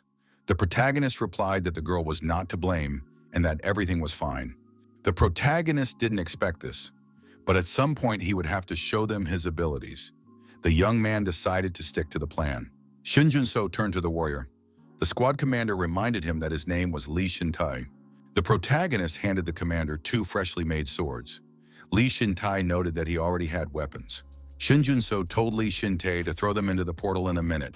The protagonist asked the squad commander to promise him one last thing. The skill payment was activated. Our hero passed through the portal and found himself in front of the priestess. The woman was surprised. Had he really come? Shinjuno asked what was required of him. The priestess said that the support should behave sensibly. One awkward move, and that girl's head would be smashed in. The priestess added that she was not going to destroy the support character for no reason. Therefore, it would be better if he stood still. The spearman, imprisoned in ice crystals, demanded to be released immediately. Li Shintai remembered the young man's words that it was necessary to throw these swords into the portal. The commander of the rescue squad decided that the time had come and swung his swords. Our hero had a strange feeling ever since he left the islands without a sky. The hermit said, "The third rule is that the support must tell them everything he remembers." The protagonist had a feeling that he couldn't just go back, as if he had missed something. The skill, World of the Network, was activated. However, thanks to Han Shia, our hero understood what it meant. Suddenly, swords appeared from the portal. Those present were naturally surprised by their appearance. At that moment, the protagonist said, "Kang Yurim." The hermit was surprised that he knew him. The swords flew across the room, leaving an energy trail behind them. Shinjuno said he didn't know how this man was connected to the priestess, but that wasn't enough if he wanted to catch him. The next moment, the priestess found herself inside a glowing sphere. She admitted that both in the battle with the ruler and now she was trying to deal with her opponent without harming his limbs. However, it must be admitted that she only needed to study the young man's head. How could she have forgotten that? After all, the head could simply be cut off. The monster attacked the protagonist, but the young man managed to jump through the portal. Shinjuno returned once again and had to dodge the priestess's attack. Li Shintai almost completely helped the spearmen escape from the icy confinement. Everyone present watched the portal. What was happening on the other side? Haran told the spearmen that the young man should help them and not relax. Han Shia announced that the next wave of monsters was approaching. The girl recognized them. They were the trolls. The 5th wave. Ogre mages trolls. Haran was surprised. Was the archer familiar with this monster? Han Shia replied that it was only a passing acquaintance. Han Shia said that even though there were many monsters this time, she now knew how to deal with them. The archer continuously fired arrows, each of which hit its target with precision. One of the monsters was quick-witted and managed to dodge the arrow. Haran warned that these monsters were very intelligent. The knight with the shield stood in front of Han Shia and said he would protect her from the aggressive monster's attack.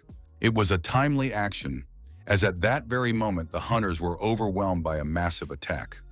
Haran wondered where the trolls got such intelligence. The monsters parted and their leader appeared in the center, an ogre of incredible size. The skill Orga Mage's irresistible roar was activated. A powerful sound wave spread throughout the room, from which there was no escape. The next moment, the monster was attacked and torn to pieces. The monsters looked in surprise at the author of this successful attack. Li Shinte was also surprised. What was that?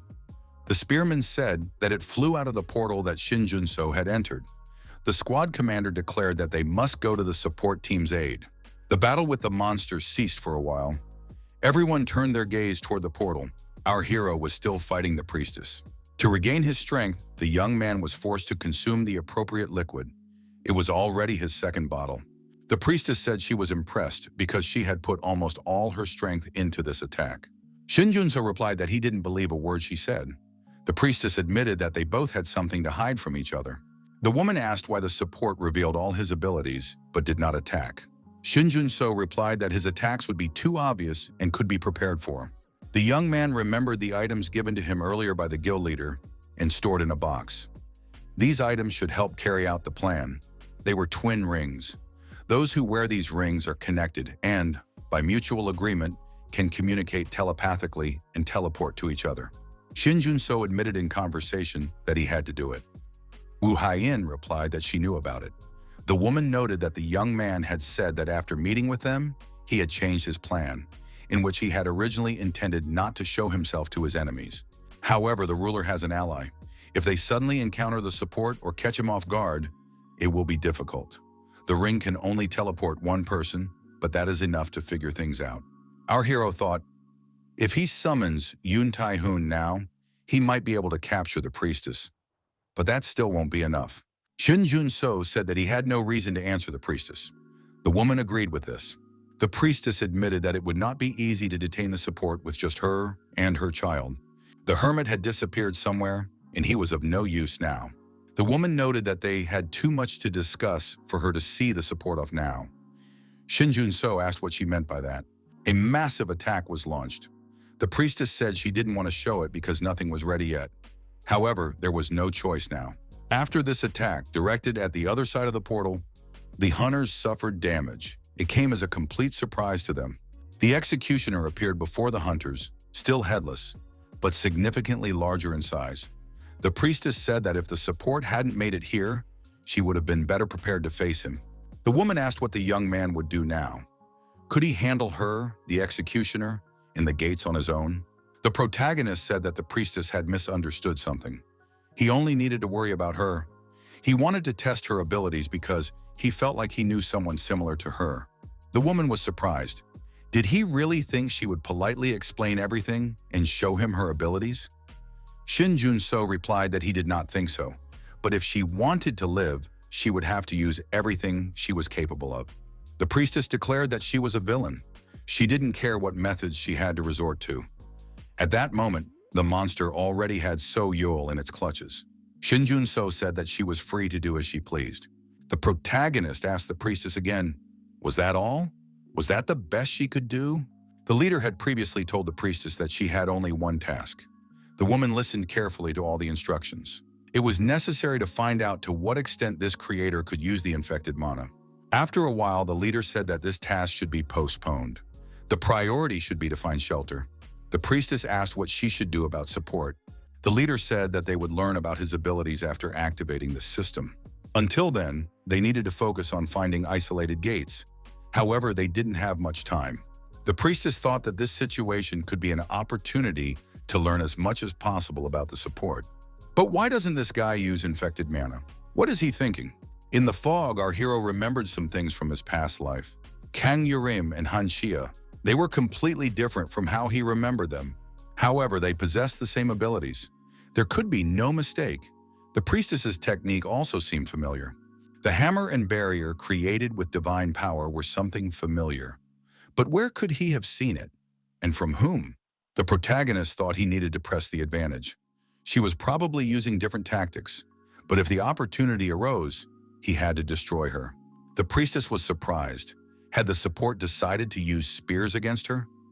The young man replied that he was not joking. A huge number of newly created copies appeared above the priestess and the monster. The priestess said she didn't care, although she was surprised. Why was this particular weapon used? Our hero activated the bond skill. Now the priestess couldn't move. The priestess ordered the monster to deal with this girl. The monster prepared to carry out the order, and a demonic blade appeared in his hand. Shinjuno activated his skill at the same moment, and spears attacked the monster. The priestess was surprised at how quickly he was able to use his skill. Shinjuno said that one must think ahead to avoid falling for such a simple trick. The next moment, the priestess spread her wings. The protagonist did not expect this. Under the impact of the resulting shockwave, our hero was thrown far back. On the other side of the portal, the battle continued, and the hunters faced the huge executioner. Shinjuno thought that her skill had been activated at a dangerous moment. It was the priestess's anchor skill. However, that was not what the woman wanted at all. The protagonist understood this from the way she recoiled. It was not done on purpose. Our hero decided that this was a special opportunity to finally deal with the priestess. Shinjuno assumed that this skill was some kind of sign, and indeed the executioner appeared behind him. Suddenly, there was a powerful explosion, with flames and smoke rising from the epicenter. When the smoke cleared, the priestess saw that the executioner's body had been pierced through. A head appeared from the portal and told the priestess that she seemed to be in a hurry. Who would have thought that she was using something that wasn't ready? The priestess with wings behind her back looked at her leader and support standing opposite each other. The head asked if this was the creator the priestess had told him about. How much infected mana did he have? The leader reminded her that he had told her to find out about this support, but said that finding shelter was the priority. He added that he wanted to take advantage of the opportunity, but she used the hermit and the test sample, and she still lost. Was that why she released a dog that didn't even recognize its owner? The priestess said it was because he attacks the strongest. Once that problem was solved, there would be no more issues. The leader said that he would take care of it himself now. It seems that this support didn't even use the infected mana yet. The leader asked the protagonist, was it infected mana? Did he do it with it? What does the creator know about infected mana? Lee Dongju, with a machine gun in his hand, asked why they were behaving this way. Han Shia replied that she didn't understand either. The monster suddenly ran towards them again. Dongju didn't understand what was happening, but he opened fire anyway. Haran asked Dongju if this was his ability. The man replied that it was the power of the squad leader's weapon. Earlier, he had received a special enchanted magazine filled with bullets. The skill Elemental Enchantment, Exploding Bullets, was activated. The monsters would not have been able to cope with ordinary enchanted fields. Therefore, they managed to survive thanks to the squad leader. Han Shia joined the squad and apologized. She was wounded and needed a bandage. Haran thought it would be very helpful if the spearman woke up. However, there was nothing to be done. She would try to hold off the monsters as long as possible until the squad leader returned with So-Yol. Haran asked where Li Shintai had gone. Dongju replied that the squad leader was worried about So-Yol and had gone to search for and rescue her. Shinjuno asked in surprise what the rescue squad commander was doing here. Li Shintai replied that he had everything under control. He had come here to help while the trolls were confused. But where was So-Yol now? Shinjuno understood who he was talking about, but did not answer. The leader of the villains said that the woman was still alive. The commander demanded that the man immediately reveal her whereabouts. The protagonist pointed to the side, and Li Shintai saw So-Yol lying unconscious. There was a barrier around her to protect her. The main villain said that if the spears had missed even slightly, she would have died, or if he hadn't called the priestess's child so close. Li Shintai admitted that he didn't understand anything. The villain had to explain himself. His opponent said that support had used this woman as bait. Li Shintai was surprised and angry. Because of the priestess's order, he had no choice but to restrain her. He turned out to be an excellent target. The priestess must have been waiting for him to make a mistake. She was waiting for the moment when support's vision would be limited so she could quickly move. The young man realized that this was the best opportunity to rescue the hostage from the enemy's clutches. Li Shintai indignantly asked how a civilian could be used for such purposes. The villain smiled and said that he liked it very much. The young man said that he did not know who this hunter was, but he was capable of logical thinking. Therefore, he had one option. If he helped with the plan, then he could also count on help. Li Shintai pointed his gun at the villain's face and said he wasn't going to play these games. Shinjuno asked the squad commander not to rush. Li Shintai felt something strange happening to his head, and his hand with the gun began to transform. The rescue squad commander lost his balance and almost fell. Our hero saw that Li Shintai was out of commission and no longer posed any danger. Shinjuno asked his opponent why he did that. The leader of the villains replied that it was a strange question, since he had just had his head nearly blown off by a gun. Shinjuno asked how he did it. The villain replied, unexpectedly. The young man said that support's colleague had just been killed, but instead of seeking revenge, he was asking questions. The protagonist said he wanted to know how far his opponent's forces could go. Shinjuno said that he was not his comrade. Perhaps his hunter was a good man, but he acted too rashly. Talented but not strong enough to call. Unfortunately, there was nothing that could be done about it. The protagonist thought that it was his own choice, and he had to suffer the consequences. The villain said he liked this support. The protagonist repeated the question, how did he manage to use this technique? The villain said he was tired of talking. Support should understand that it was not his place to ask questions. The stranger declared that now it was his turn to ask questions. The priestess's boss asked what support knew about the infected mana. The next moment, the young man said that he had apparently made a mistake and that he needed to deal with the annoying kids first. An energy attack was launched through the portal. The villain turned and rushed toward the gate. Our hero decided that this could not be allowed to happen. On the other side of the gate, Li Dongju and the other hunters continued to fight off the wave of monsters. A powerful charge of negative energy flew out of the gate, and the shock wave knocked many of them off their feet. Han Shia did not understand what was happening here. Haran asked in surprise, did it look the same on the side where Shinjuno was now? The leader of the villains continued his manipulation and said that he had assembled these gates because he needed them, but he could no longer control them, so they were useless. Shinjuno thought that he shouldn't even think about fighting. This man was capable of controlling even infected mana. Our hero understood that he was powerless against his opponent. First, he needed to replenish his mana. Shinjuno took out another bottle of liquid. He realized that this was already the third bottle. Now the potions would be less effective, and symptoms of addiction would begin to appear. Judging by what was happening, this guy was definitely higher in rank than the priestess and was in charge of her. However, he could not be defeated by simply calling on Yun Tai-hoon. The protagonist thought that he had to survive this disaster. Not only him, but also Han Shia and the others who were worthy of being called heroes. Shinjuno did not understand why this man was interested in him. As soon as he gets bored, he will die immediately, just like Li Shintai. At that moment, our hero couldn't use the infected mana because of someone's interference. That was another piece of bad news. Suddenly, Han Shia saw something that greatly surprised them. Many gates appeared, but this hadn't been there before. It was impossible not to notice. Han Shia said that they needed to move to another location, the one where Shinjuno was. Haran noticed that the archer was wounded and couldn't shoot. Han Shia apologized and asked Dongju to give her his weapon. Han Shia, with the machine gun in her hand, headed for the portal without waiting for anyone. Haran watched the girl leave. What was going on? All the portals began to collapse, an unprecedented event. The villain told the protagonist that now they could talk calmly. The young man said he was interested in answers. What did support know about the infected mana? Our hero apologized and replied that he didn't know anything either, because he had only recently received it. The young man asked if support also had memories. Infected mana cannot be obtained just like that. He began to suspect this when he heard the priestess's words, but now he could clearly see that support had it.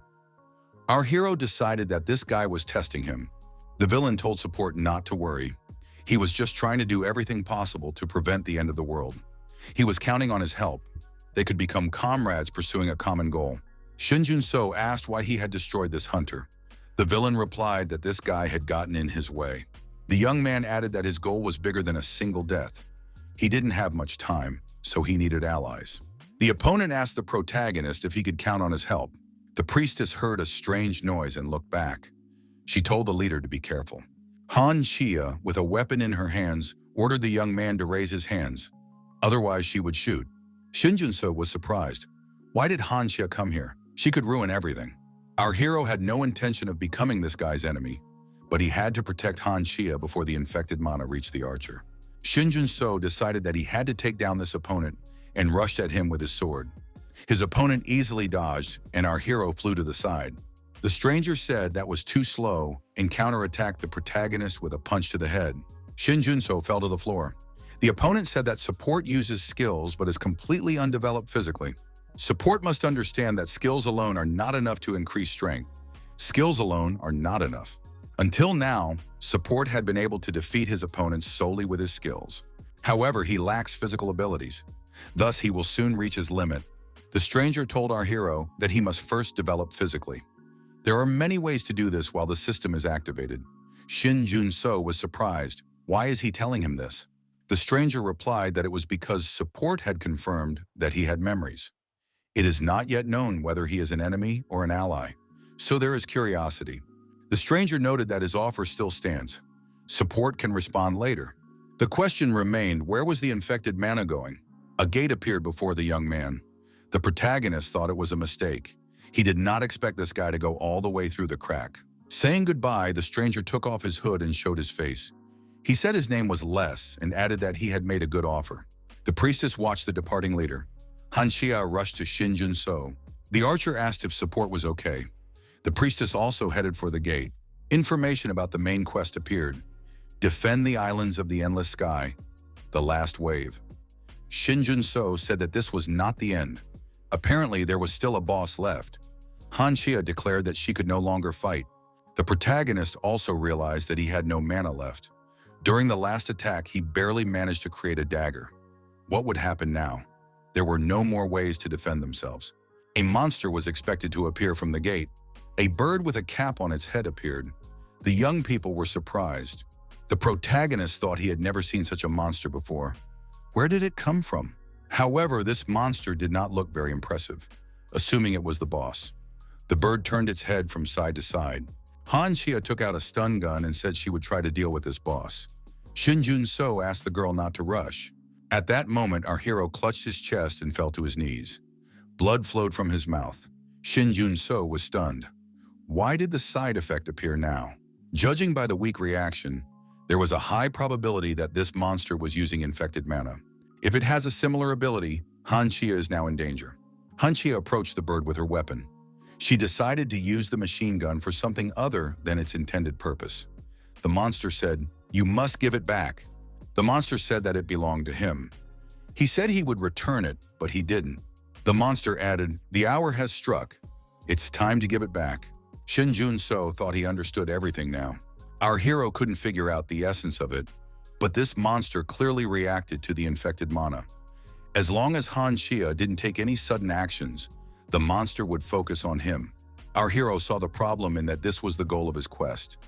How to deal with this monster? The monster asked, "Is the man listening to him?" Our hero thought that this creature had a little infected mana, but it wasn't ready to attack yet. The monster said that the man must make amends. The man did not listen when he was asked to return, so now he must make amends. Shinjuno wondered, did Lessa really have his infected mana? The monster said he had a lot, almost all of it, but the man had almost none. Where did it go? Shinjuno replied that there had been a misunderstanding, that the monster had mistaken the man for someone else. The monster said there was no misunderstanding. It was definitely used here, his reserves. Shinjuno said it wasn't his.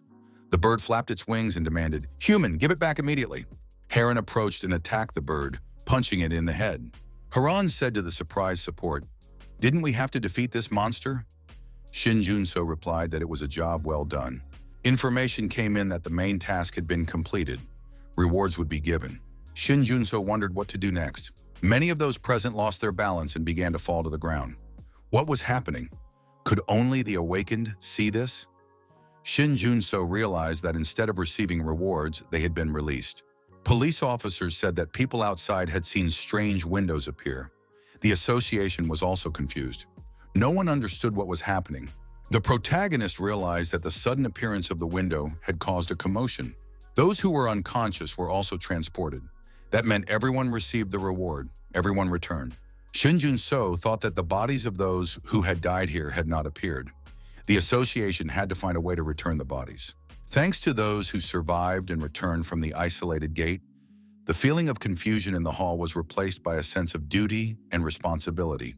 During Shinjuno's investigation, it was discovered that the rift had reacted weakly a few seconds before their return. In addition, the awakened ones had visions, and the rift briefly lost its light.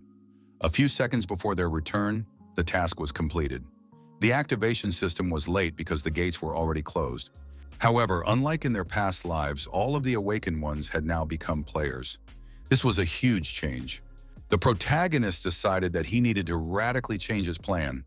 This way, no one would be able to meet the leader behind the priestess. Les had previously said that physical abilities needed to be increased first.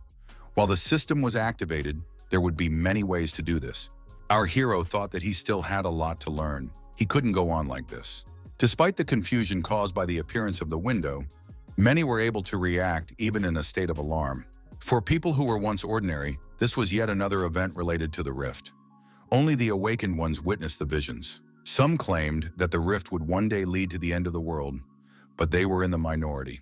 The Skeleton Guild was disbanded due to the death of their leader, the A-rank sorcerer Li Shinte. During the investigation, illegal activities were discovered, including illegal raids on dungeons, unregistered goods, and theft. Guild members testified that most of the profits were sent to Li Shinte's wife and daughter in America. The remaining guild members had nowhere to go and ended their careers as hunters. The Hunters Association, convinced that Quan Sahyun was alive, took him from the home of Yu Ji-eun, guardian of the islands of the boundless sky. Quan Sahyun and others mentioned an awakened woman who used dark energy. The association is trying to find her whereabouts. When it became known that the guardian Yu Ji-eun had no blood relatives, the association began to discuss who should receive compensation. Her husband and family died several years ago as part of a rescue squad. Dongju said that was all that was known so far. So-yeol thanked her colleague for the information. Dongju was surprised. Why was So-yeol going to share this information? The girl reminded him that Dongju himself had said that she should remember at least something. Dongju asked if So-yeol would continue her work. It was dangerous at the association. There was no guarantee that something like this would not happen again. The girl said she had to continue. Who else but her? Dongju replied that there was no great need for it. So-yeol said that managing the list of hunters, classifying ranks, providing monetary rewards, receiving and writing reports, all of this was their responsibility. Moreover, it was overlooked that they had initially posed as an association in order to clean up the islands of the boundless sky. So-yeol suggested that someone was behind these villains. Maybe gangsters, a large corporation, or national intelligence? Dongju said that So-yeol could certainly play detective, but only after she had fully recovered. In a dark, deserted alley, a gate appeared, from which a monster crawled out. Under the cover of mystery, the monster began to follow the young man as he moved along the alley. A hunter emerged from a gate in another part of the city. The young man approached the information window. There was no information about the active task yet. The hunter was angry. Why had he been called so early? The monster approached the young man. The guy got scared, fell to the ground, and screamed in fear. The monster gloated. The monster jumped high into the air and prepared to attack the frightened boy. However, the attack failed, as the monster itself was attacked and a dagger was thrust into its forehead. The monster flew far back. The young man was too terrified to raise his head. Someone's voice addressed him. The hunter who had recently come out of the gate was the one who had attacked the monster. He asked if the young man was alone here. The protagonist lay motionless on the bed. The cat asked if he had brought himself to this state by drinking 3 flasks of mana. The young man confirmed this.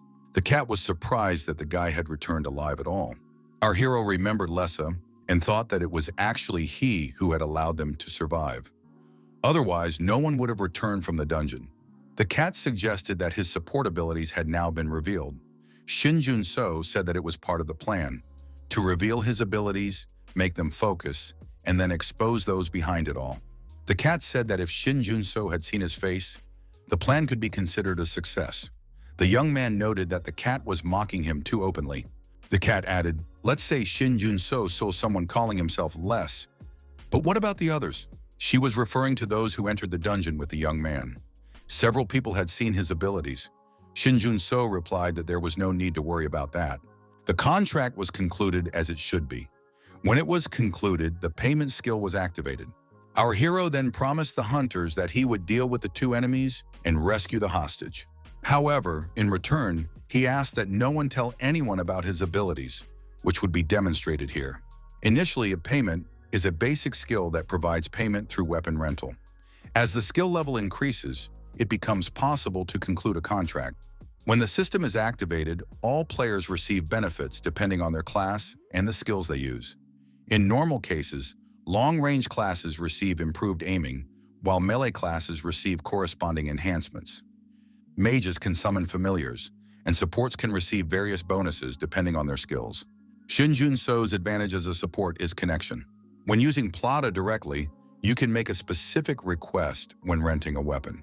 But at level A and above, the request can be easily ignored or resisted. The request implies a condition. If a person rents a weapon, they must fulfill Shinjuno's request in return. However, at level A and above, it can be bypassed. Nevertheless, as the skill level of payment increases, it is possible to conclude a contract that cannot be resisted while the system is in effect. Non-standard use of payment, such as memory erasure, became available thanks to Shinjuno's high level of skill. For hunters of rank A and above, the chances of success were slim. Shinjuno thought, judging by the fact that he was hardly mentioned during the investigation, the skill worked as intended. Thanks to Yoon Tae-hoon, our hero was able to determine the available limits. Shinjuno assumed that the system had been activated too early. Now other players would begin to adapt to these changes. The cat reminded him that she had already been a player in the dungeon, although now, thanks to someone, she was forced to play the role of a maid. Shinjuno noted that now all the awakened ones had become players. This was very different from his memories. The cat asked what all this talk about memories was about. She said she didn't know what the previous cycle was, but were memories what the young man had experienced. The cat added that all memories are mixed up and don't match. All he has are techniques he calls skills, even though he never trained in their use. Are these really his memories? She continued, if this is true, then her world is also destroyed. After all, there is no one who remembers him. The cat asked why Shinjuno had these memories. How was that possible? The young man recalled that when he and the guild members first entered the dungeon, he fell into a strange lake. The cat said she was talking about the previous cycle. If memories were passed down through cycles, there had to be some way. She wondered if it could just be an illusion. However, the protagonist was sure that these were his memories and added that he could prove it. Shinjuno remembered Les asking him, doesn't he have memories too? Les clearly said too. That meant there must be other people with memories. Shinjuno said that he wanted to take care of some business and took a book from the shelf. The protagonist thought that Kang Yurim was definitely his ally in the previous cycle, but now he was working with Les. What really happened? Les said there was no need to worry. He was just trying to do everything he could to prevent the end of the world. If that was true, Kang Yurim must know about it too.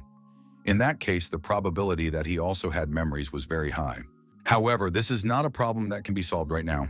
Therefore, they need to focus on the issues they can deal with right now. The phone rang. It was the head of the Overkill Guild. Yoon Tae-hoon was surprised because they had agreed not to contact each other. Shinjuno said that plans had changed. They needed to meet and talk. The young man who had come out of the gate and the boy he had saved from the monster sat together on a bench. The schoolboy said it was time for him to go home and thanked the hunter for saving him. The young man advised him to be more careful in deserted places in the future. A minivan stopped on the road near the schoolboy. When the car drove away, the schoolboy was no longer there. The hunter looked up and saw that the boy he had saved had disappeared somewhere. A man in a mask approached the protagonist. The young men greeted each other. The masked man sat down next to him and said that he had heard about it from an acquaintance in the association. However, they did not mention anything about support. Shinjuno said that their previous plans had lost their meaning. The man in the mask was surprised. What did that mean? The interlocutor asked in surprise. Had the support really met with the person behind the priestess? The protagonist confirmed this and added that the gap between them was insurmountable. The interlocutor took off his mask and asked why he had been called in that case. Shinjuno replied that if he hadn't done so, neither of them would be alive now. He added that this person was not an enemy they could defeat at this time. The interlocutor asked Shinjuno if he had seen the man's face. Our hero confirmed this, but noted that he was unlikely to be registered as a hunter. Perhaps he was not even one of the awakened. Tae-hoon was surprised. What did Shinjuno mean by that? The protagonist thought that Les was a strange name, and his abilities were unusual. He doesn't use mana at all, and he doesn't just use magical energy, he does so on a destructive scale. In addition, Kang Yurim and a priestess were with him. Everything was clear with Kang Yurim, but there was no priestess in his memories. However, the priestess's skills seemed familiar to our hero. The protagonist continued to wonder who she was. After meeting Shinjuno, Taehoon talked to Woo-hyun on the phone. The woman said that this guy was clearly hiding something. When they first met, she felt a certain energy from him. She added that Taehoon was a warrior, so he might not have noticed it. Besides, it didn't seem like magical power at all.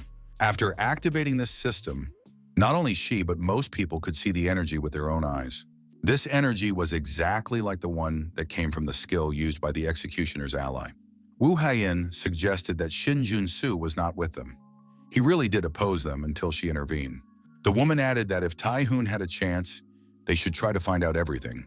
Support probably trusted Taehoon more than her. Taehoon said they had a lot to think about. The protagonist thought that the original plan had completely failed. Now that the system was activated, it was pointless to reveal his abilities. The young man wondered whether he should tell them about his memories from the previous cycle. Taehoon suggested that Woo Hai didn't trust support very much. The guild leader added that he was different. Even if Shinjuno's rank and skills suspiciously don't match, even if the young man always contacts him first, only reports on his affairs and disappears, even if he pulls the strings of the head of one of the leading guilds. Shinjuno was surprised. Was he really like that? Taehoon said that if Shinjuno could fully unlock his potential, he wouldn't care anymore. Shinjuno asked his interlocutor to calm down. The guild leader continued. If Shinjuno had any doubts about him, he could honestly say so. The young man shouldn't worry and try to do everything on his own. It didn't matter what others said. Taehoon added that he was on the young man's side. Shinjuno thought that perhaps he had been too cautious when talking about preparing for the end of the world with the heroes. He didn't trust them at all. Shinjuno asked if he could really reveal this to the guild leader. Taehoon asked him to tell him everything. Shinjuno said that God would descend to earth and the end of the world would come. The end of the world came suddenly, just like the moment of the first awakening. It was an official quest. The final chapter, the end of the world. The reward was the salvation of the world. The hunters saw this information window and became interested. Could this be a new quest? Would the guild leader regain his power? Someone suggested looking up and everyone saw a winged creature. What was it? No one understood what it all meant or what was happening. However, judging by the name of the quest, it was about a deity. But where did these feathers come from? The next moment, there was an explosion and everyone squinted from the bright light. For a whole week, the players and heroes desperately searched for a way to defeat the god, according to the quest conditions.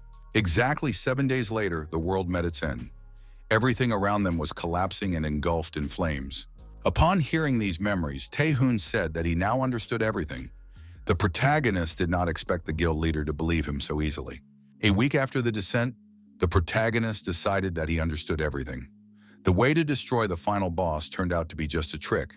If only the young man had figured this out a little earlier, they could have saved everyone. Unfortunately, the protagonist realized this too late. The rival, bound by threads of infected magic, said that the heroes whom this guy had eliminated at the very beginning were the key. Taehoon suggested that the memories ended with the narrator's death. Shinjuno confirmed this.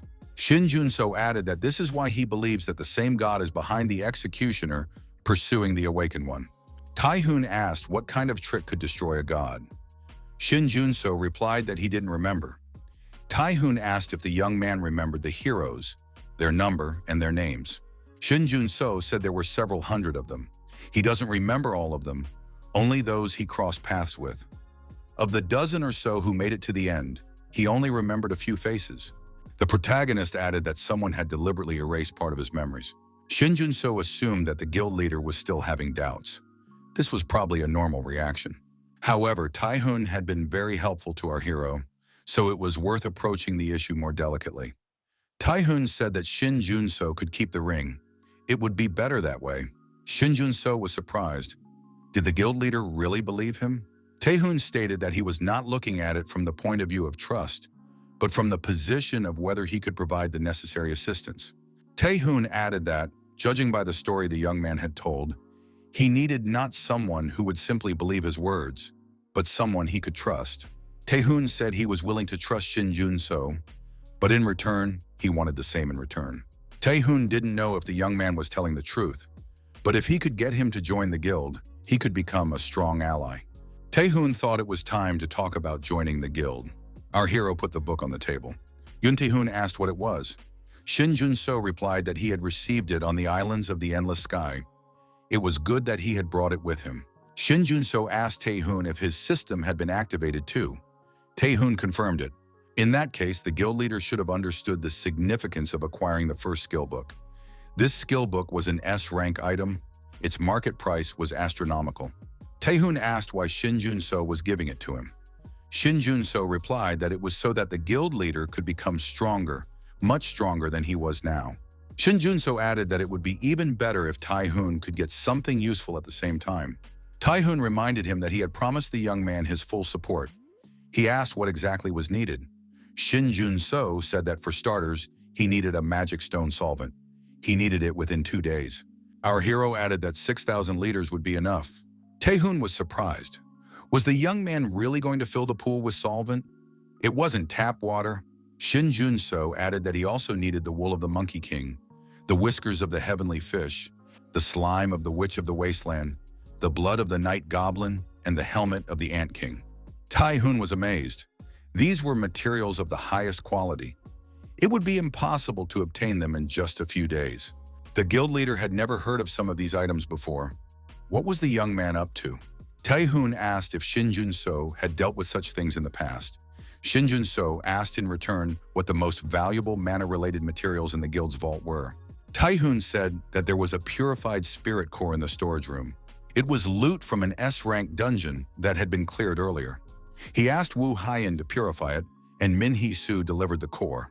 Shin Jun-so said that should be enough. Secretary Min Hee-soo was furious, as it was a priceless treasure of the guild.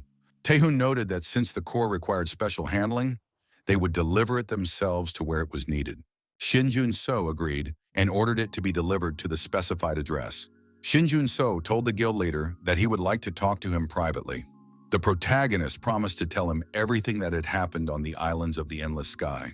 The young man took the bus out of town with his gifts and approached a house standing on the edge of a forest at the foot of the mountains. The young man was greeted by a woman in a wheelchair with a watering can in her hands. The young man told his mother that he had returned. The woman was delighted to see Shin Jun-so. The young man asked how she was doing. One day, unexpectedly for everyone, a crack appeared in the ground and mana poured out of it. But it did not become a blessing for the whole people. Those who resonated with the mana became awakened and gained new abilities. But for those whose sensitivity to mana was particularly low, it turned into poison. This disease was later named multiple mana perception disorder. In severe cases, it led to death. Survivors suffered from various complications. Shin Jun-so asked his mother how she was feeling. The woman replied that she felt much better after being treated in such a place with clean air. She said she had received the items as her son had advised and left them near the storage room. She added that someone from the guild had come. It seemed to be some kind of awakened person. Shin Jun-so thought that Min Hee-soo had come herself after all. She must have grumbled a lot. In any case, thanks to Tae-hoon, there was an opportunity to take a chance. Our hero stood in front of a huge number of magic crystals. These were stones that he had collected for a whole year. Myo-haran asked in the office of the head of the Shinhwa Guild if they were looking for her. Kim Ik-hyuk said he had heard that the girl had been to the island of the endless sky. Haran said that she had already provided a full report to Secretary So-hee. Kim Ik-hyuk looked at the report and said, "An unusual awakened being and monsters that create portals attacked, and a passage suddenly opened from which monsters poured out." The quest began. The head of the association, Han Shia, asked his interlocutor if he had noticed some kind of unidentified dark force. Lee Dongju confirmed this. Because of the monsters, he couldn't really see anything, but it seemed that another awakened being was using it. Han Cholman suggested that someone might have seen this person. Dongju replied that the 3 hunters accompanying him had noticed it. They were the deceased hunter Lee Shin-tae, the hunter Han Shia, and Shin Jun-so. Kim Ik-hyuk listened to Haran and said he couldn't believe it. Was Shin Jun-so really there? The guild leader asked what had happened there. Haran replied that she hadn't seen anything. Lee Dongju told the head of the association that monsters were swarming around. He couldn't see properly while fighting them in place of the other hunters. Dongju continued. Then he and the hunter Myo-haran took care of those who had lost consciousness. They couldn't be left behind, and that man disappeared in an unknown direction.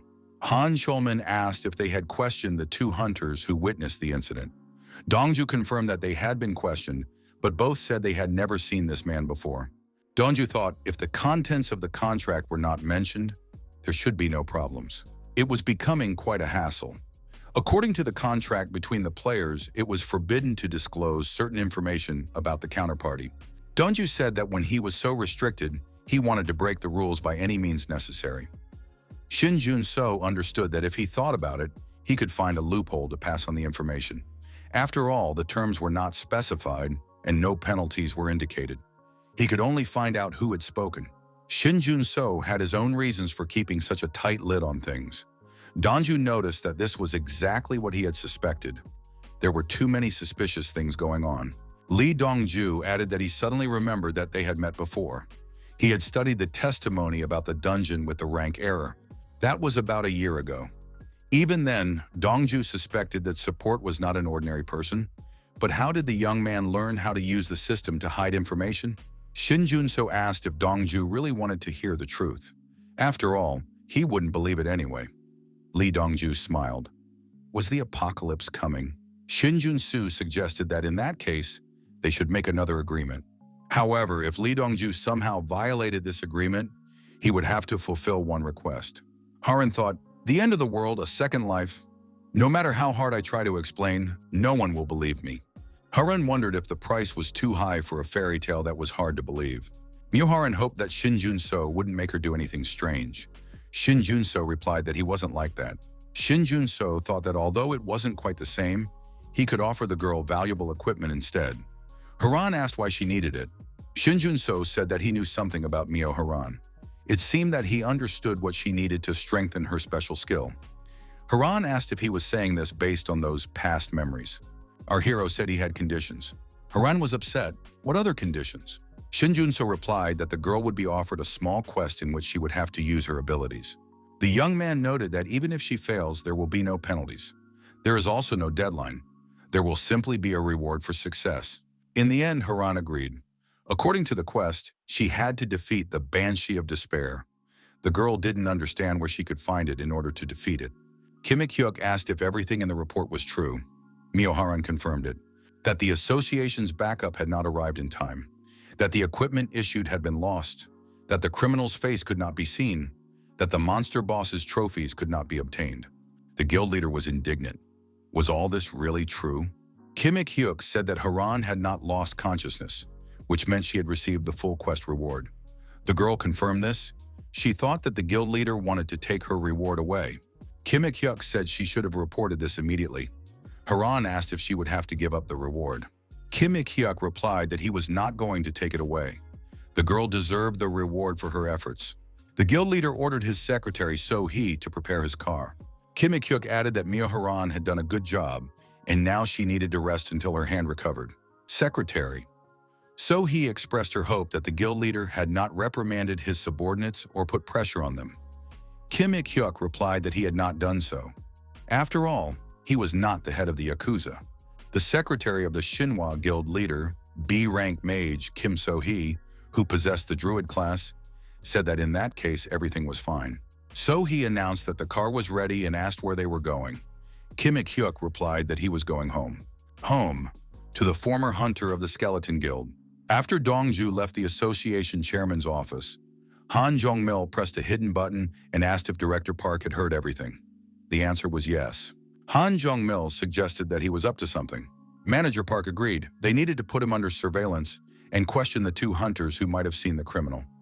Park Jong-in was an A-rank mage and possessed the Explosion Summoner class. He was the leader of the association's Awakened Hunters response team. The chairman of the association said that the matter concerned Shinjuno and Han Shia. We must act decisively. The cat, as always, was walking around on her own and, yawning, decided that today was very dreary. Last time, she took out her anger on a few guys and her mood improved. Would something similar happen today? The cat received information about the sudden appearance of a new hidden quest. The suspicious people the cat had met earlier were holding a meeting. It was necessary to find their hideout and check it out. The reward would be the right to act autonomously for 5 minutes.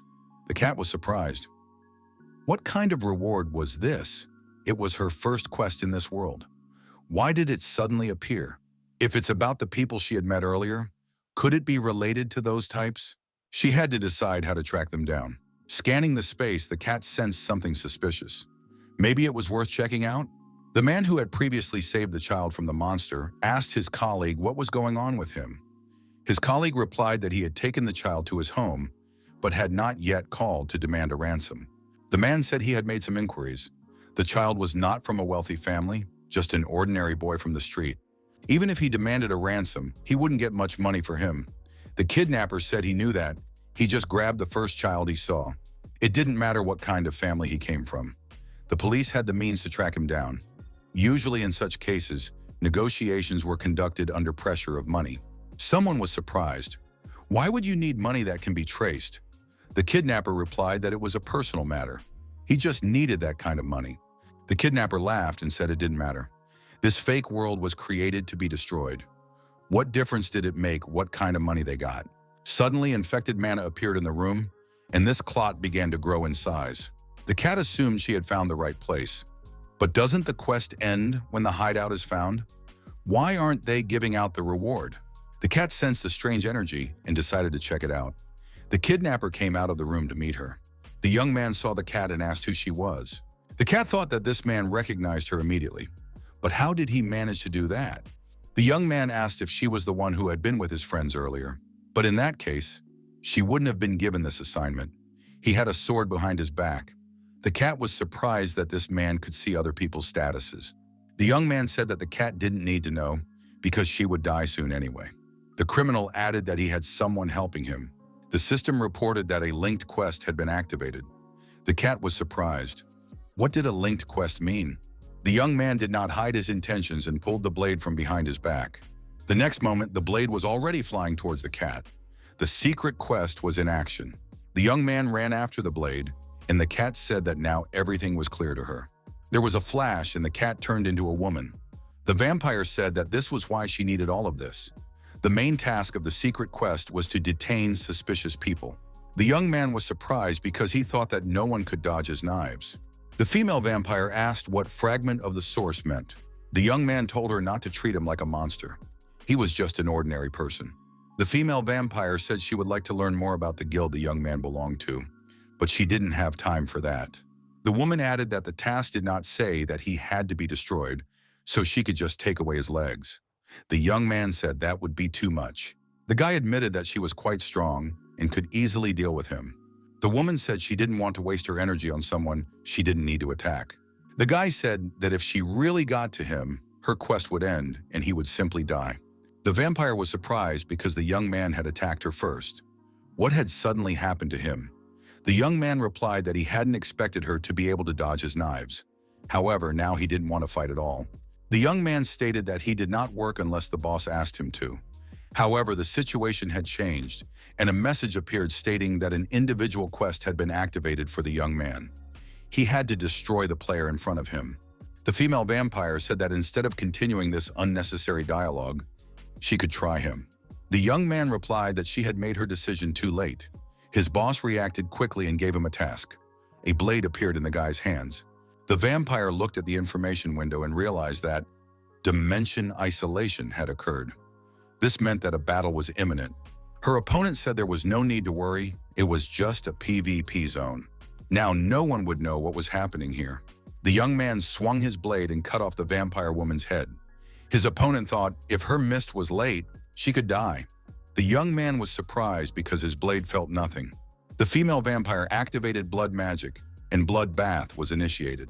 The young man was outraged. How dare she do that? He turned around again and went on the attack. The female vampire used the blood magic skill, and huge bloody hands were ready to grab her opponent. The woman said that this guy had finally been caught. The young man tried to escape from the bloody trap and shouted that she wouldn't get away with this. Thanks to his blades, the opponent was able to break free from the trap and prepared to attack the female vampire again. The young man miscalculated his strength and lost the attack. Dropping the blades from his hands, he flew far back. The bloody abyss began to pull the young man back inside. How could he get out of there now? Everything around the young man looked suspicious. He didn't even want to step on it. But where did the red bloody hands come from? The young man assumed that this was a condition for using the skill, or was it a limited technique that prevented damage? The forms are different, but it's always blood magic. Could she really be a vampire? But he had heard that there were only a few blood mages. How could she even know about empty fantasy? The young man tried to resist, and he had a lot of questions. The female vampire was surprised. How could this guy destroy her bloodthirsty hands with a single dagger? His opponent assumed that this woman might lack physical skills, but as a mage-class player, she was easily able to dodge attacks. In that case, it was indeed a limited skill that prevented damage. The young man dipped his finger into the pool of blood. The woman was surprised. What was he doing? The guy put his bloody finger in his mouth. The woman was surprised. How could he just take and eat her blood? The young man said that he was facing an opponent with AoE attacks who was preventing him from moving and dodging all physical and ranged attacks. Would she be able to dodge his attack, which she couldn't see? The female vampire was outraged. Why should she fight this lunatic?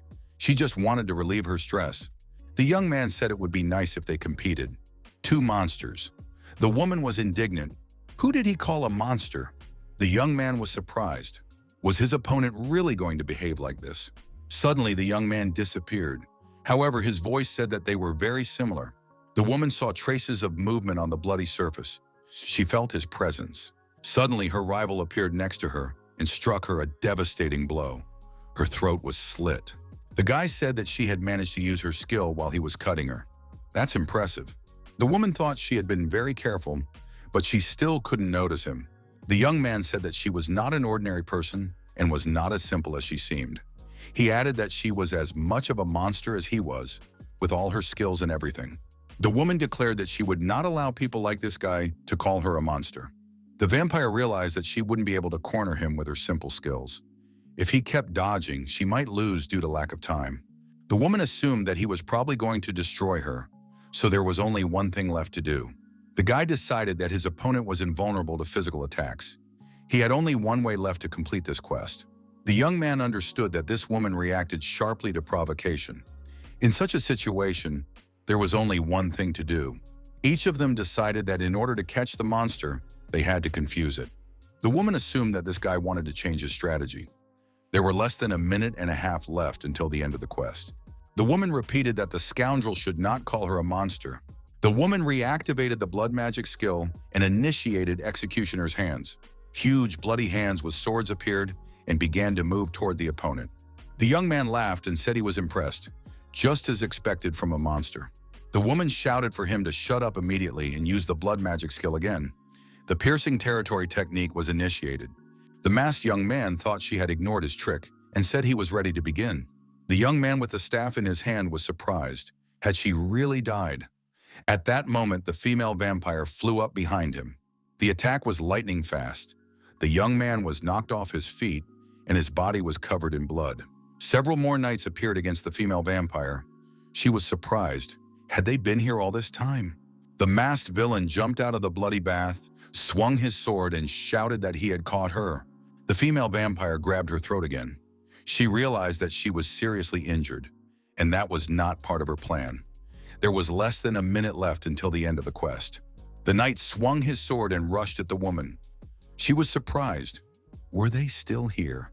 The woman decided to hide in the fog. The knights launched a simultaneous attack and inflicted significant damage on the vampire woman. The main opponent ordered them to hold her tighter. The masked young man swung his sword and shouted that she would now die. Surprisingly, the female vampire smiled at that moment. There were 22 seconds left until the end of the quest. The masked young man struck with his sword. However, at that moment, the female vampire turned back into a cat, and the sword cut off the knight's head. The cat turned back into a female vampire. She said she had anticipated the monster's movements. In her hands were threads with which she restrained her opponents. The young man was amazed. Infected mana grew directly from the ground. It was puppet manipulation, threads of slavery. The opponent was entangled in these threads from head to toe. The woman continued to tighten them. The young man was immobilized and lay in a pool of blood. He assumed that she had hidden her mana using the AoE skill. The woman pointed out that the opponent himself had said that he felt a strange energy. She had set a trap, hoping that he would fall into it. Did the guy really think she would fall for his provocations? The young man admitted that he had lost because he had let his guard down. He would have won if his teammates hadn't let him down. The guy said that defeating this vampire woman in the future would be fun. The young man added that they would definitely meet again. There were 7 seconds left until the end of the quest. The woman was surprised. Had he really died? At that moment, a message came in that the quest had been completed. The protagonist told the cat that he was very surprised to see her in the morning. The veterinarians decided that he was mocking the animal. The cat lay in front of the young man with her body bandaged. She said that she would not have died even if she had been thrown away. What was all this talk about? Shinjuno said that the cat, which had been fine the day before, was bleeding to death in his living room. How could he not be nervous? The cat told him to calm down. She wasn't his pet. Shinjuno was surprised, wasn't she? The protagonist asked what had happened while he was visiting his parents. The cat admitted that she had gotten into a fight. She had fought against the empty fantasy guild. Shinjuno was surprised. Was it really them? The cat reminded him that no one knew about their existence.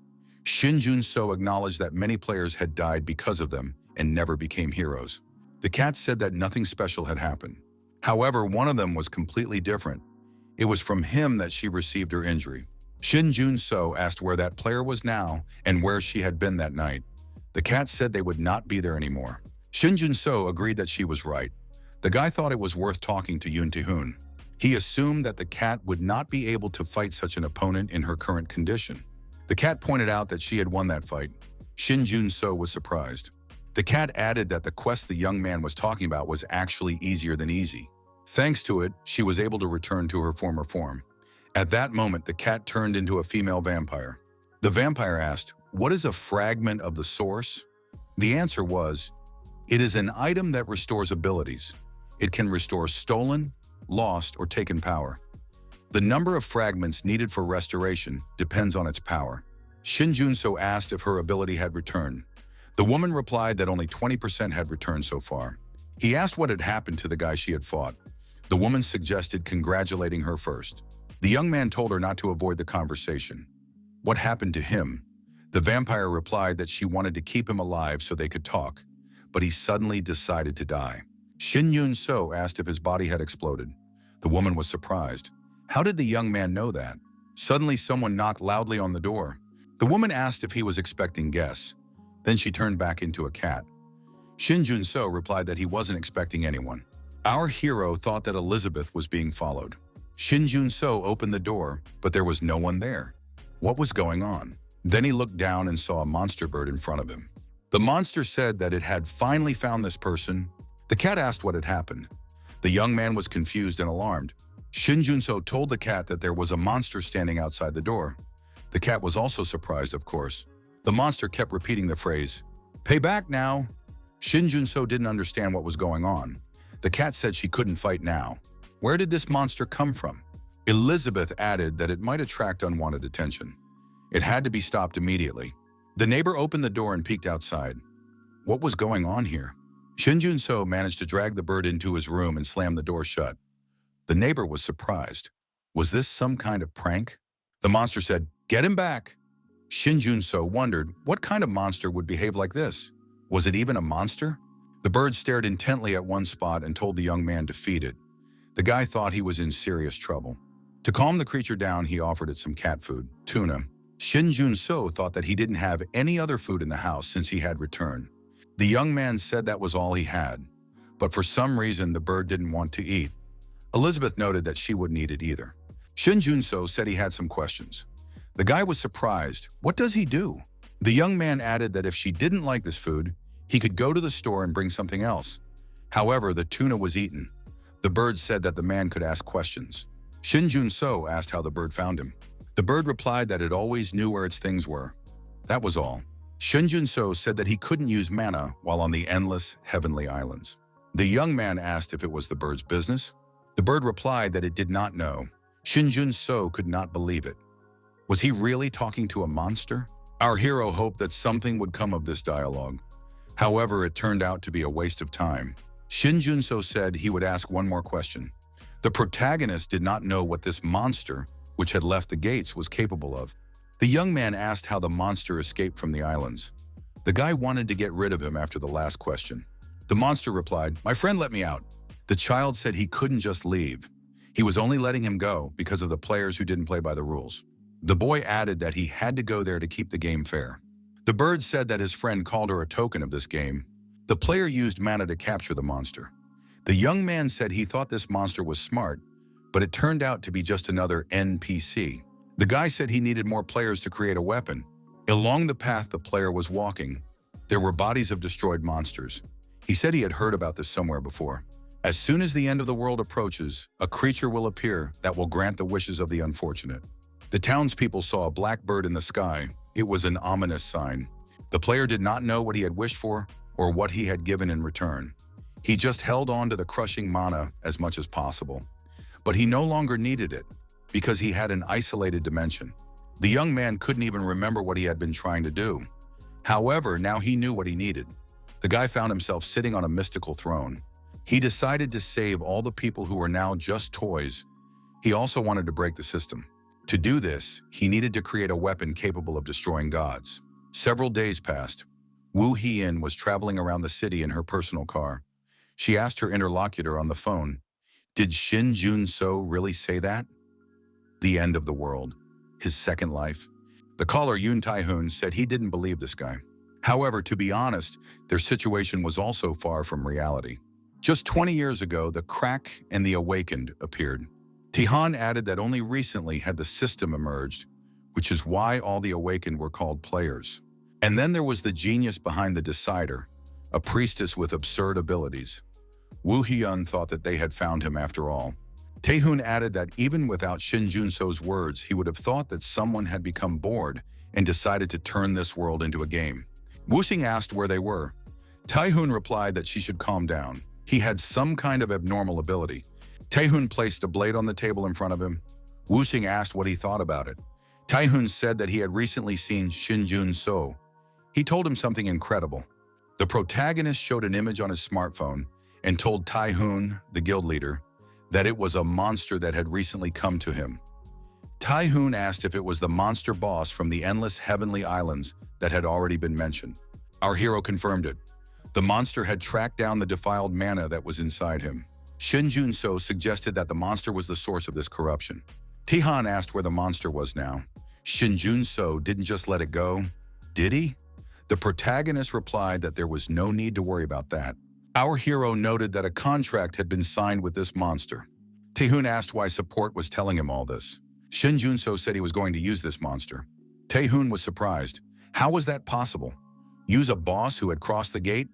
The young man replied that he had a reason. This monster boss called himself a chip. The young man added that, in his personal experience, monsters with large amounts of infected mana often guarded dungeons with incorrect ranks. If he couldn't track them down, it would be useful during raids. Shinjuno noted that he would not be alone. Many others would join him. Taehoon asked what the young man meant. Shinjuno replied that he wanted to join the Overkill Guild of Sanha. Taehoon was surprised. They didn't have any such affiliated guilds yet. Unlike the main guild, which professionally conducts dungeon raids from S to B rank, the Sanha Guild is an affiliated organization created by awakened low ranks who conduct raids in dungeons below B rank. Shinjuno added that the Overkill Guild would have already created the Sanha Guild. Taehoon clarified, was that in support's past life? But why? Shinjuno recalled their joint raid on an unconfirmed dungeon at the request of the Hunters Association. At that time, all the leaders of Overkill, except for Taehoon, died. The members of the Shinhwa Guild, including the head Kimik-hyuk, also died. Having lost the guild with awakened S and A ranks, Shinhwa disbanded, and Overkill created the Sanha Guild to absorb former Shinhwa members in the future. Taehoon thought that this was only possible because he never believed his interlocutor and did not think about it. The man in front of him saw their future. Taehoon wondered if that was why Shinjuno wanted to create the Sanha Guild, to conquer and support heroes from the future. His interlocutor said that the guild leader was right. Taehoon asked what happened to him in his past life as a support.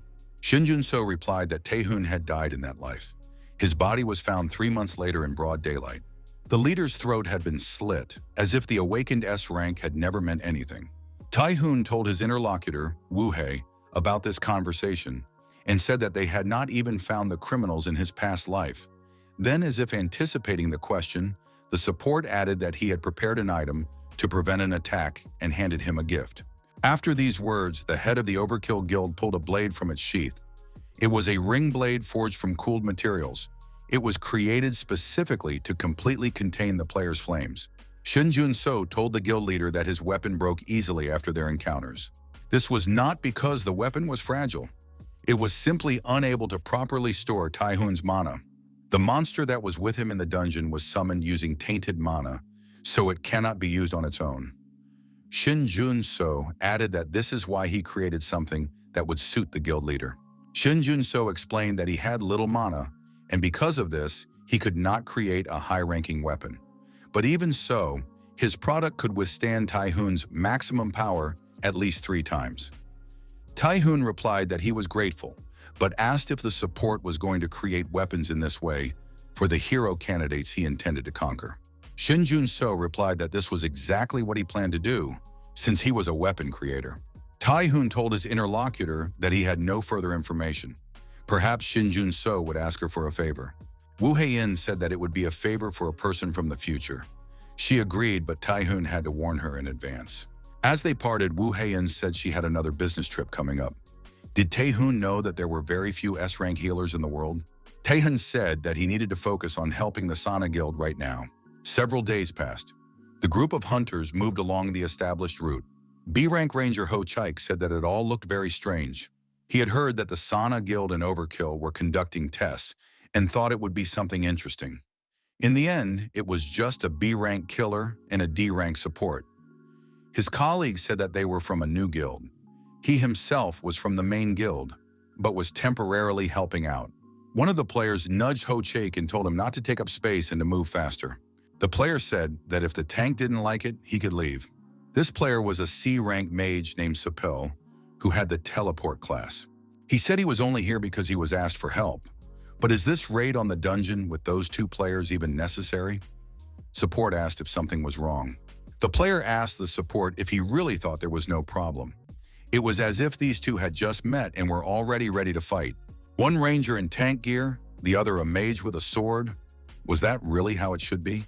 Shinjuno said that they were simply equipped with what suited their abilities. The player asked Sepil who he was and why he was angry. The mage replied that he was just mad. Why is this guy whining and arguing when they haven't even gotten there yet? He asked to see the guild registration forms and wanted to talk to the guildmaster, Overkill, to make sure the dungeon was safe. Maybe that's enough? The young man replied that he didn't even have any special skills, but the employer's website immediately sent him an offer. That's strange. It said that they would only find out about the test inside. Sopel said that when he was an athlete, he dealt with whiners like that quickly. Suddenly, a monster attacked the players. However, the shield was activated in time, and the attack missed its target. The novice was frightened and closed his eyes. The swordsman was surprised. Did the monster really appear so quickly? Shinjuno told the players that there were 3 reasons why he had invited these people to join the guild. First, they were all poor. Therefore, even without explanation, they would join the guild for the money. Second, these 2 made an excellent duo. And behind the young man's back, in his backpack, were a baseball bat and a tennis racket. Third, if the heroes want to climb higher, they need to fight their way through a crowd of monsters. The knight pointed the way straight into the thick of it. The player said that this was probably the path to destruction. However, the 2 decided that if it was necessary, they would manage. The only thing they knew was that if they had to, they would have to go and try. Shinjuno warned that as long as he was there, nothing would threaten the 2 of them. It could be said that their test had begun. They must defeat these monsters. Genderozo is a humanoid monster that feeds on humans in dungeons. It is highly intelligent and fast, making it quite difficult to attack. Shinjuno warned that there was one condition.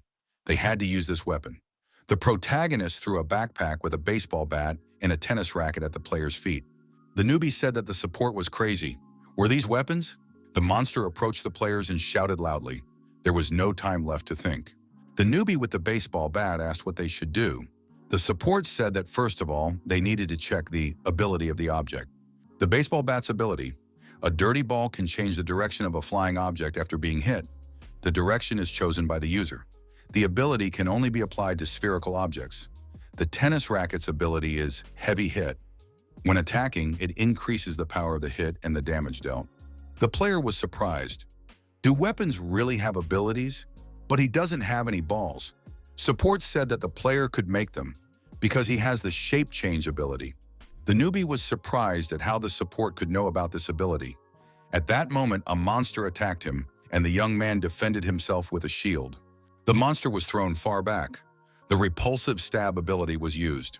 The monster managed to stay on its feet and prepared for a new attack.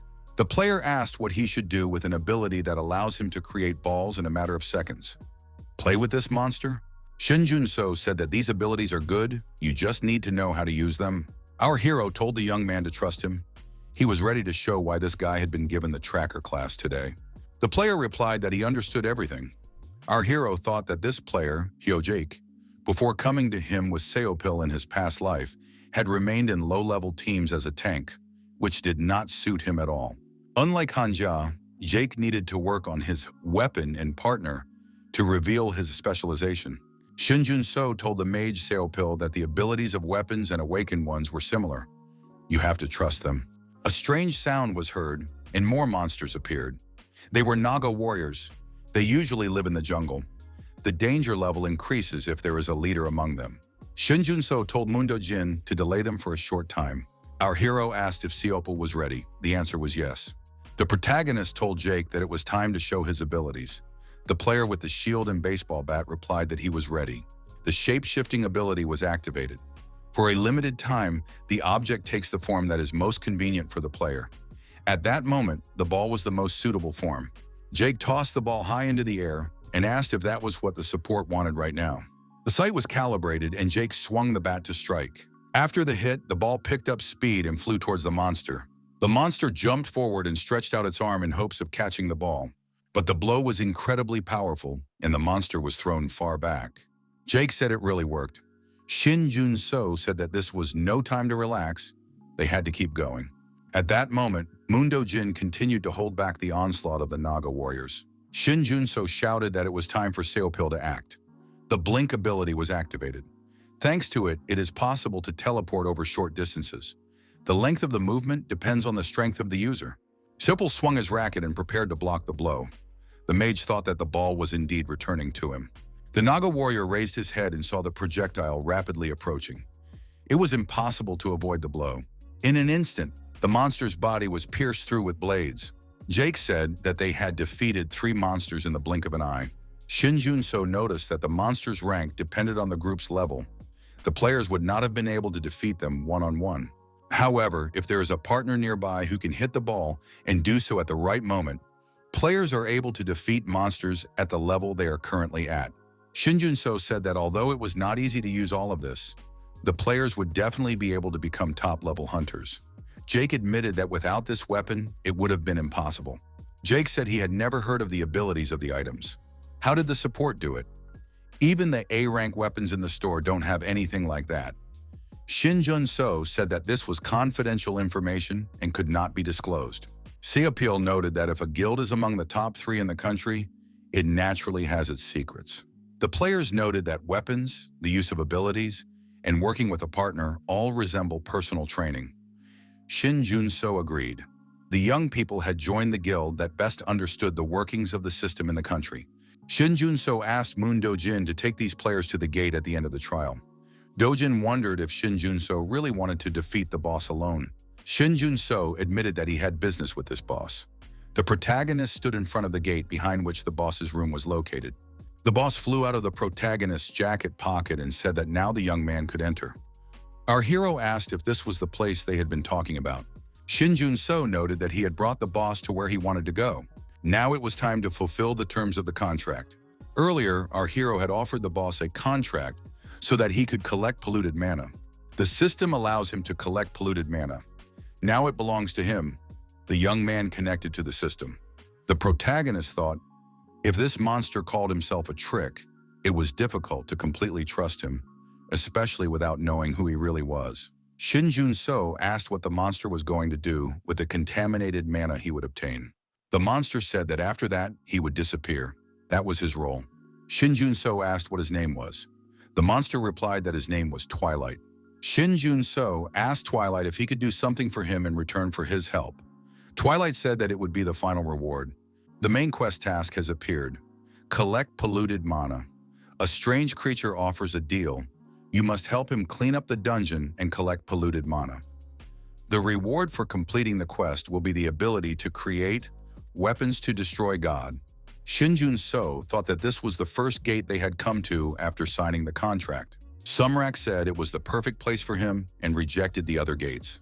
The protagonist did not know what lay ahead, but assumed that everything was going as it should. Shinjuno told Twilight that he was heading to the boss room. Shinjuno and Twilight entered the hidden side of the dungeon.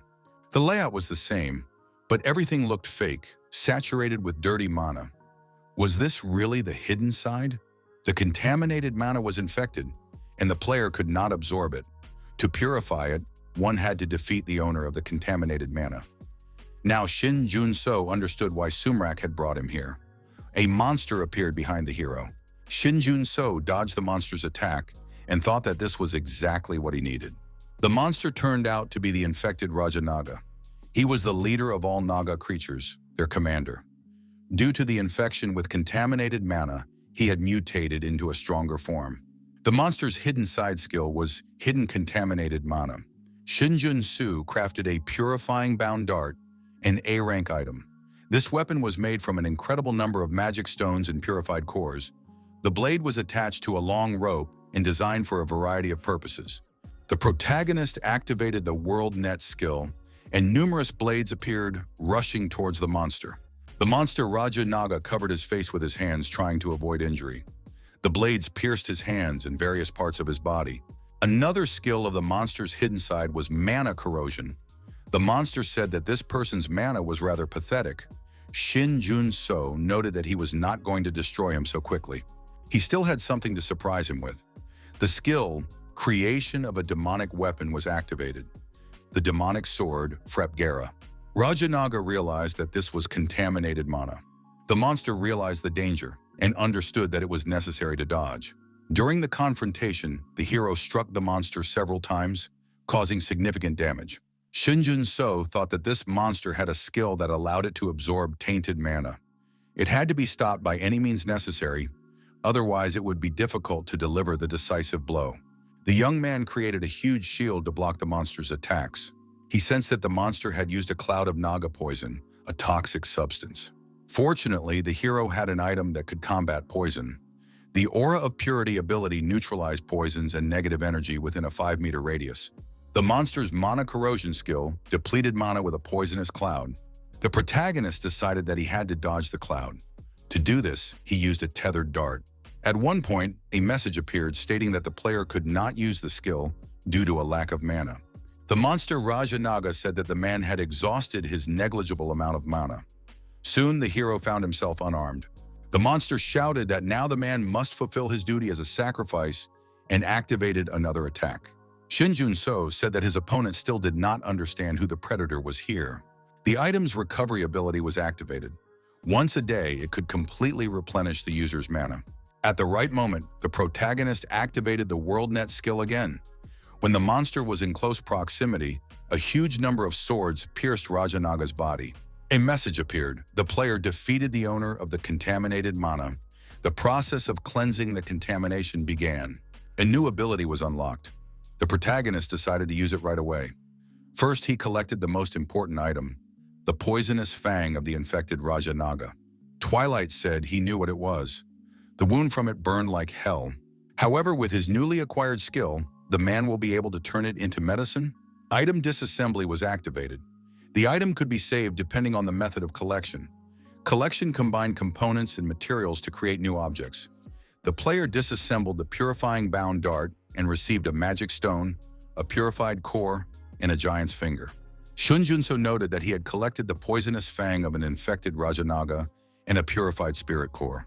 As a result, an item was obtained, a purified poisonous fang of the Raja Naga. After being administered, it significantly increased the user's mana and physical abilities, as well as having a healing effect.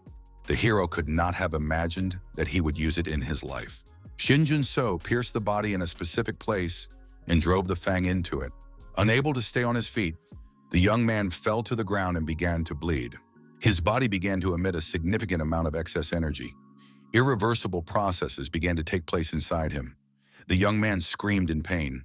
When the recovery process was complete, the hero said that the minimum preparation was over. Shinjuno noted that his mana had doubled thanks to the absorption of the poison. The young man noticed that his body glowed and his movements became more agile. He pulled the sword out of Rajanaga's body and swung it over his head. His strength had also increased significantly. The protagonist decided that his power alone was enough to be considered a B-rank fighter.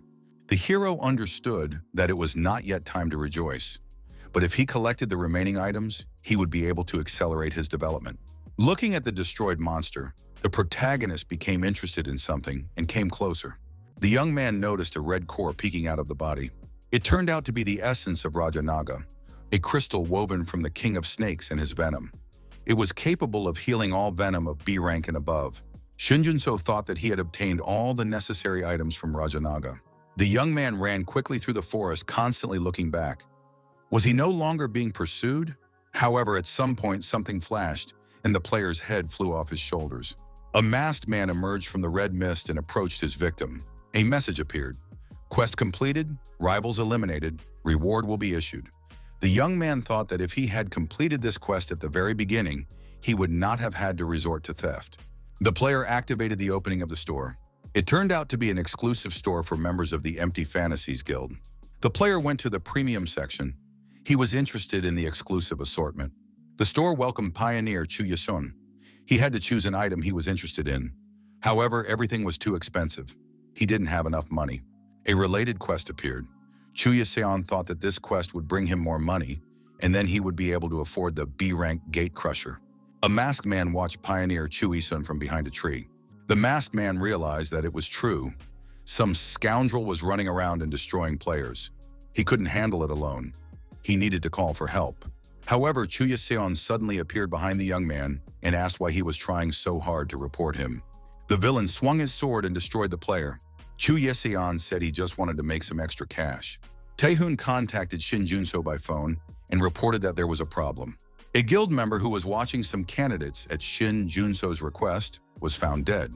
Along with the candidate he was watching, Shinjuno said that the same thing had happened in his past life.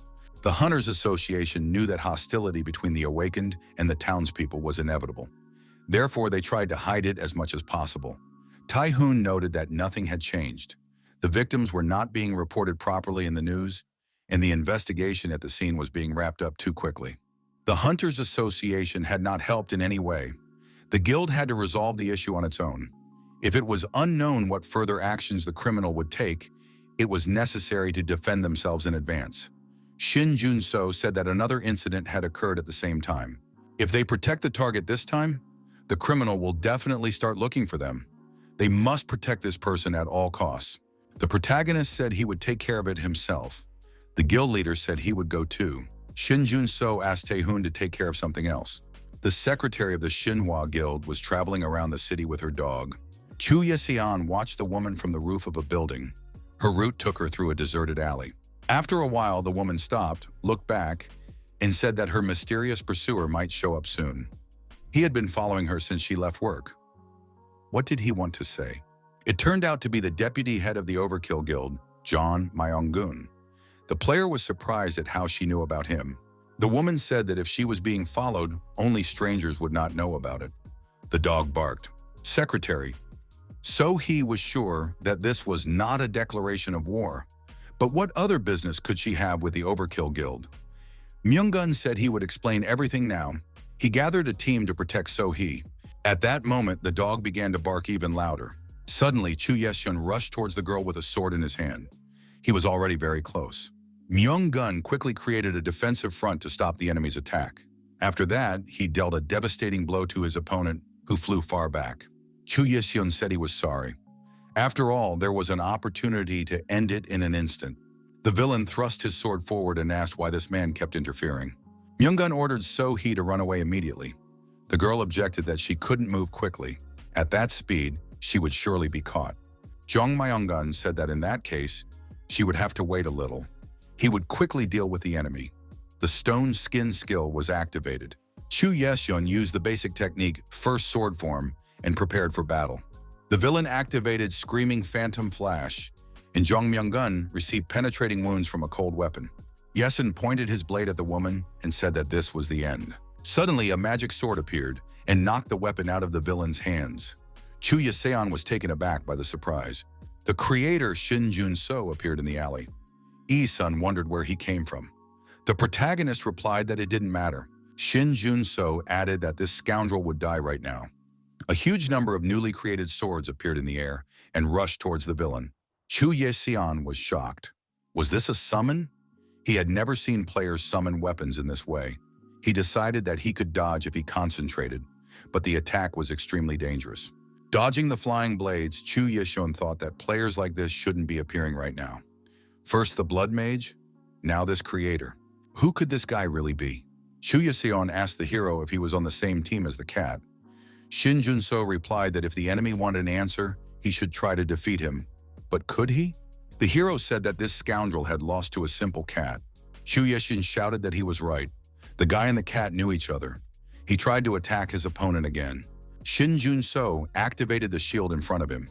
The young man thought that this was the transparency and line of the sword of masculinity that Elizabeth had spoken of. Chu Yeseon decided that his opponent was moving too slowly.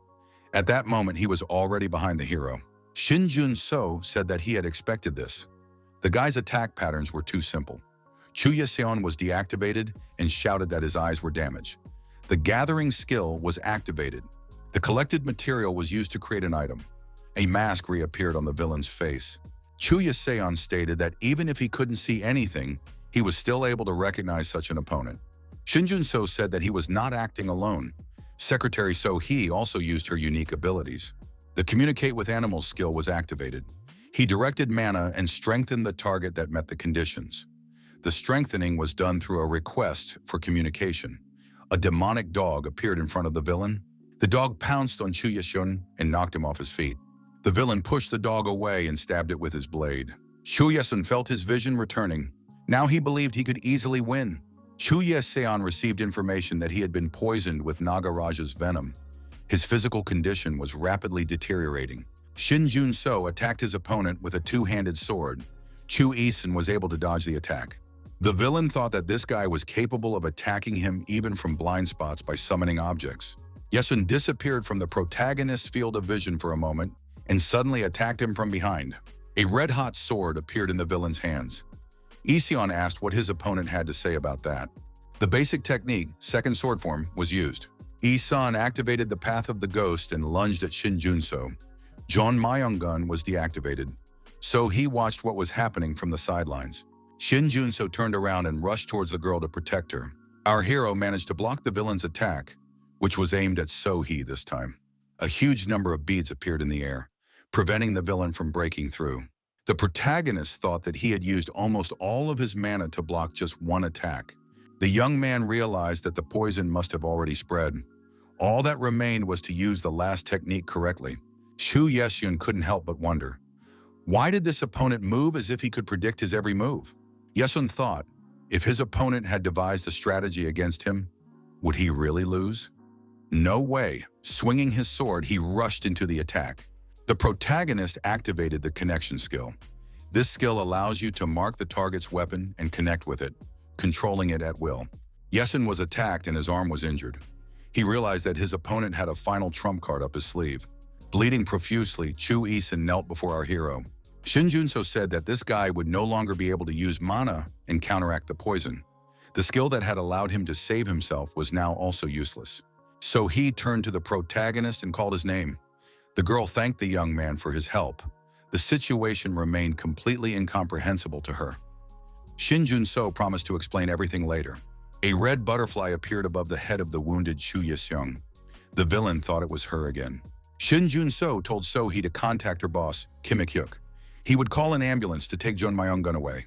Shinjuno and So-hee watched the red butterfly's actions with surprise. The insect landed on the ground, and many drops of blood formed around it. Instead of the butterfly, a woman appeared and said that the guy didn't look very good. Yeseon said he didn't need her help. The woman replied that there was no point in being angry about losing. Pride would not change anything. The priestess added that this loser would not be able to do anything after the rebirth anyway. Chu Eason asked the woman why she was here. The priestess replied that she had come to help him. Yesun suggested that someone had summoned her, since she was here. The woman confirmed that one of the members of the Empty Fantasies Guild had already won her quest with a summon.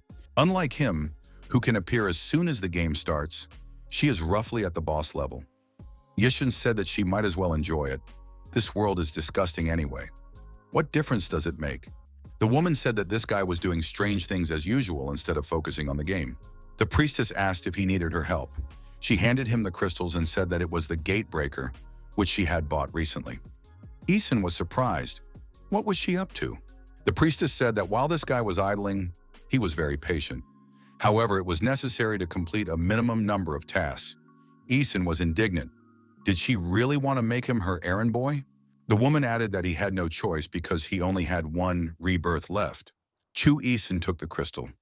He said that he needed to be more careful, as this world was a little different. Kim Ik-hyuk ran at full speed to help his secretary. So he happily announced that the guildmaster had returned. Kim Ik-hyuk was surprised. What was Shinjuno doing here? So he said that Shinjuno and the Overkill Guild had saved her. Shinjuno said that Kim So-hee would explain everything, and later they could find out the details from Yoon Tae-hoon. Kim Ik-hyuk stopped the protagonist and said that a member of his guild had been attacked and she had saved him. He couldn't leave without an explanation after that. Shinjuno replied that even if he told everything, the guild leader would not believe him now. Kim Ik-hyuk said he was waiting for an explanation. How did Shinjuno find out about the attack on So-hee? So he advised the guildmaster not to frown when talking to anyone. It makes him look like a bully. The Overkill Guild most likely investigated the recent crimes on its own and dealt with the disappearances. According to Shinjuno, Ehak had already heard something from Guildmaster Hyungmo. Shinjuno said he didn't know who they really were, but there was a possibility that they had come for Kim So-hee again. Shinjuno added that this woman must be protected so that something like this does not happen again. Our hero noted that Kim So-hee would lend him her abilities when he asked, as a token of gratitude for today. Kim Ik-hyuk was surprised. Who made that promise? The woman said that she had accepted the help and wanted to thank the young man in some way. Shinjuno said he had done everything that was required of him. After that, the young man said goodbye and headed for the exit. Ik-hyuk said he knew what people thought of him, a bully who relied only on his strength to treat others recklessly. However, now he would say what he had to say. The guild leader thanked him for saving the girl. The young men shook hands.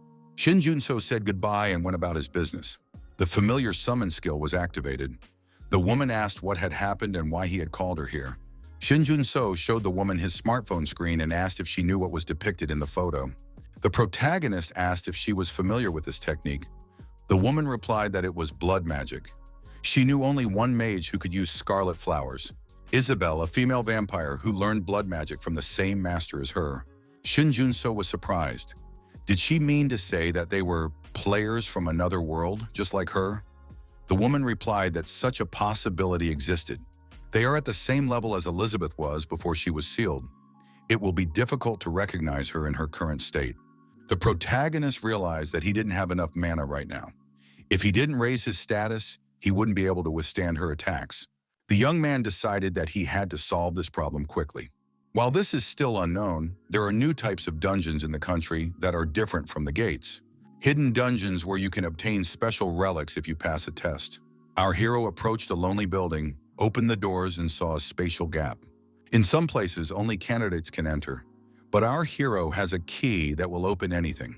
The protagonist said that they were in place and that Twilight could wake up. Will he be able to open it?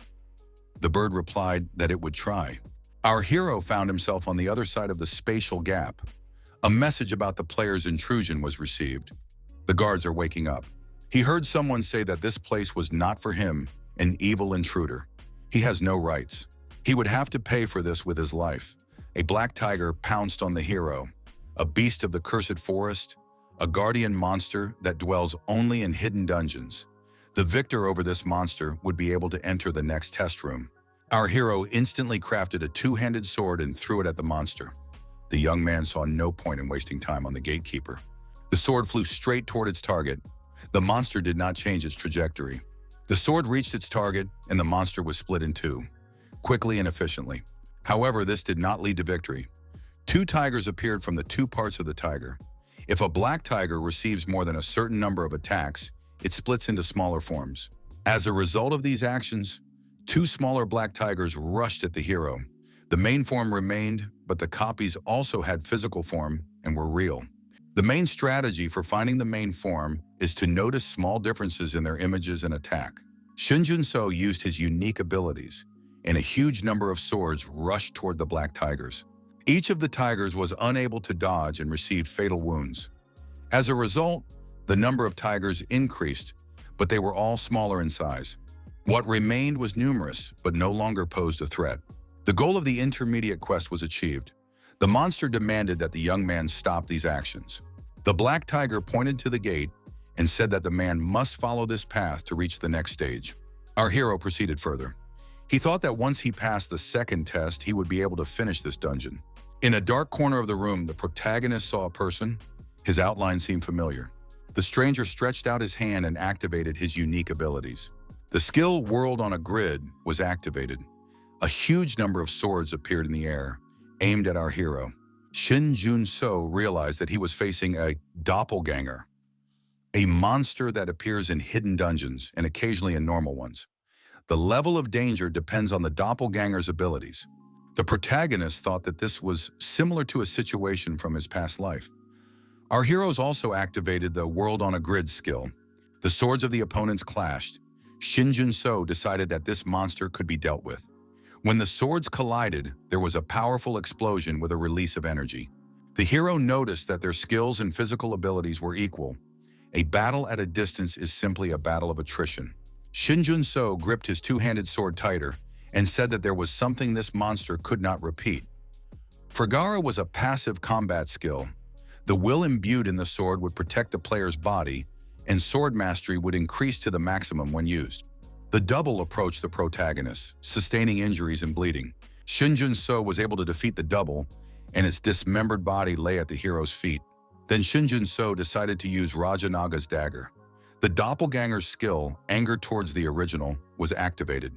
The doppelganger came to life, and all of its abilities increased by 1.5 times. A huge two-handed sword also appeared in the hands of the double monster. The monster rushed to attack the protagonist again.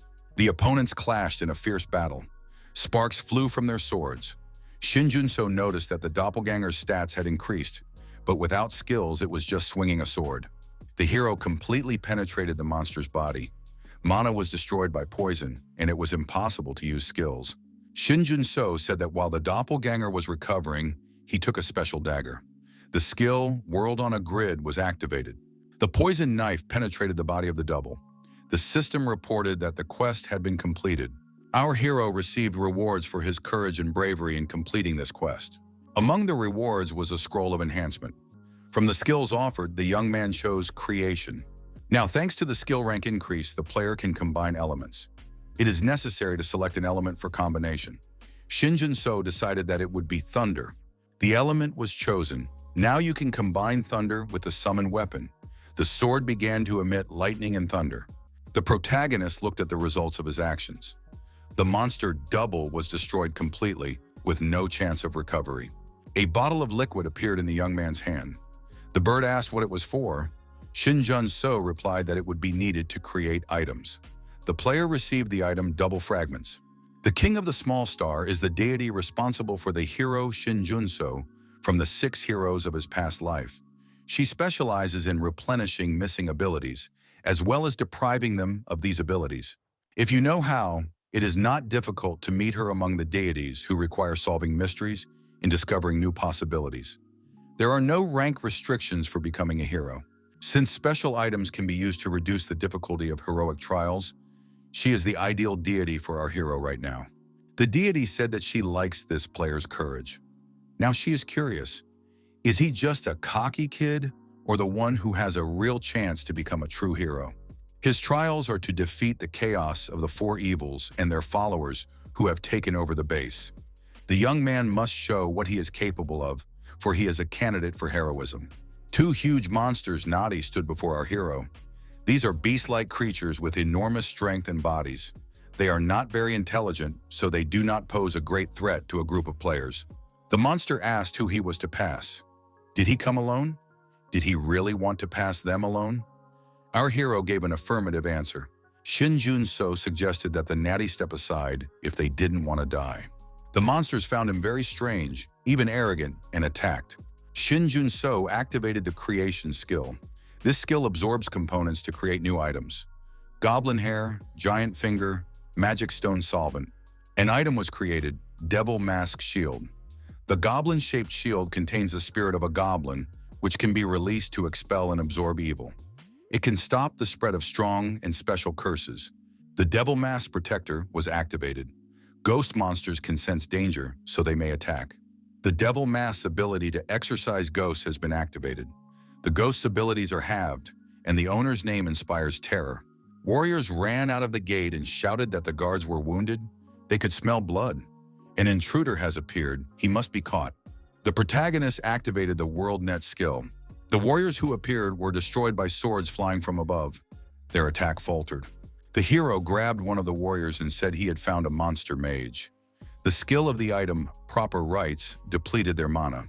Shinjuno noted that these monsters had little mana, but that was actually useful.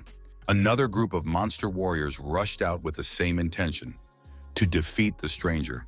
The protagonist activated the skill Mass Production, filling attribute, while continuing to absorb mana. The monsters did not understand what was happening, but they felt a burning sensation. The connection skill was activated.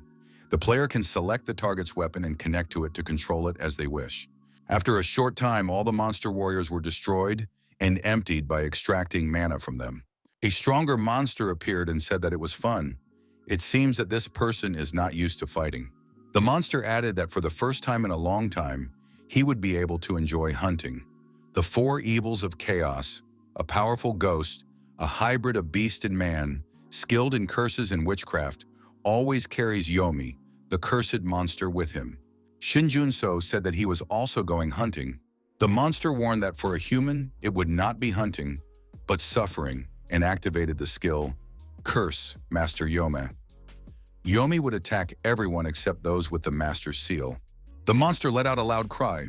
The curse Echo of Yomi filled the space. The boss's trick was activated. If the player did not repel Yomi's attack within a minute, his soul would be absorbed and become part of Yomi. This was the boss's test. The protagonist had to fight both Chaos and Yomi at the same time. However, our hero used his shield and realized that this trick was as if it didn't exist. The defender of the Devil's Mask launched a counterattack on Yomi. Yomi's echo was stopped by the shield. The abilities of nearby spirits and the effect of curses are halved. The boss was surprised. Could his opponent have obtained an item that could counter Yomi? The boss admitted that even such strange talents could be impressive. The monster added that this man was already in his hands. The monster boss attacked the hero, and the young man lost his balance and flew far back. The item skill Combat Mastery was activated. The monster was surprised. Could this man really parry a sword strike in midair? This man's sword skills were impressive. Shinjuno thought that even with the debuff, the difference in skill was great. Although he deflected the monster's attacks, he still took damage. The monster activated the skill Soul Curse. Our hero noticed that the souls of the fallen monster warriors were separating from their bodies. The boss began to feed on these souls. The hero used the spears he had summoned earlier. The boss was surprised. Could the man have predicted his actions? Shinjuno activated the skill Filling Attribute. The weapon gained 20% attack power and attribute penetration. The hero realized that this time he had gotten the monster. The monster was wounded in the chest. Shinjuno decided to deal with the boss. The item skill Proper Rights was activated, followed by the skill Master Yomi. Yomi recognized his new master. The curse Echo of Yomi filled the space again. The boss said it annoyed him. If the participant in the fight did not repel Yomi's attack within a minute, their soul would be absorbed and become part of Yomi. The opponents intensively activated their skills. The boss shouted, "Does man really think he can change anything just by taking control of Yomi?" The monster declared that it would destroy the man within the specified time and crush Yomi. The protagonist had his own plan and did not respond to the provocations. Shinjuno, with a sword on his shoulder and a huge mask over his head, said that the monster could take the risk if it had enough strength. Shinjuno thought that there was less than a minute left, so he had to hold on by any means possible. The boss activated the skill Spell Dark Gravity. Shinjuno activated the item skill Defender of the Devil's Mask. Now nothing threatened him. The boss continued to attack and activated the skill Spell Tiger Attack. The tiger prepared to pounce on the hero. The effect of the Devil's Mask shield took effect. The power of the spell was reduced by a quarter. 35 seconds remained. The monster went all in and activated the skill Spell Shockwave. Shinjuno thought that the monster had completely lost control of its power. He was alarmed. 25 seconds remained. The monster started to panic. It activated the skill Human Sacrifice, and immediately after that, the skill Curse Great Black Claws. Since Yomi was now absent, the monster sacrificed its own leg for the curse. Under the influence of the curse, which cannot be avoided, all skills requiring mana will be unavailable for an hour. The boss approached the hero and said that now it was all over. There were 10 seconds left. The monster took one last huge leap and opened its mouth wide. The protagonist could already feel its breath. Our hero snapped his fingers and activated Summon Familiar. 40 points of tainted mana were spent. At that moment, a female vampire appeared and said that the monster would not be allowed to do this. How dare he try to destroy her master? Huge, bloody hands created a barrier preventing the monster from approaching the protagonist. The boss shouted that even if he died, he would take the man with him. The skill Spell Shockwave was activated. Shinjuno thought it was a mistake. The boss was supposed to die from the start. Time was up. Yomi began to devour his victim. The monster screamed that it could not die at the hands of the creature it served. The player received the item Yome. The item's functions will be adjusted to suit the player.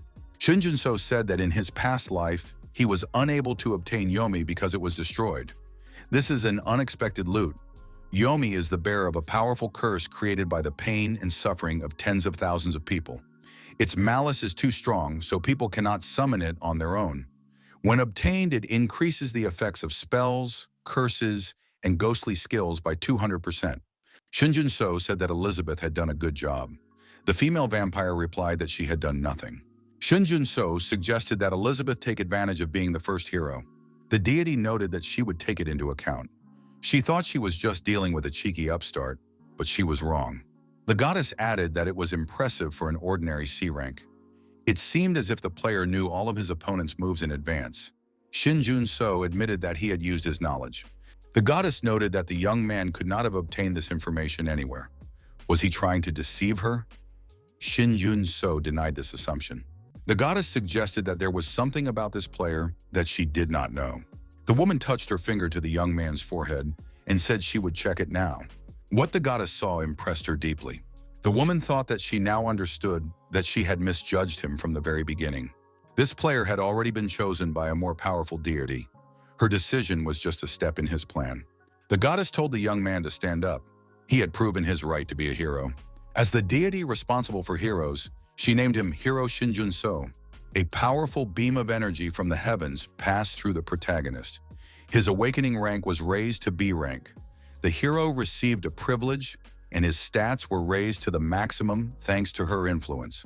The goddess said that now the hero must receive a reward commensurate with his right. The protagonist received the Shinjuno bow. This is a bow given by the god of the sky to his children.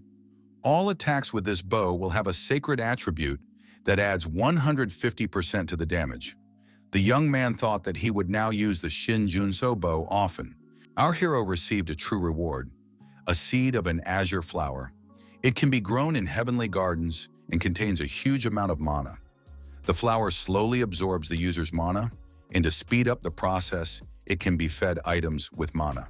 Shinjuno thought that he needed to carefully watch over the seed until a sprout appeared. The goddess said she would send the hero wherever he wished. Shinjuno thanked her and said there was a place he needed to return to quickly. The young man added that there were people there who might need his help. A winged creature appeared in the city. The townspeople were confused. Was it an angel or a monster?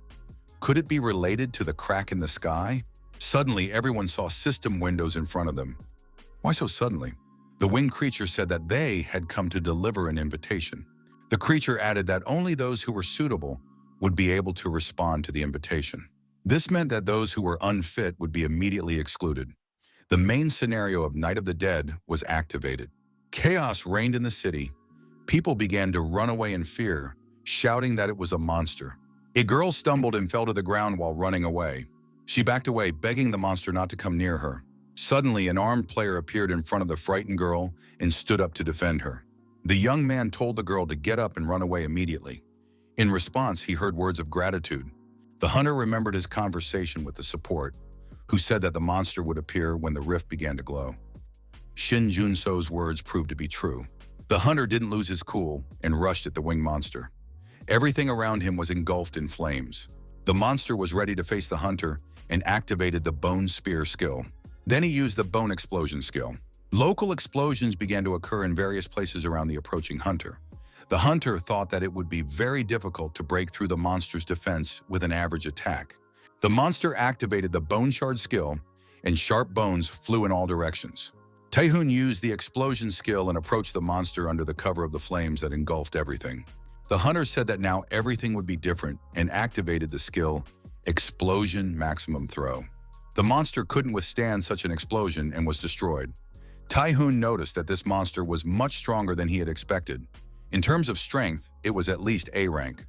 Without the weapon Shinjuno had given him, it would have been incredibly difficult to deal with. Taehoon looked around and said that such monsters could appear again. But first it was necessary to evacuate the civilians. The monster activated the Return of the Fallen skill, and the winged beast reappeared on the battlefield. The monster began to sneak up on the hunter from behind. The head of the Overkill Guild turned around and saw the monster approaching. But how was this even possible? Taehoon thought, if the angels of death have the ability to resurrect, and they are not burned immediately or struck by a divine attack, everything could end very badly. Shinjuno came out of the gate with the gifted bow and said it was a job well done. Thanks to the guild leader, the quest was completed without any casualties. The hero defeated the monster. The reward was the Black Key. Main quest, World Disaster, Night of the Dead. An endless number of dead are entering the real world. The player with the hero status must prepare properly and go to the world of the dead to stop the invasion. Taehoon noted that this is a quest for all players when the hero appears. The protagonist said that if you prepare properly, the test will not be so difficult to pass. Chu Yeshin looked at the information window and wondered, what is going on in this world? It had only been 6 months since the system was activated, and already a hero had appeared, and this hero was none other than support. Yeshan thought that this guy didn't just bypass him, remaining a C-rank player. He knew about empty fantasy and had already managed to obtain the status of hero. It was as if he really knew everything in advance. Chu Yeshin decided to buy a space crack generator at the store. The young man reasoned that if he knew where to go, he would go there and wait for the player. The spatial crack generator was a blade capable of creating spatial rifts and allowing one to penetrate them. The Temple of Fanatics. One of the fanatics called for people to give their lives for the sacred relics. According to the quest conditions, our hero entered the temple. The fanatics immediately noticed him. Understanding what was happening, the protagonist activated his swords and aimed them at the aggressive fanatics. Since he caught his opponents off guard, they were all destroyed rather quickly. The young man noticed a glowing vampire bowl. The hero thought that everything inside seemed simple, but it would take too much time to gather the necessary resources alone. Shinjuno said that in order to get the item for Elizabeth on time, he would need help. A side quest was created, the Gate, Temple of Fanatics. It was necessary to get rid of the fanatics and destroy the vampires. A secret boss was hidden in the temple. The Summon Familiar skill was activated, and Elizabeth appeared nearby. The woman asked her, what is it this time? Shinjuno replied that he had a job for her. These are mana stones that contain divine power. They need to be obtained. Elizabeth was indignant. Did the young man summon her just to do the dirty work? But Shinjuno pointed out that they needed as many of these stones as possible to complete the quest Night of the Dead. Her skills were perfect for this. Shinjuno warned that when the time ran out, the secret boss would disappear. They needed to make an item for her quickly. Shinjuno made a pickaxe and said there wasn't much time. He would explain everything else later. The woman activated her bloody hands, which grabbed the pickaxe and began mining stones.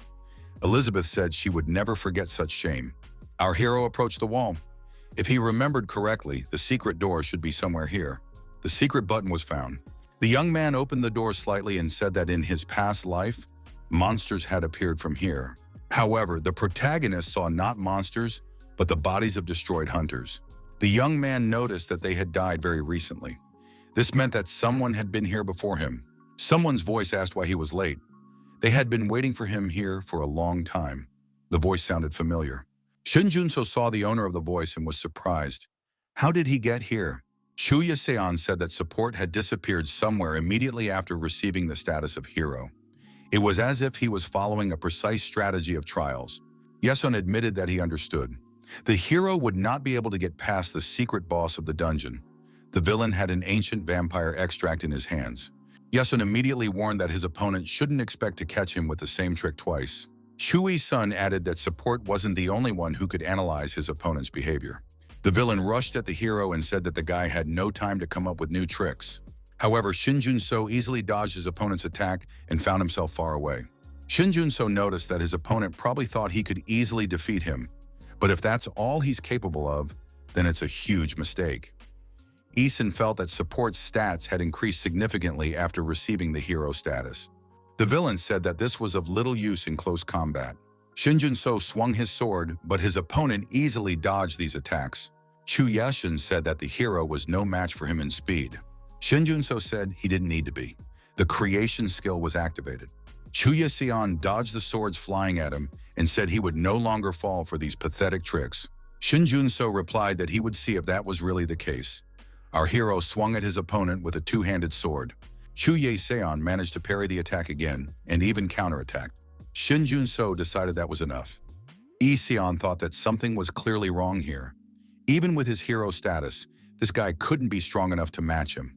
Chuya-seon realized that the moment his opponent summoned the item, he lost his chance to attack. Now there was no chance to attack. The villain's fight was not going well. He couldn't figure out how to mount an effective attack. Yesun said that the art of swordplay based on maximum speed was similar to a technique he knew. Maybe he should use it? He parried the protagonist's attack again, but his opponent's sword continued to hover in the air on its own. Where was this support? Shinjuno appeared out of nowhere, grabbed his opponent by the head, and activated the skill Proper Rights. He began copying his opponent's skills. The skill Flying Swallow Sword was copied. Shinjuno studied his opponent's skills and said that he had expected as much. His opponent possessed sword skills that required extreme speed. Chuya-seon jumped aside and ordered support to take his hands off him. The player was poisoned by Ralji Naga's poison, and his physical abilities were significantly reduced. The protagonist asked his opponent where he had acquired such a skill. After all, the secret book where this knowledge was stored was not supposed to have appeared yet. Chuya-seon replied that if his opponent wanted to know something, he should first show respect before asking questions. The villain initiated the opening of the store. He wanted to purchase an explosive potion right away. All available funds were spent on the purchase. Chuya-seon ended up with an explosive potion that lasted for an hour. He announced that he was not going to go that far for some support. Chuya-seon drew his sword from its sheath and used the basic technique, third sword form. The villain once again threatened his opponent, declaring that he would now cut support to pieces. He activated Mad Destroying Phantom Storm. However, the protagonist did not flinch or retreat. Shinjuno wondered if that was all his opponent was capable of after such threatening words. The hero said that if Yesun couldn't even use half of his skills properly, then there was no point in improving his stats. In his hands was the sword Fraga. Shinjuno thought, maybe this attack is like a chaotic storm, but it has clear rules and specific strikes within it. His sword skills had reached their maximum level. Our hero reasoned that if he knew the trajectory of the swords and responded precisely to it, this huge storm could be easily destroyed. Chuya-seon suffered multiple stab wounds, his body bleeding. He couldn't believe that such a thing was possible. The protagonist approached his wounded opponent and ordered him to surrender. There was no one else who could be used in his place. The villain jumped to his feet, grabbed a knife infected with mana, and shouted that it couldn't end so easily. However, the blade, cutting through space, attacked Chuya-seon and damaged his arm. The knife slipped and fell to the floor. Shinjuno reminded him that his opponent had no more lives left. Isun replied that support didn't know everything about him. Shinjuno said that if Isun wanted to live, he had to answer his questions. But Isun replied that those whose souls were held hostage had no such choice. According to him, support knew nothing about them.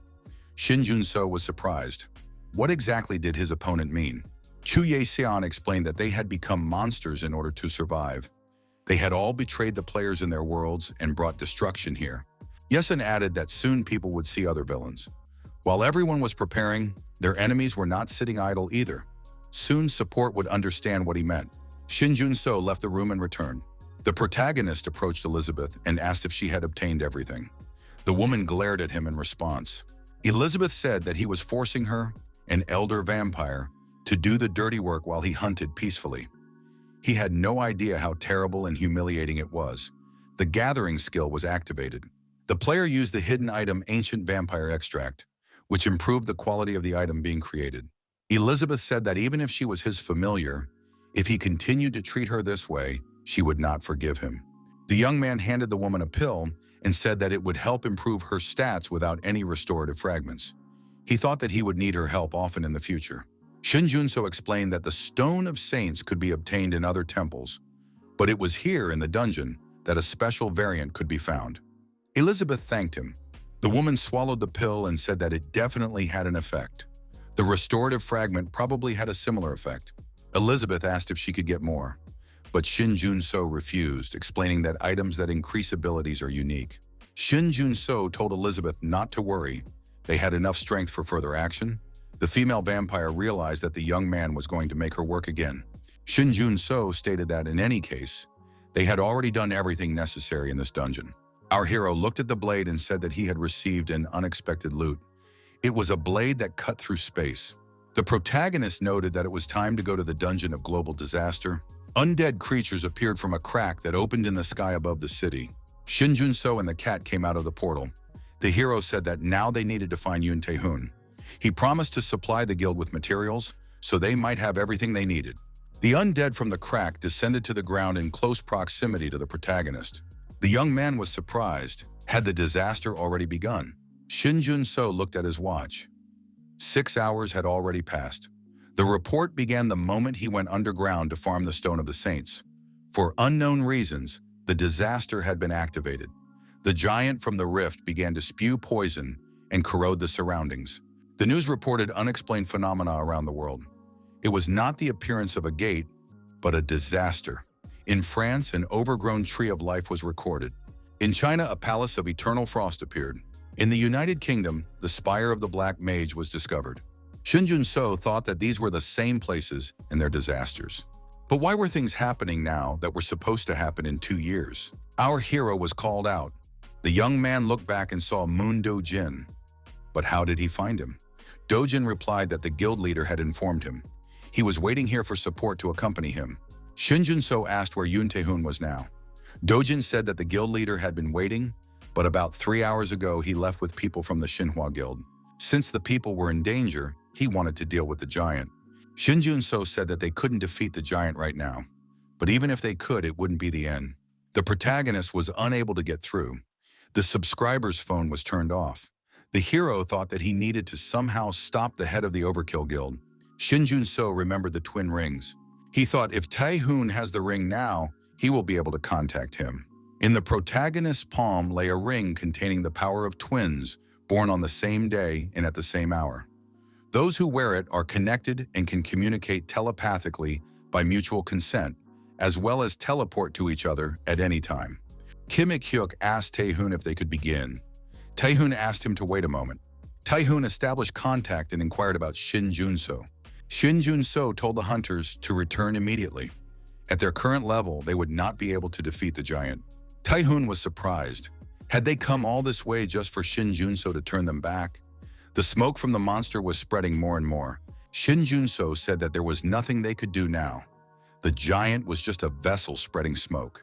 The problem lay elsewhere. Kim Ik-hyuk couldn't understand what was going on. Tae-hoon said they were going back. Ik-hyuk was indignant.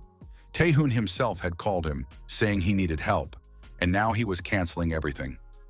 Tae-hoon clarified that it wasn't his decision, but Shinjuno's. Tae-hoon asked what they should do now. The protagonist told them to go to the nearest station immediately. Before using the ring's teleportation device, he would stop by the Overkill Guild. Shinjuno asked if what he had requested earlier was still at the guild. Tae-hoon confirmed this and said he would wait at a nearby station. Shinjuno told Moon Do-jin that they would go to the Overkill Guild. He looked around at what was happening and asked in surprise if Moon Do-jin had really made his way through all this on his own. The player replied that Shinjuno was the only one he knew in the guild, so naturally he had gone alone. Besides, he was the only one who could move around unnoticed. The bodies of dead hunters and ordinary civilians were scattered everywhere. Do-jin said that was exactly why he had to come alone. After the quest appeared and the giant appeared, a group of awakened hunters showed up. They had obviously sucked the blood out of the hunters like vampires. When the protagonist heard about vampires, he immediately thought of Elizabeth. Shinjuno said that they might be somewhere nearby, so they needed to hurry. The hero was right. The hunters were suddenly attacked. Moon Do-jin managed to react quickly and put up a shield in front of him. Shinjuno used his unique abilities and created many shields around him. An armed player who appeared out of nowhere said that he was impressed by these people's reaction. Shinjuno held his shield in front of him and repelled the attacker's attack. At the same time, the young man thought that his weapon had broken. He would have to be more careful from now on. The aggressive player said that his victim had been caught. He swung his axe at the protagonist again. However, the villain was hit by an unexpected attack. He was struck and began to bleed. The female vampire Elizabeth used her unique abilities and threw the attacker far back. She was outraged. How dare a low-level vampire attack her master? Another opponent appeared behind Elizabeth, who approached and prepared to strike her. The mist skill was activated. After this attack, Elizabeth suffered damage, and her body was severely injured. Another attacker watched the battle from the roof of a neighboring house. She told her comrades to deal with these people the normal way. Moon Do-jin said that the attackers were fighting another vampire. Shinjuno explained that it was his familiar. Do-jin was surprised. Was Shinjuno's familiar a vampire? The protagonist said he would explain everything later. Now they had to deal with the mage on the roof of the building. Our hero took out a two-handed sword and said he would take care of the rest. The young people split up. The protagonist thought that something was wrong here. They were poor fighters, but their strength and agility were at least B or A rank. Their abilities and characteristics clearly did not match. The mage on the roof tried to support her comrades. The female mage was suddenly attacked, but she didn't understand who did it. There was no one nearby. Moon Do-jin, with a dagger in his hand, quietly crept up behind the mage. Shinjuno told Elizabeth that these people's physical strength was absurdly great compared to their abilities. Elizabeth replied that it was because of their vampire traits. They could absorb some of other people's abilities with their blood. Moon Do-jin suggested that they were the ones who attracted the criminals to attack people. He had already seen that female vampire somewhere on the internet. Do-jin added that she was a criminal. She was wanted as a killer. Plus, she had escaped from prison. Shinjuno thought that these were the awakened ones, whom it was questionable to use. They had been turned into vampires and released into the wild. The phone rang. Do-jin looked at the screen. It was Min Hee-soo calling. Hee-soo said they had a problem, and Moon Do-jin needed to come immediately. She added that strange awakened ones had appeared and attacked the guild. Someone approached Min Hee-soo and said that a rat was hiding there. It seemed that there were still hunters who could be reached by phone. The girl looked up and looked at these people. One of them asked how good the hunters were in battle. He expected more from representatives of one of the three greatest guilds, but here, according to him, there were only rats. Another villain objected, telling So-hyo not to talk about people that way. Otherwise, it would seem that they themselves feed on rats. Do-jin, Shinjuno, and Elizabeth moved further into the deserted territory. They came to the place indicated by Hee-soo. Do-jin was shocked. Who could have done this? The bodies of the destroyed victims were scattered everywhere. Shinjuno noticed that all of the victims had vampire bite marks. However, he did not see Min Hee-soo among them. Do-jin said that when the guild leader left with the other members, Hee-soo mentioned that she had forgotten something and went upstairs. Shinjuno suggested that they split up and look for her. The hero told Eliza to start on the first floor and work her way up. If she encountered an enemy, she was not to engage in combat. Moon Do-jin was to start from the middle floor before going further. Shinjuno added that he would check the top floor where the guild leader's office was located. Our hero approached Yoon Tae-hoon's office. The door was wide open. The people inside noticed him and said that he was the one the woman had called. He didn't look too strong. They were A-rank vampires, Lee So-hyun and Lee So-hee, with the classes Wicked Defender and Wicked Priest. Shinjuno saw Min Hee-soo's bag in the girl's hands. Our hero immediately asked what they had done to the woman. Lee So-hee asked if he was talking about the owner of the bag. The young man could try to find out for himself if he was so interested. Lee So-hyun rushed at the protagonist and said that he could also try to find out from the woman, if he could. Shinjuno grabbed his two-handed sword, swung it, and prepared to repel the attack. In the heat of the battle, the hero and the vampire dealt devastating blows to each other. Lee So-hyun realized that this man was using a divine attribute. Otherwise, he would have fallen long ago. Lee So-hyun shouted that caution was necessary. Lee So-hyun said that this man was definitely better than all those rats. He activated the advanced shield skill, which absorbed 80% of the damage from attacks directed straight at the shield. Shinjuno activated the WorldNet skill and spread it throughout the room. The vampire realized that his movements would now be restricted. Lee So-hee activated Black Shield to help her brother avoid defeat. Lee So-hyun noted that So-hee had reacted in time and expressed his respect for her. Shinjuno approached his opponent closely and prepared to deliver the decisive blow. Lee So-hyun managed to block the blow with his shield and asked in surprise how this man dared to be so insolent. Lee So-hyun, as usual in such cases, smiled and asked if that was all his opponent was capable of. Shinjuno admitted that he was not very skilled with the sword. However, he activated the skill, filling attribute Lightning. He told his opponent that it was all over and activated the item skill Combat Mastery. Lee So-hee used the skill Divine Aura. The hero's attack was repelled. She was surprised. Did her opponent think that her role was limited to support? The girl delivered an unexpected blow, and the hero flew far back, but managed to stay on his feet. Lee So-hyun said that it was really fun to fight this person. So much fun that even hunting was enjoyable. No enemy he had encountered so far could compare to him. Shinjuno thought, is body regeneration a feature that everyone gets when they become a vampire? The hero realized that he needed a powerful divine attribute to break through their shields and stop their regeneration. Shinjuno activated the creation skill.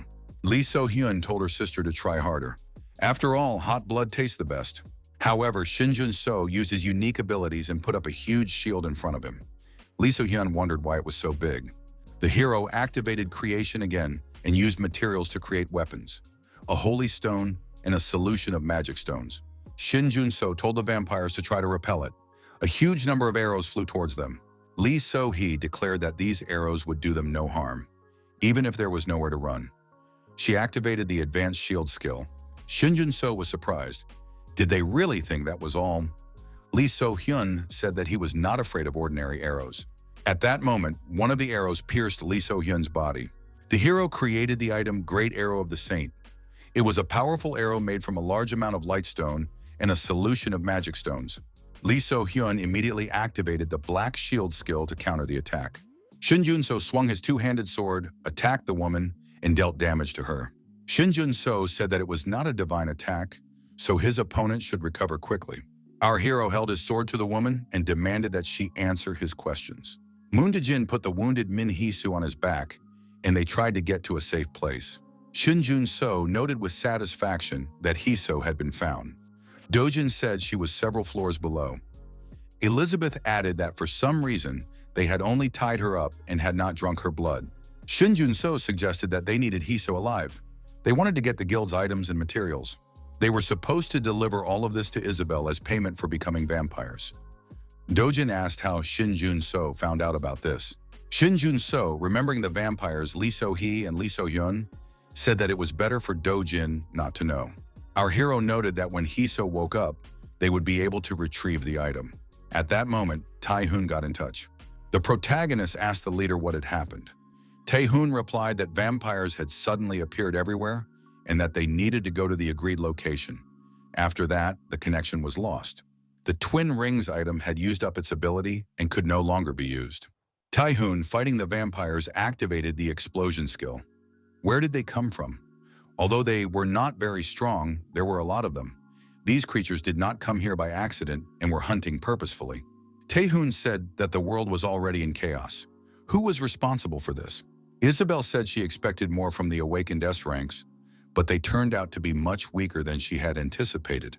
Kim Ik-hyuk was surprised. Who was she? He asked if she was their boss. Tae-hoon warned Ik-hyuk not to get involved. Kim Ik-hyuk replied that there was no need to worry. Such things would stop with the destruction of the leader.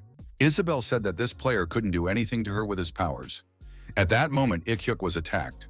The blood magic Red Spider Lily was activated. Kim Ik-hyuk was paralyzed and lost the ability to move. He fell to his knees. Isabel noted that a reckless attack on an opponent whose strength he does not know always leads to such an outcome. This player had neither technique nor strategy. She had brought many vampires here, and even the awakened S ranks were powerless before her. But without that guy, the players of this world didn't stand a chance of progressing. Tae-hoon heard about that guy and thought that only one player had shown unprecedented growth. So this female vampire knows about Shinjuno. Isabel looked at Tae-hoon and said that now it was his turn. She would play with him a little, then turn him into a vampire and make him her subordinate. Kim Ik-hyuk said that wasn't a very good plan. He activated his deep strike skill. Kim Ik-hyuk overcame his opponent's technique, jumped to his feet and attacked her. Ik-hyuk said that monsters must understand the limits of their leniency towards humans. Did she really think he would attack without a plan? Isabel was surprised that the player was able to survive her attack. Apparently, he had skills that reduced the damage he took. Isabel activated the blood magic advent of butterflies again. The players looked up and saw a huge number of bloody butterflies above them. Ayuk said tensely that their pollen was floating in the air. The players were amazed by the feast of butterflies skill. It limited their vision and breathing and also reduced the power of their attack skills. Kim Ik-hyuk asked in surprise what the point of such a smokescreen was. Tae-hoon noted that even attacks that were not at full strength could be useful. Ik-hyuk had to take the wounded and guild members and get out of the smokescreen. Ik-hyuk objected that there was no way out. How could he get out? Tae-hoon said they had to hurry. He would open the way for a while. The skill Explosion Maximum Ejection was activated. The exit was unblocked for a while. Tae-hoon repeated that they had to hurry because everything would soon be restored. Ik-hyuk asked his comrade what he was going to do. Tae-hoon replied that there was a way out for him too, but if Ik-hyuk and the other guild members stayed, they would simply rot there. Isabel approached and declared that she was not going to let anyone leave. Ik-hyuk hurried and managed to hide on the other side of the curtain of fire. Isabel said that was nice, but it didn't change anything. The female vampire declared that she was ready to see what this player had in store for her. Tae-hoon said that she was so impatient that he would definitely not disappoint her. The skill Body Enhancement Burning Tyrant was activated. This is a high-level technique obtained by the player from the S-rank skill book. All combat stats exceeded the limit. Tae-hoon happily noted that this was his first time using S-rank skills. He activated the exclusive technique, Inflicted Heavenly Fire. Isabel realized that her opponent had an ace up his sleeve, and that this would cause her problems. The glow of the Berserker filled the space. Mundo Jin asked if they shouldn't rush to help the guild leader. Shinjuno replied that the ring was no longer active, and it was too late to go now. All that remained was to believe in Yoon Tae-hoon's victory and wait. Dojin wondered what if he was attacked by that same female vampire, Isabel. Shinjuno said there was no need to worry. He had invested well in Tae-hoon. The phone rang. It was guild leader Yoon Tae-hoon on the line. He said he was fine and had not suffered any serious injuries. Tae-hoon explained that they had been suddenly attacked by a group of vampires, which is why he had been unable to contact anyone. Shinjuno asked if he had found out who the leader of the vampires was. Tae-hoon replied that the leader was a female vampire in a suit. Shinjuno realized that he was talking about Isabel. Dae-hoon added that thanks to the items Shinjuno had given him, he was able to stop her without suffering serious injuries. The S-rank skill book proved to be useful. He tried using them for the first time, and the result was incredible. This book was clearly useful. Shinjuno said that S-rank skills are most effective when used by awakened beings of the same rank. Shinjuno added that Tae-hoon would not be able to use such a skill again for some time. Tae-hoon replied that this was why he would not be able to help his interlocutor with the dungeon, even though he had promised to do so. Shinjuno told Tae-hoon to return to the guild immediately, where he would tell him what to do next. After all, no one knew when the vampires would attack again. Tae-hoon was surprised. Were there really that many of them? Shinjuno replied that there were indeed a lot of them. They couldn't be stopped once they had already begun their attack. Hisu held out a box and said that it was the very object the guild leader had mentioned. One of the guild members had accidentally obtained it several years ago. At first, no one paid much attention to it. However, the villains who attacked the guild were looking for this very item. It is an artifact of disaster. They want the catastrophe to only intensify. Inside the box was an item called the Sleeping Gem of the Gnome. It was a unique artifact from legend. When the world is in danger, it will reveal its true nature. Dojin noticed that the black mist was getting thicker. Now everything that was happening looked serious. The quest information was updated. The first night after the disaster is coming. With the giant's poison growing stronger, monsters will begin to appear all over the world. It is necessary to defeat them and receive contributions. Dojin suggested that all players would start fighting each other to earn more rewards. Shinjuno agreed. From this moment on, the chaos would only intensify. Once the monsters appeared, it would be difficult to even defend this place. The process of creating weapons from the materials obtained began. The protagonist crafted an item that allowed Dojin to repel the giant's poison. Several such artifacts needed to be made to prevent the poison from entering the area. Shinjuno said that Taihun would return soon. A safe base must be prepared for the guild members and other people. He added that he was counting on his comrades, but he himself had to move on to the next quest. A warning was received. A player had entered the territory of the field boss, Messenger of the Lepers. The quest was Awaken the Sleeping Gem of the Gnome. Shinjuno realized that this was the location of the next task. The Messenger of the Lepers is a field monster that spreads its enchanting requiem. Every 3 hours it blows its horn, affecting everyone around it. The peculiarity of the monster is that after it dies, it is reborn in another place and continues to collect souls. Now was the perfect time to destroy it. Few people had fallen under its spell yet. Shinjuno entered the temple and noted that there were too many people here for such statements. Something was clearly wrong. Among those present, he noticed the archer, Han Shia. Shinjuno approached the girl and told her to be quiet. Han Shia was surprised to see him there. He replied that it was his question. He did not expect to meet her in this place. Han Shia explained that when the disaster began, she was with other hunters. They evacuated people to a safe place. But then they were suddenly attacked by some pale-skinned awakened ones. She woke up here. Shinjuno suggested that they had been deliberately gathered in this temple. He asked if the kidnappers had said anything. Han Shia replied that she had heard mention of some kind of ceremony. Perhaps that was why she thought she heard a faint noise coming from there. The passive skill, sensory enhancement, was activated. Shinjuno suggested that the girl go and check. If her words were true, they should know the conditions for the appearance of the field boss. Ceremony was indeed in full swing. The skill Criminal Ceremony was activated. The hooded man said that everything was almost ready. As soon as they completed the quest, he would be able to survive the end of the world. Hearing the noise, he turned around and asked how an outsider could be here. Shinjuno attacked the nearest fanatic in the temple with his sword. The hooded man shouted that someone had invaded at such an important moment. The battle continued, and one of the arrows pierced the body of the hooded man. He was amazed. Could it be an arrow with a divine attribute? The shooter asked if he had already captured the messenger and begun the summoning ceremony. The hooded man was astonished. How could he know about this? Shinjuno said that the quest was supposed to end with the capture of the messenger, but his opponent destroyed him, and now he had to find where he would be reborn. A female warrior stepped forward to protect the hooded man. A-rank vampire Lee Ju-hyo, a battle mage, declared that the battle must begin with knowledge of the enemy's strength. Shinjuno replied that he understood perfectly well. The villains who tried to attack the hero from behind were struck by arrows and wounded in the chest. The protagonist said that he was not alone either. Outside, behind the glass, Han Shia stood with a bow in her hands. The WorldNet skill was activated. Lee Ju-hyo noted that this was too confident a move just because he had defeated a few opponents. She activated the Lightning Aura skill. Shinjuno realized that she had changed the shape of her weapon and was skilled in aura techniques. Lee Ju-hyo used the Lightning Strike skill and declared that her opponent would be destroyed. Then she used Electric Bait. The young man was surprised. When did she have time to do that? The female vampire shouted that it was time to attack. An armed player appeared behind the hero. Han Shia cried out that she would not let this happen and fired several arrows at once. The attacker was destroyed. The Penetrator Territory skill was activated. Everyone in the area of effect was destroyed. Han Shia came closer and said that she had already destroyed everyone else outside. Shinjuno praised her and added that now they needed to free the people and get out themselves.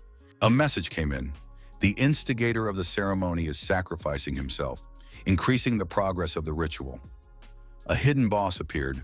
The doors swung open, and a hooded man appeared in the doorway. He declared victory. But at that moment, the hooded man fell to the ground, lying in a pool of his own blood. The protagonist realized that this guy had been summoned after all. Shinjuno ordered Elizabeth to take Han Shia with her and get out of there quickly. The hidden boss is the Bishop of the Twisted People. He can only be found in a world engulfed in disaster. The boss said he could smell a fresh soul. The soul absorption skill was activated. The hidden boss began to act.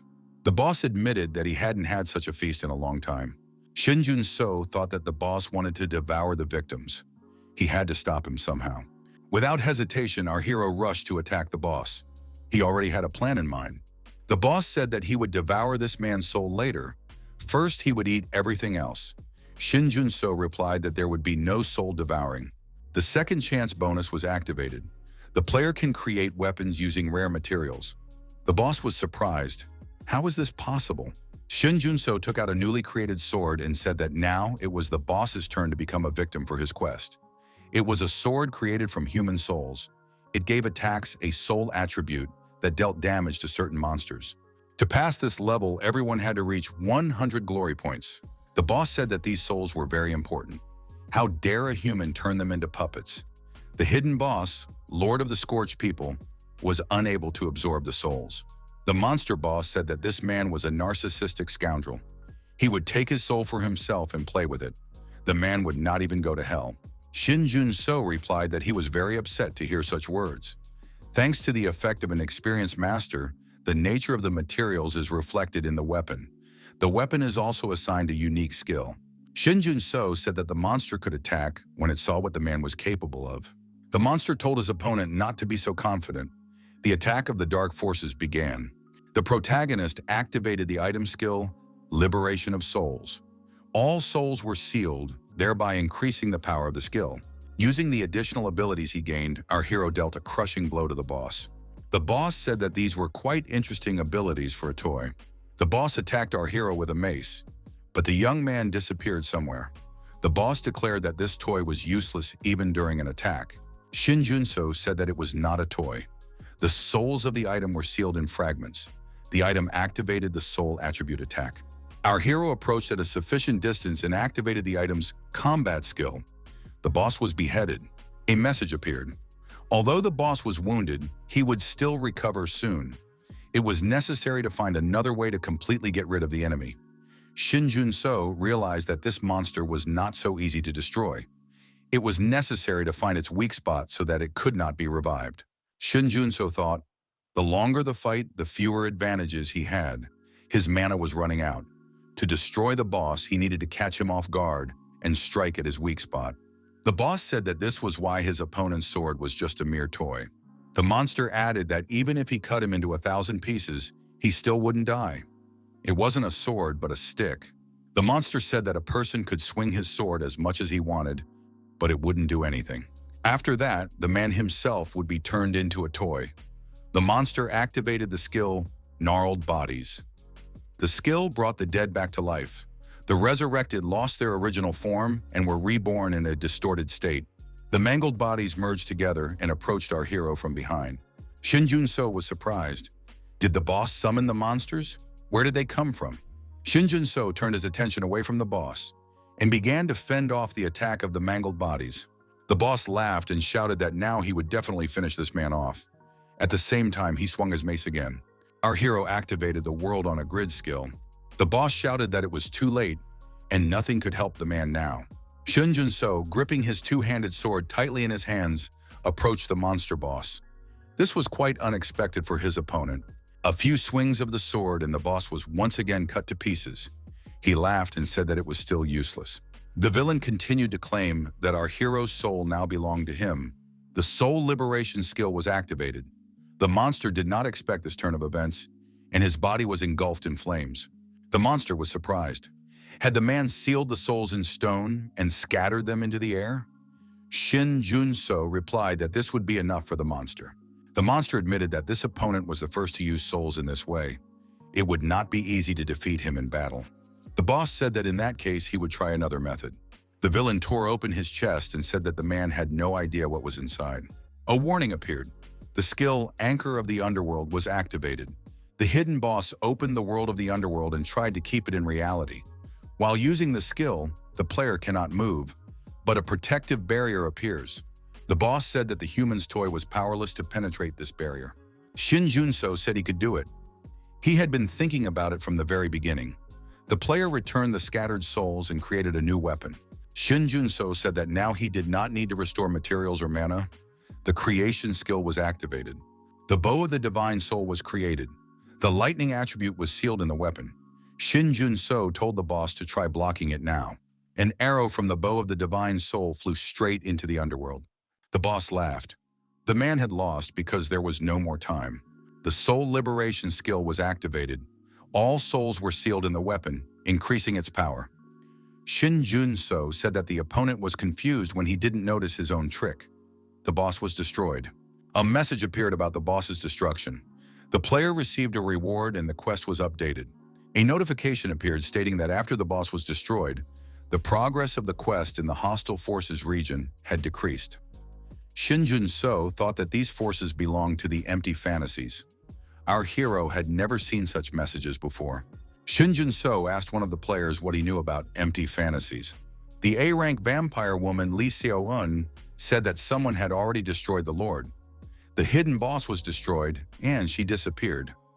She only managed to absorb the boss's ability. Who destroyed him then? One of the players approached the female vampire and, swinging his sword, said he would destroy her. However, the player's attack was deactivated and his weapon disappeared. The female vampire, who had parried the attack, said that it was necessary to find the one who had dealt with the boss. Shinjuno thought that certain players were destroying monsters and bosses. Lee Soo-yeon, bound hand and foot, said that she was supposed to be turned into a vampire. She didn't know all the details, but she understood that it was used to start the hunt for hunters. Shinjuno thought that such situations were less common before the disaster. It must be somehow related to empty fantasies. Shinjuno asked Lee Soo-yeon what she was going to do now. The woman replied that her contract would end after summoning the monster boss. She had failed the mission and now had to go it alone. Lee Soo-yeon knew she was lying. As soon as she left, she would find the others and destroy this man. Shinjuno said that in any case, whether she wanted to or not, she would have to return to Isabel. The young man noted that she was the only survivor of this incident. They might question her for details, but they certainly wouldn't destroy her. Then she would return with her comrades to try to destroy him. Wasn't that so? Shinjuno said that even if she didn't intend to destroy him, it didn't matter. Did she really think he would allow a human trafficker who had kidnapped over 600 people to go unpunished? The rent skill was activated. The young man stated that he had an unfair contract for such cases. Lee Soo-yeon would carry out his orders in order to stay alive. Shinjuno said that first she would not be able to find out any information about his skills or anything related to him. From now on, she must pretend that she has never seen the weapons he created and used. Second, she is obliged to answer his calls immediately. Otherwise, he will receive information from empty fantasies. Third, she must report the whereabouts of the scoundrel who destroyed the boss. Shinjuno told Lee Soo-yeon to communicate with him formally. The girl replied that she understood everything. Our hero warned that her life would be in danger if she broke even one rule. The contract between the players was signed. Shinjuno said that now he wanted to hear everything she knew about the sword demon. Destroying the boss, using abilities after that? Had the goal of the quest changed? Finding the spy hiding in empty fantasies was a surprise. Shinjuno thought it was time to get the real reward. A message came in that a player with a special system had been detected. The reward for defeating the hidden boss would be adjusted based on the player's level. Shinjuno thought that the special system was probably a past life. The monster Twilight said that he could sense it, so it was okay to open it. Shinjuno thought that it was about the defiled mana. The item Desecrated Mana Crystal was obtained. Our hero thought that 1,000 points of defiled mana was a lot. He would be able to fill up immediately. The passive skill Mana Absorption was activated. Shinjuno read the information and noted that his analysis skill was getting stronger, but the sequence seemed strange. Shinjuno thought that now he would easily destroy the next boss, the Sword Demon. As a reward, he could choose between the skill Summon Perverted Dead or the item Soul Catching Staff. Shinjuno decided that catching souls would be more useful. Although the dead can wield weapons, they can still be useful. However, their form is not entirely suited for this. The staff could also be useful for binding others. However, the young man felt that there was a better use for it than what was indicated in the system. Therefore, he had to choose it. The player chose the soul-catching staff as a reward for destroying the monster. Shinjuno thought it was time to move on to the next opponent. The elderly woman thanked the young man for saving her life. Han Shia said that all those who had been sacrificed had awakened and their souls had returned. Everyone had survived thanks to them. Shinjuno admitted that, to some extent, he had turned to others for help, even though they had been used as weapons. Shinjuno added that in any case it was time for him to move on to the next quest. Han Shia offered her help. The protagonist said that the archer had other business to attend to. The young man noted that those who were captured by the awakened were not hunters, but ordinary people. The thicker the fog, the more problems there are. Before it becomes difficult to move around, they need to be sent to the Overkill Guild. Han Shia promised to do everything. One of the players moving around the city said that this area looked safe. His colleagues said that witnesses had seen a sword demon somewhere around here. The boss who is chasing the hunters and the awakened, if he appears, they will immediately receive a notification. The young man saw his colleagues searching for information on the internet. It turned out that he was not the only one doing so. A message came in that a monster called a weapon-swallowing demon had appeared. The player was frightened when he suddenly saw an armed woman in front of him. The young man activated his cunning skill and said he didn't understand where she had come from. The woman said there was no point in hiding and swung her huge sword at the player. The young man realized that she knew human language. Was she really not a monster? The woman struck, and her opponent fell to the ground. She said she never thought the rumors about her had spread so far. No wonder she had no prey after yesterday. The player asked if she was a human or a monster in human form. The woman replied that it didn't matter. What mattered was that she needed them all. Suddenly, swords appeared, aimed at the woman. She barely managed to fend off the attack. The player said that he had finally found the sword demon. The attacker was our hero, who approached the woman, swinging a two-handed sword. The player thought that this brave man had repelled the sword demon on his own with pure strength. The woman said that this guy must be the one who dealt with the Lord. His weapon is impressive. Shinjuno said he was willing to give one of his weapons to the sword demon as a gift. The creation skill was activated. The woman asked, "Is that really a weapon summoning ability?" Unfortunately, it's not the best solution against her. The sword demon declared that the young man was unable to destroy the Lord. He is insignificant. The protagonist asked his opponent if she knew that she was not a weapon.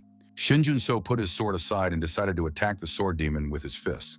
Our hero jumped high, swung his arm, and delivered a powerful blow. Shinjuno told the sword demon that in this case, the correct answer was fists. The player absorbed 10 points of infected mana to use the sequencer skill.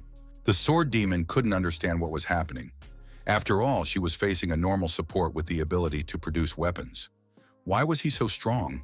Shinjuno said that he even began to worry when he heard that she had absorbed the monster's ability. However, it turned out that she was weak. Our hero noted that there was nothing special about this opponent. The woman thought that this guy was dangerous to her. If she didn't put in enough effort, she could die.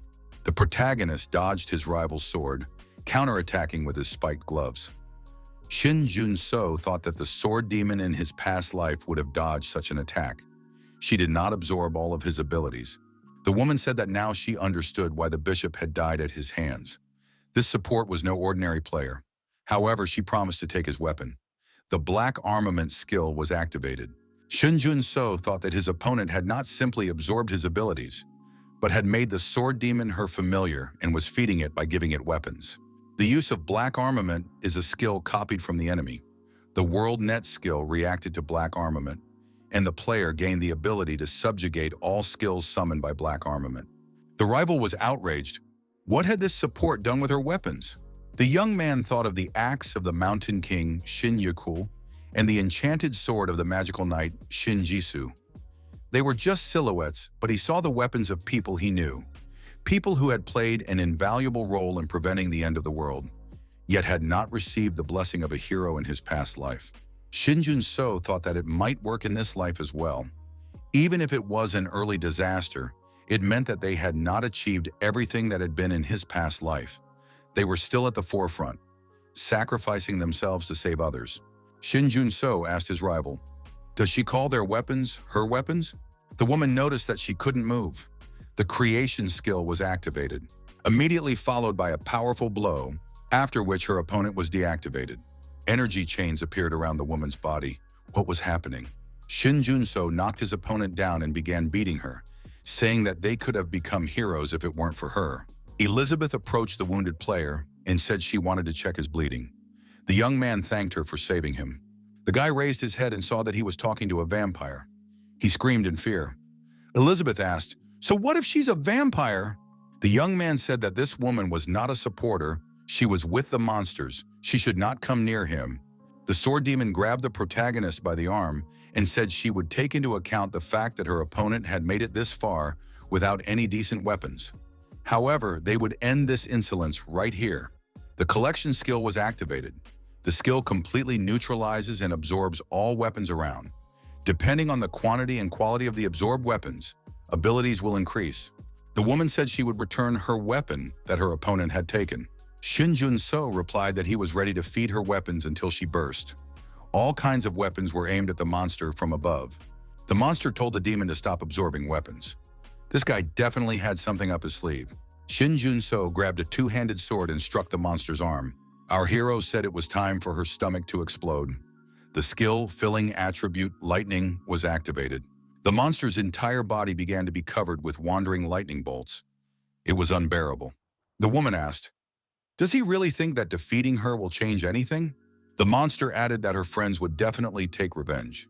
Shinjuno, sword in hand, said that if they wanted to, they could make an effort to do so. The player thanked the protagonist for saving him. The young man said he had seen this support before.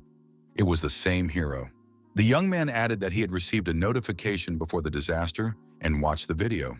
Surely this was the same hero.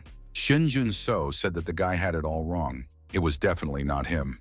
Shinjuno added that there was no need to be upset. There was someone else in the video. The young man remembered that the head of the Overkill Guild, Tae-hoon, was also in the video. Shinjuno said that he was just one of his people working to stop the disaster. The young man noted that in that case, the Overkill Guild was the hero. The protagonist said that this guy could go to that very guild. It was safe there. He could take his friends with him too. The young man pointed to Elizabeth and asked if she was really his comrade in arms. Elizabeth reminded him how she had stopped his bleeding. Shinjuno confirmed that she was his comrade. The protagonist added that she was his closest and most reliable comrade. The young man, supporting his colleague, headed in the direction of the Overkill Guild office. Elizabeth told the protagonist that she had not disclosed the information that he had become a hero. Shinjuno noted that heroes are needed in times like these. However, Tae-hoon is much more suited to this role with his abilities, character, and fame. The young man added that he would be considered simply an ally of Tae-hoon. When the rumor spread, those who considered him a hero would be confused. Information was received about the completion of the quest, Awakening of the Sleeping Gem of the Gnomes. A new opportunity was discovered. The sealed Ghost King was found. Shinjuno said he was very happy to meet the ghost deity. The Ghost King Krim asked, "Did they free him from the seal?" Judging by his surroundings, his body was causing problems. Shinjuno thought that in his past life, this Ghost King had been sealed by his own subordinates, the Bishop and the Sword Demon. After the death of the two field monsters, it was he who gave the heroic rewards. The time is different, but the meaning remains the same. Shinjuno said that his soulless body was now spreading a black mist. If this continued for another 3 days, the forces of disaster would grow stronger, and the places engulfed by the mist would turn into hell. Shinjuno added that he would like the Ghost King Krim to prevent this from happening. The Ghost King said that the underworld is not so bad once you get used to it. But if the player asks, he is willing to help. In the name of the Ghost King, he grants the title of hero. From this moment on, the spawn of death will follow his orders. Shinjuno was surprised. Why had the stats been increased again? Now they were all almost S rank. He could use revived reinforcement on Elizabeth. Shinjuno thought that now he had a way to end the disaster. The demonic weapon Sambrender is known as a sword capable of cutting giants. The player obtained the Sambrender and found a way to destroy the giant. Find the giant's heart and pierce it with this sword. Shinjuno noted that he had never seen such a reward in his previous life. The protagonist thought that the system gives players what they need, but he does not yet understand what effect this will have.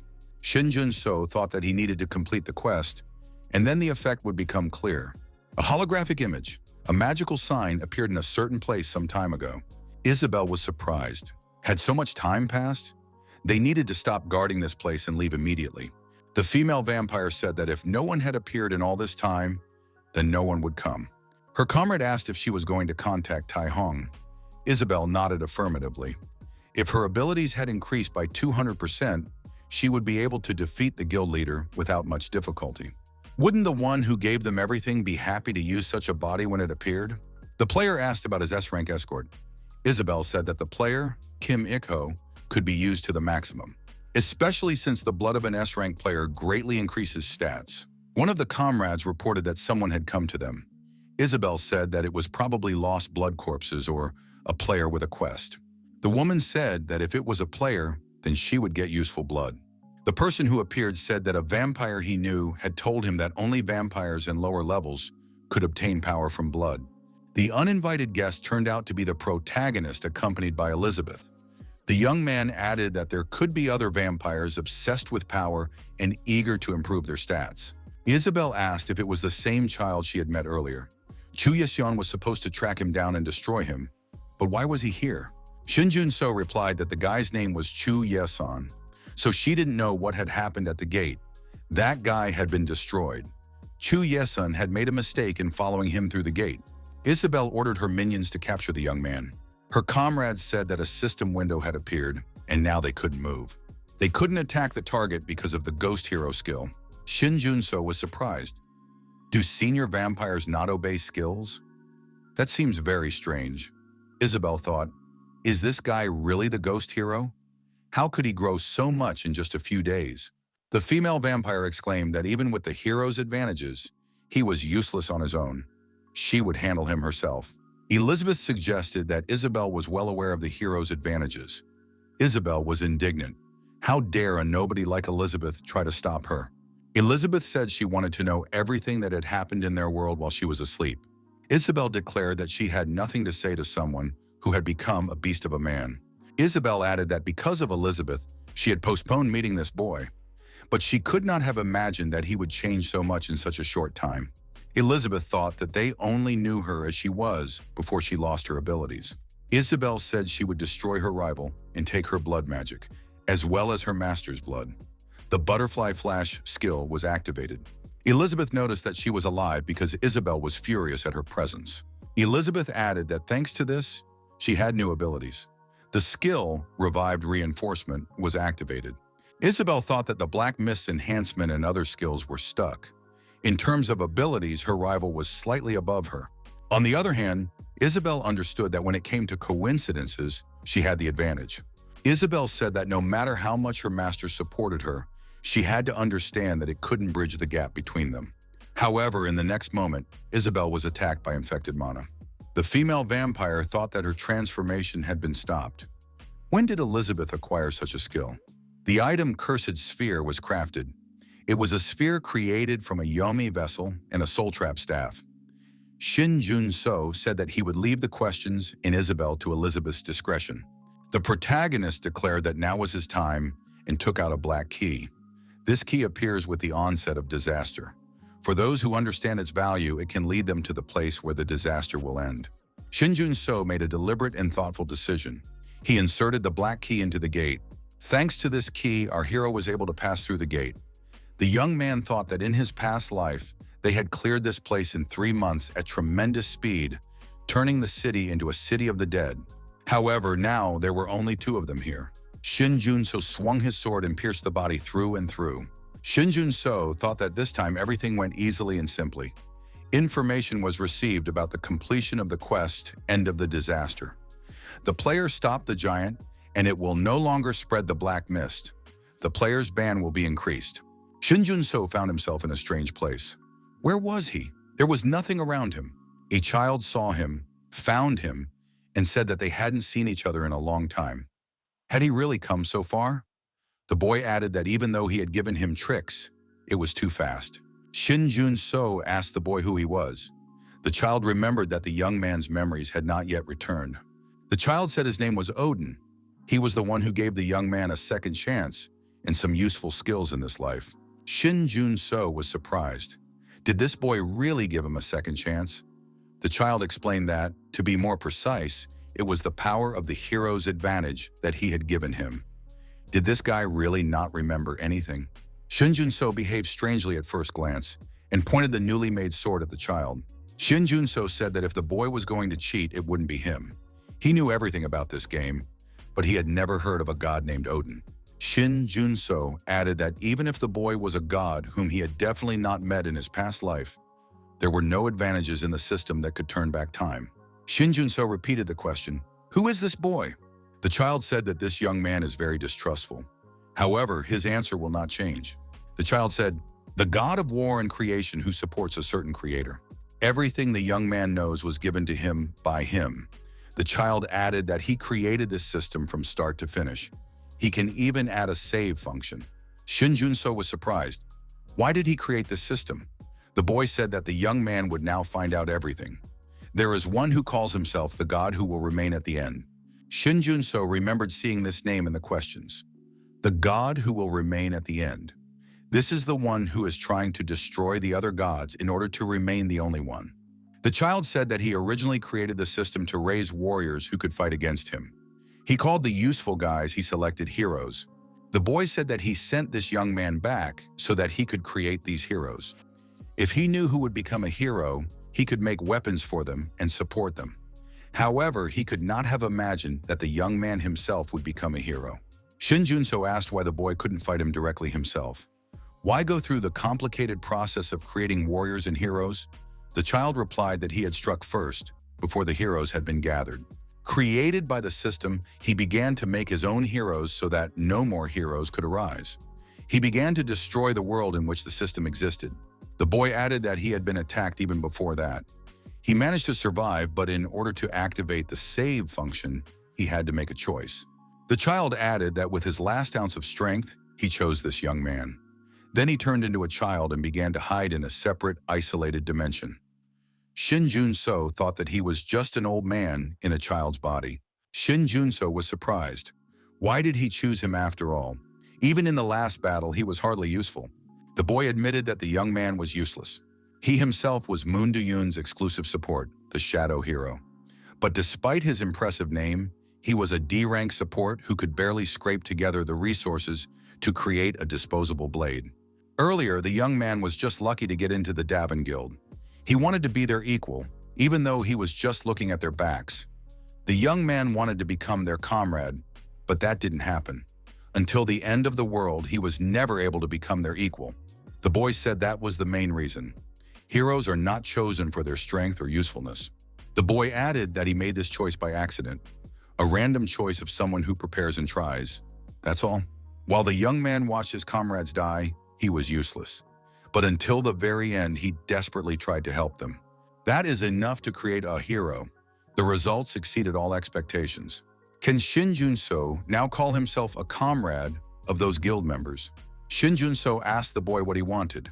The child said that the young man should continue in the same vein. After all, he seemed to want to save the world. If he wants a reward, he can be made a new god when he regains his strength. Shin Junso said he didn't want to become a new god, but he could fulfill the child's request. The child said that in that case, he would give the young man what he could not give him in his previous life. It was Gungnir, the spear of Odin, the main Norse deity. The spear can pierce any defense and also tracks the target at which it is thrown. The boy said that it was his spear. It would become the basis for creating the items the young man needed. Shin Junso jumped out of the portal. The players were kneeling before him. Shin Junso asked Elizabeth what was going on. The female vampire replied that after defeating Isabel, she had absorbed her power. Now these guys obey Shin Junso's orders. Our hero was surprised. Were these really his soldiers? The protagonist asked how many people they had killed. The player replied that they were creating a reserve army, so they weren't hunting. Isabel said that they would leave when they gained the power of the undead, so they were on standby. Shin Junso thought that looking at them, it was clear that their stats were good. After all, they were hunters or people who had trained hard. They wanted to capture the city by doubling their stats. Shin Junso told Lee Ju-hyo to get up. The protagonist said that from now on, she would be the leader. Shin Junso declared that the vampires would go on a reconnaissance mission to the capital and fight the evil spirits in the fog to save the peaceful population. Whoever asked, they had to answer that Tae-hoon, the head of the Overkill Guild, had defeated the main vampire and freed them from hypnosis. Shin Junso told Elizabeth that they would go together. Soon disasters would break out in other regions as well. A magical castle on one of the air islands. Les said that he had found them all, the heroes of another world. The woman congratulated Lord Les. He had finally achieved his goal. The young man said that this was not the end. Les noted that at first he was looking for heroes of this world.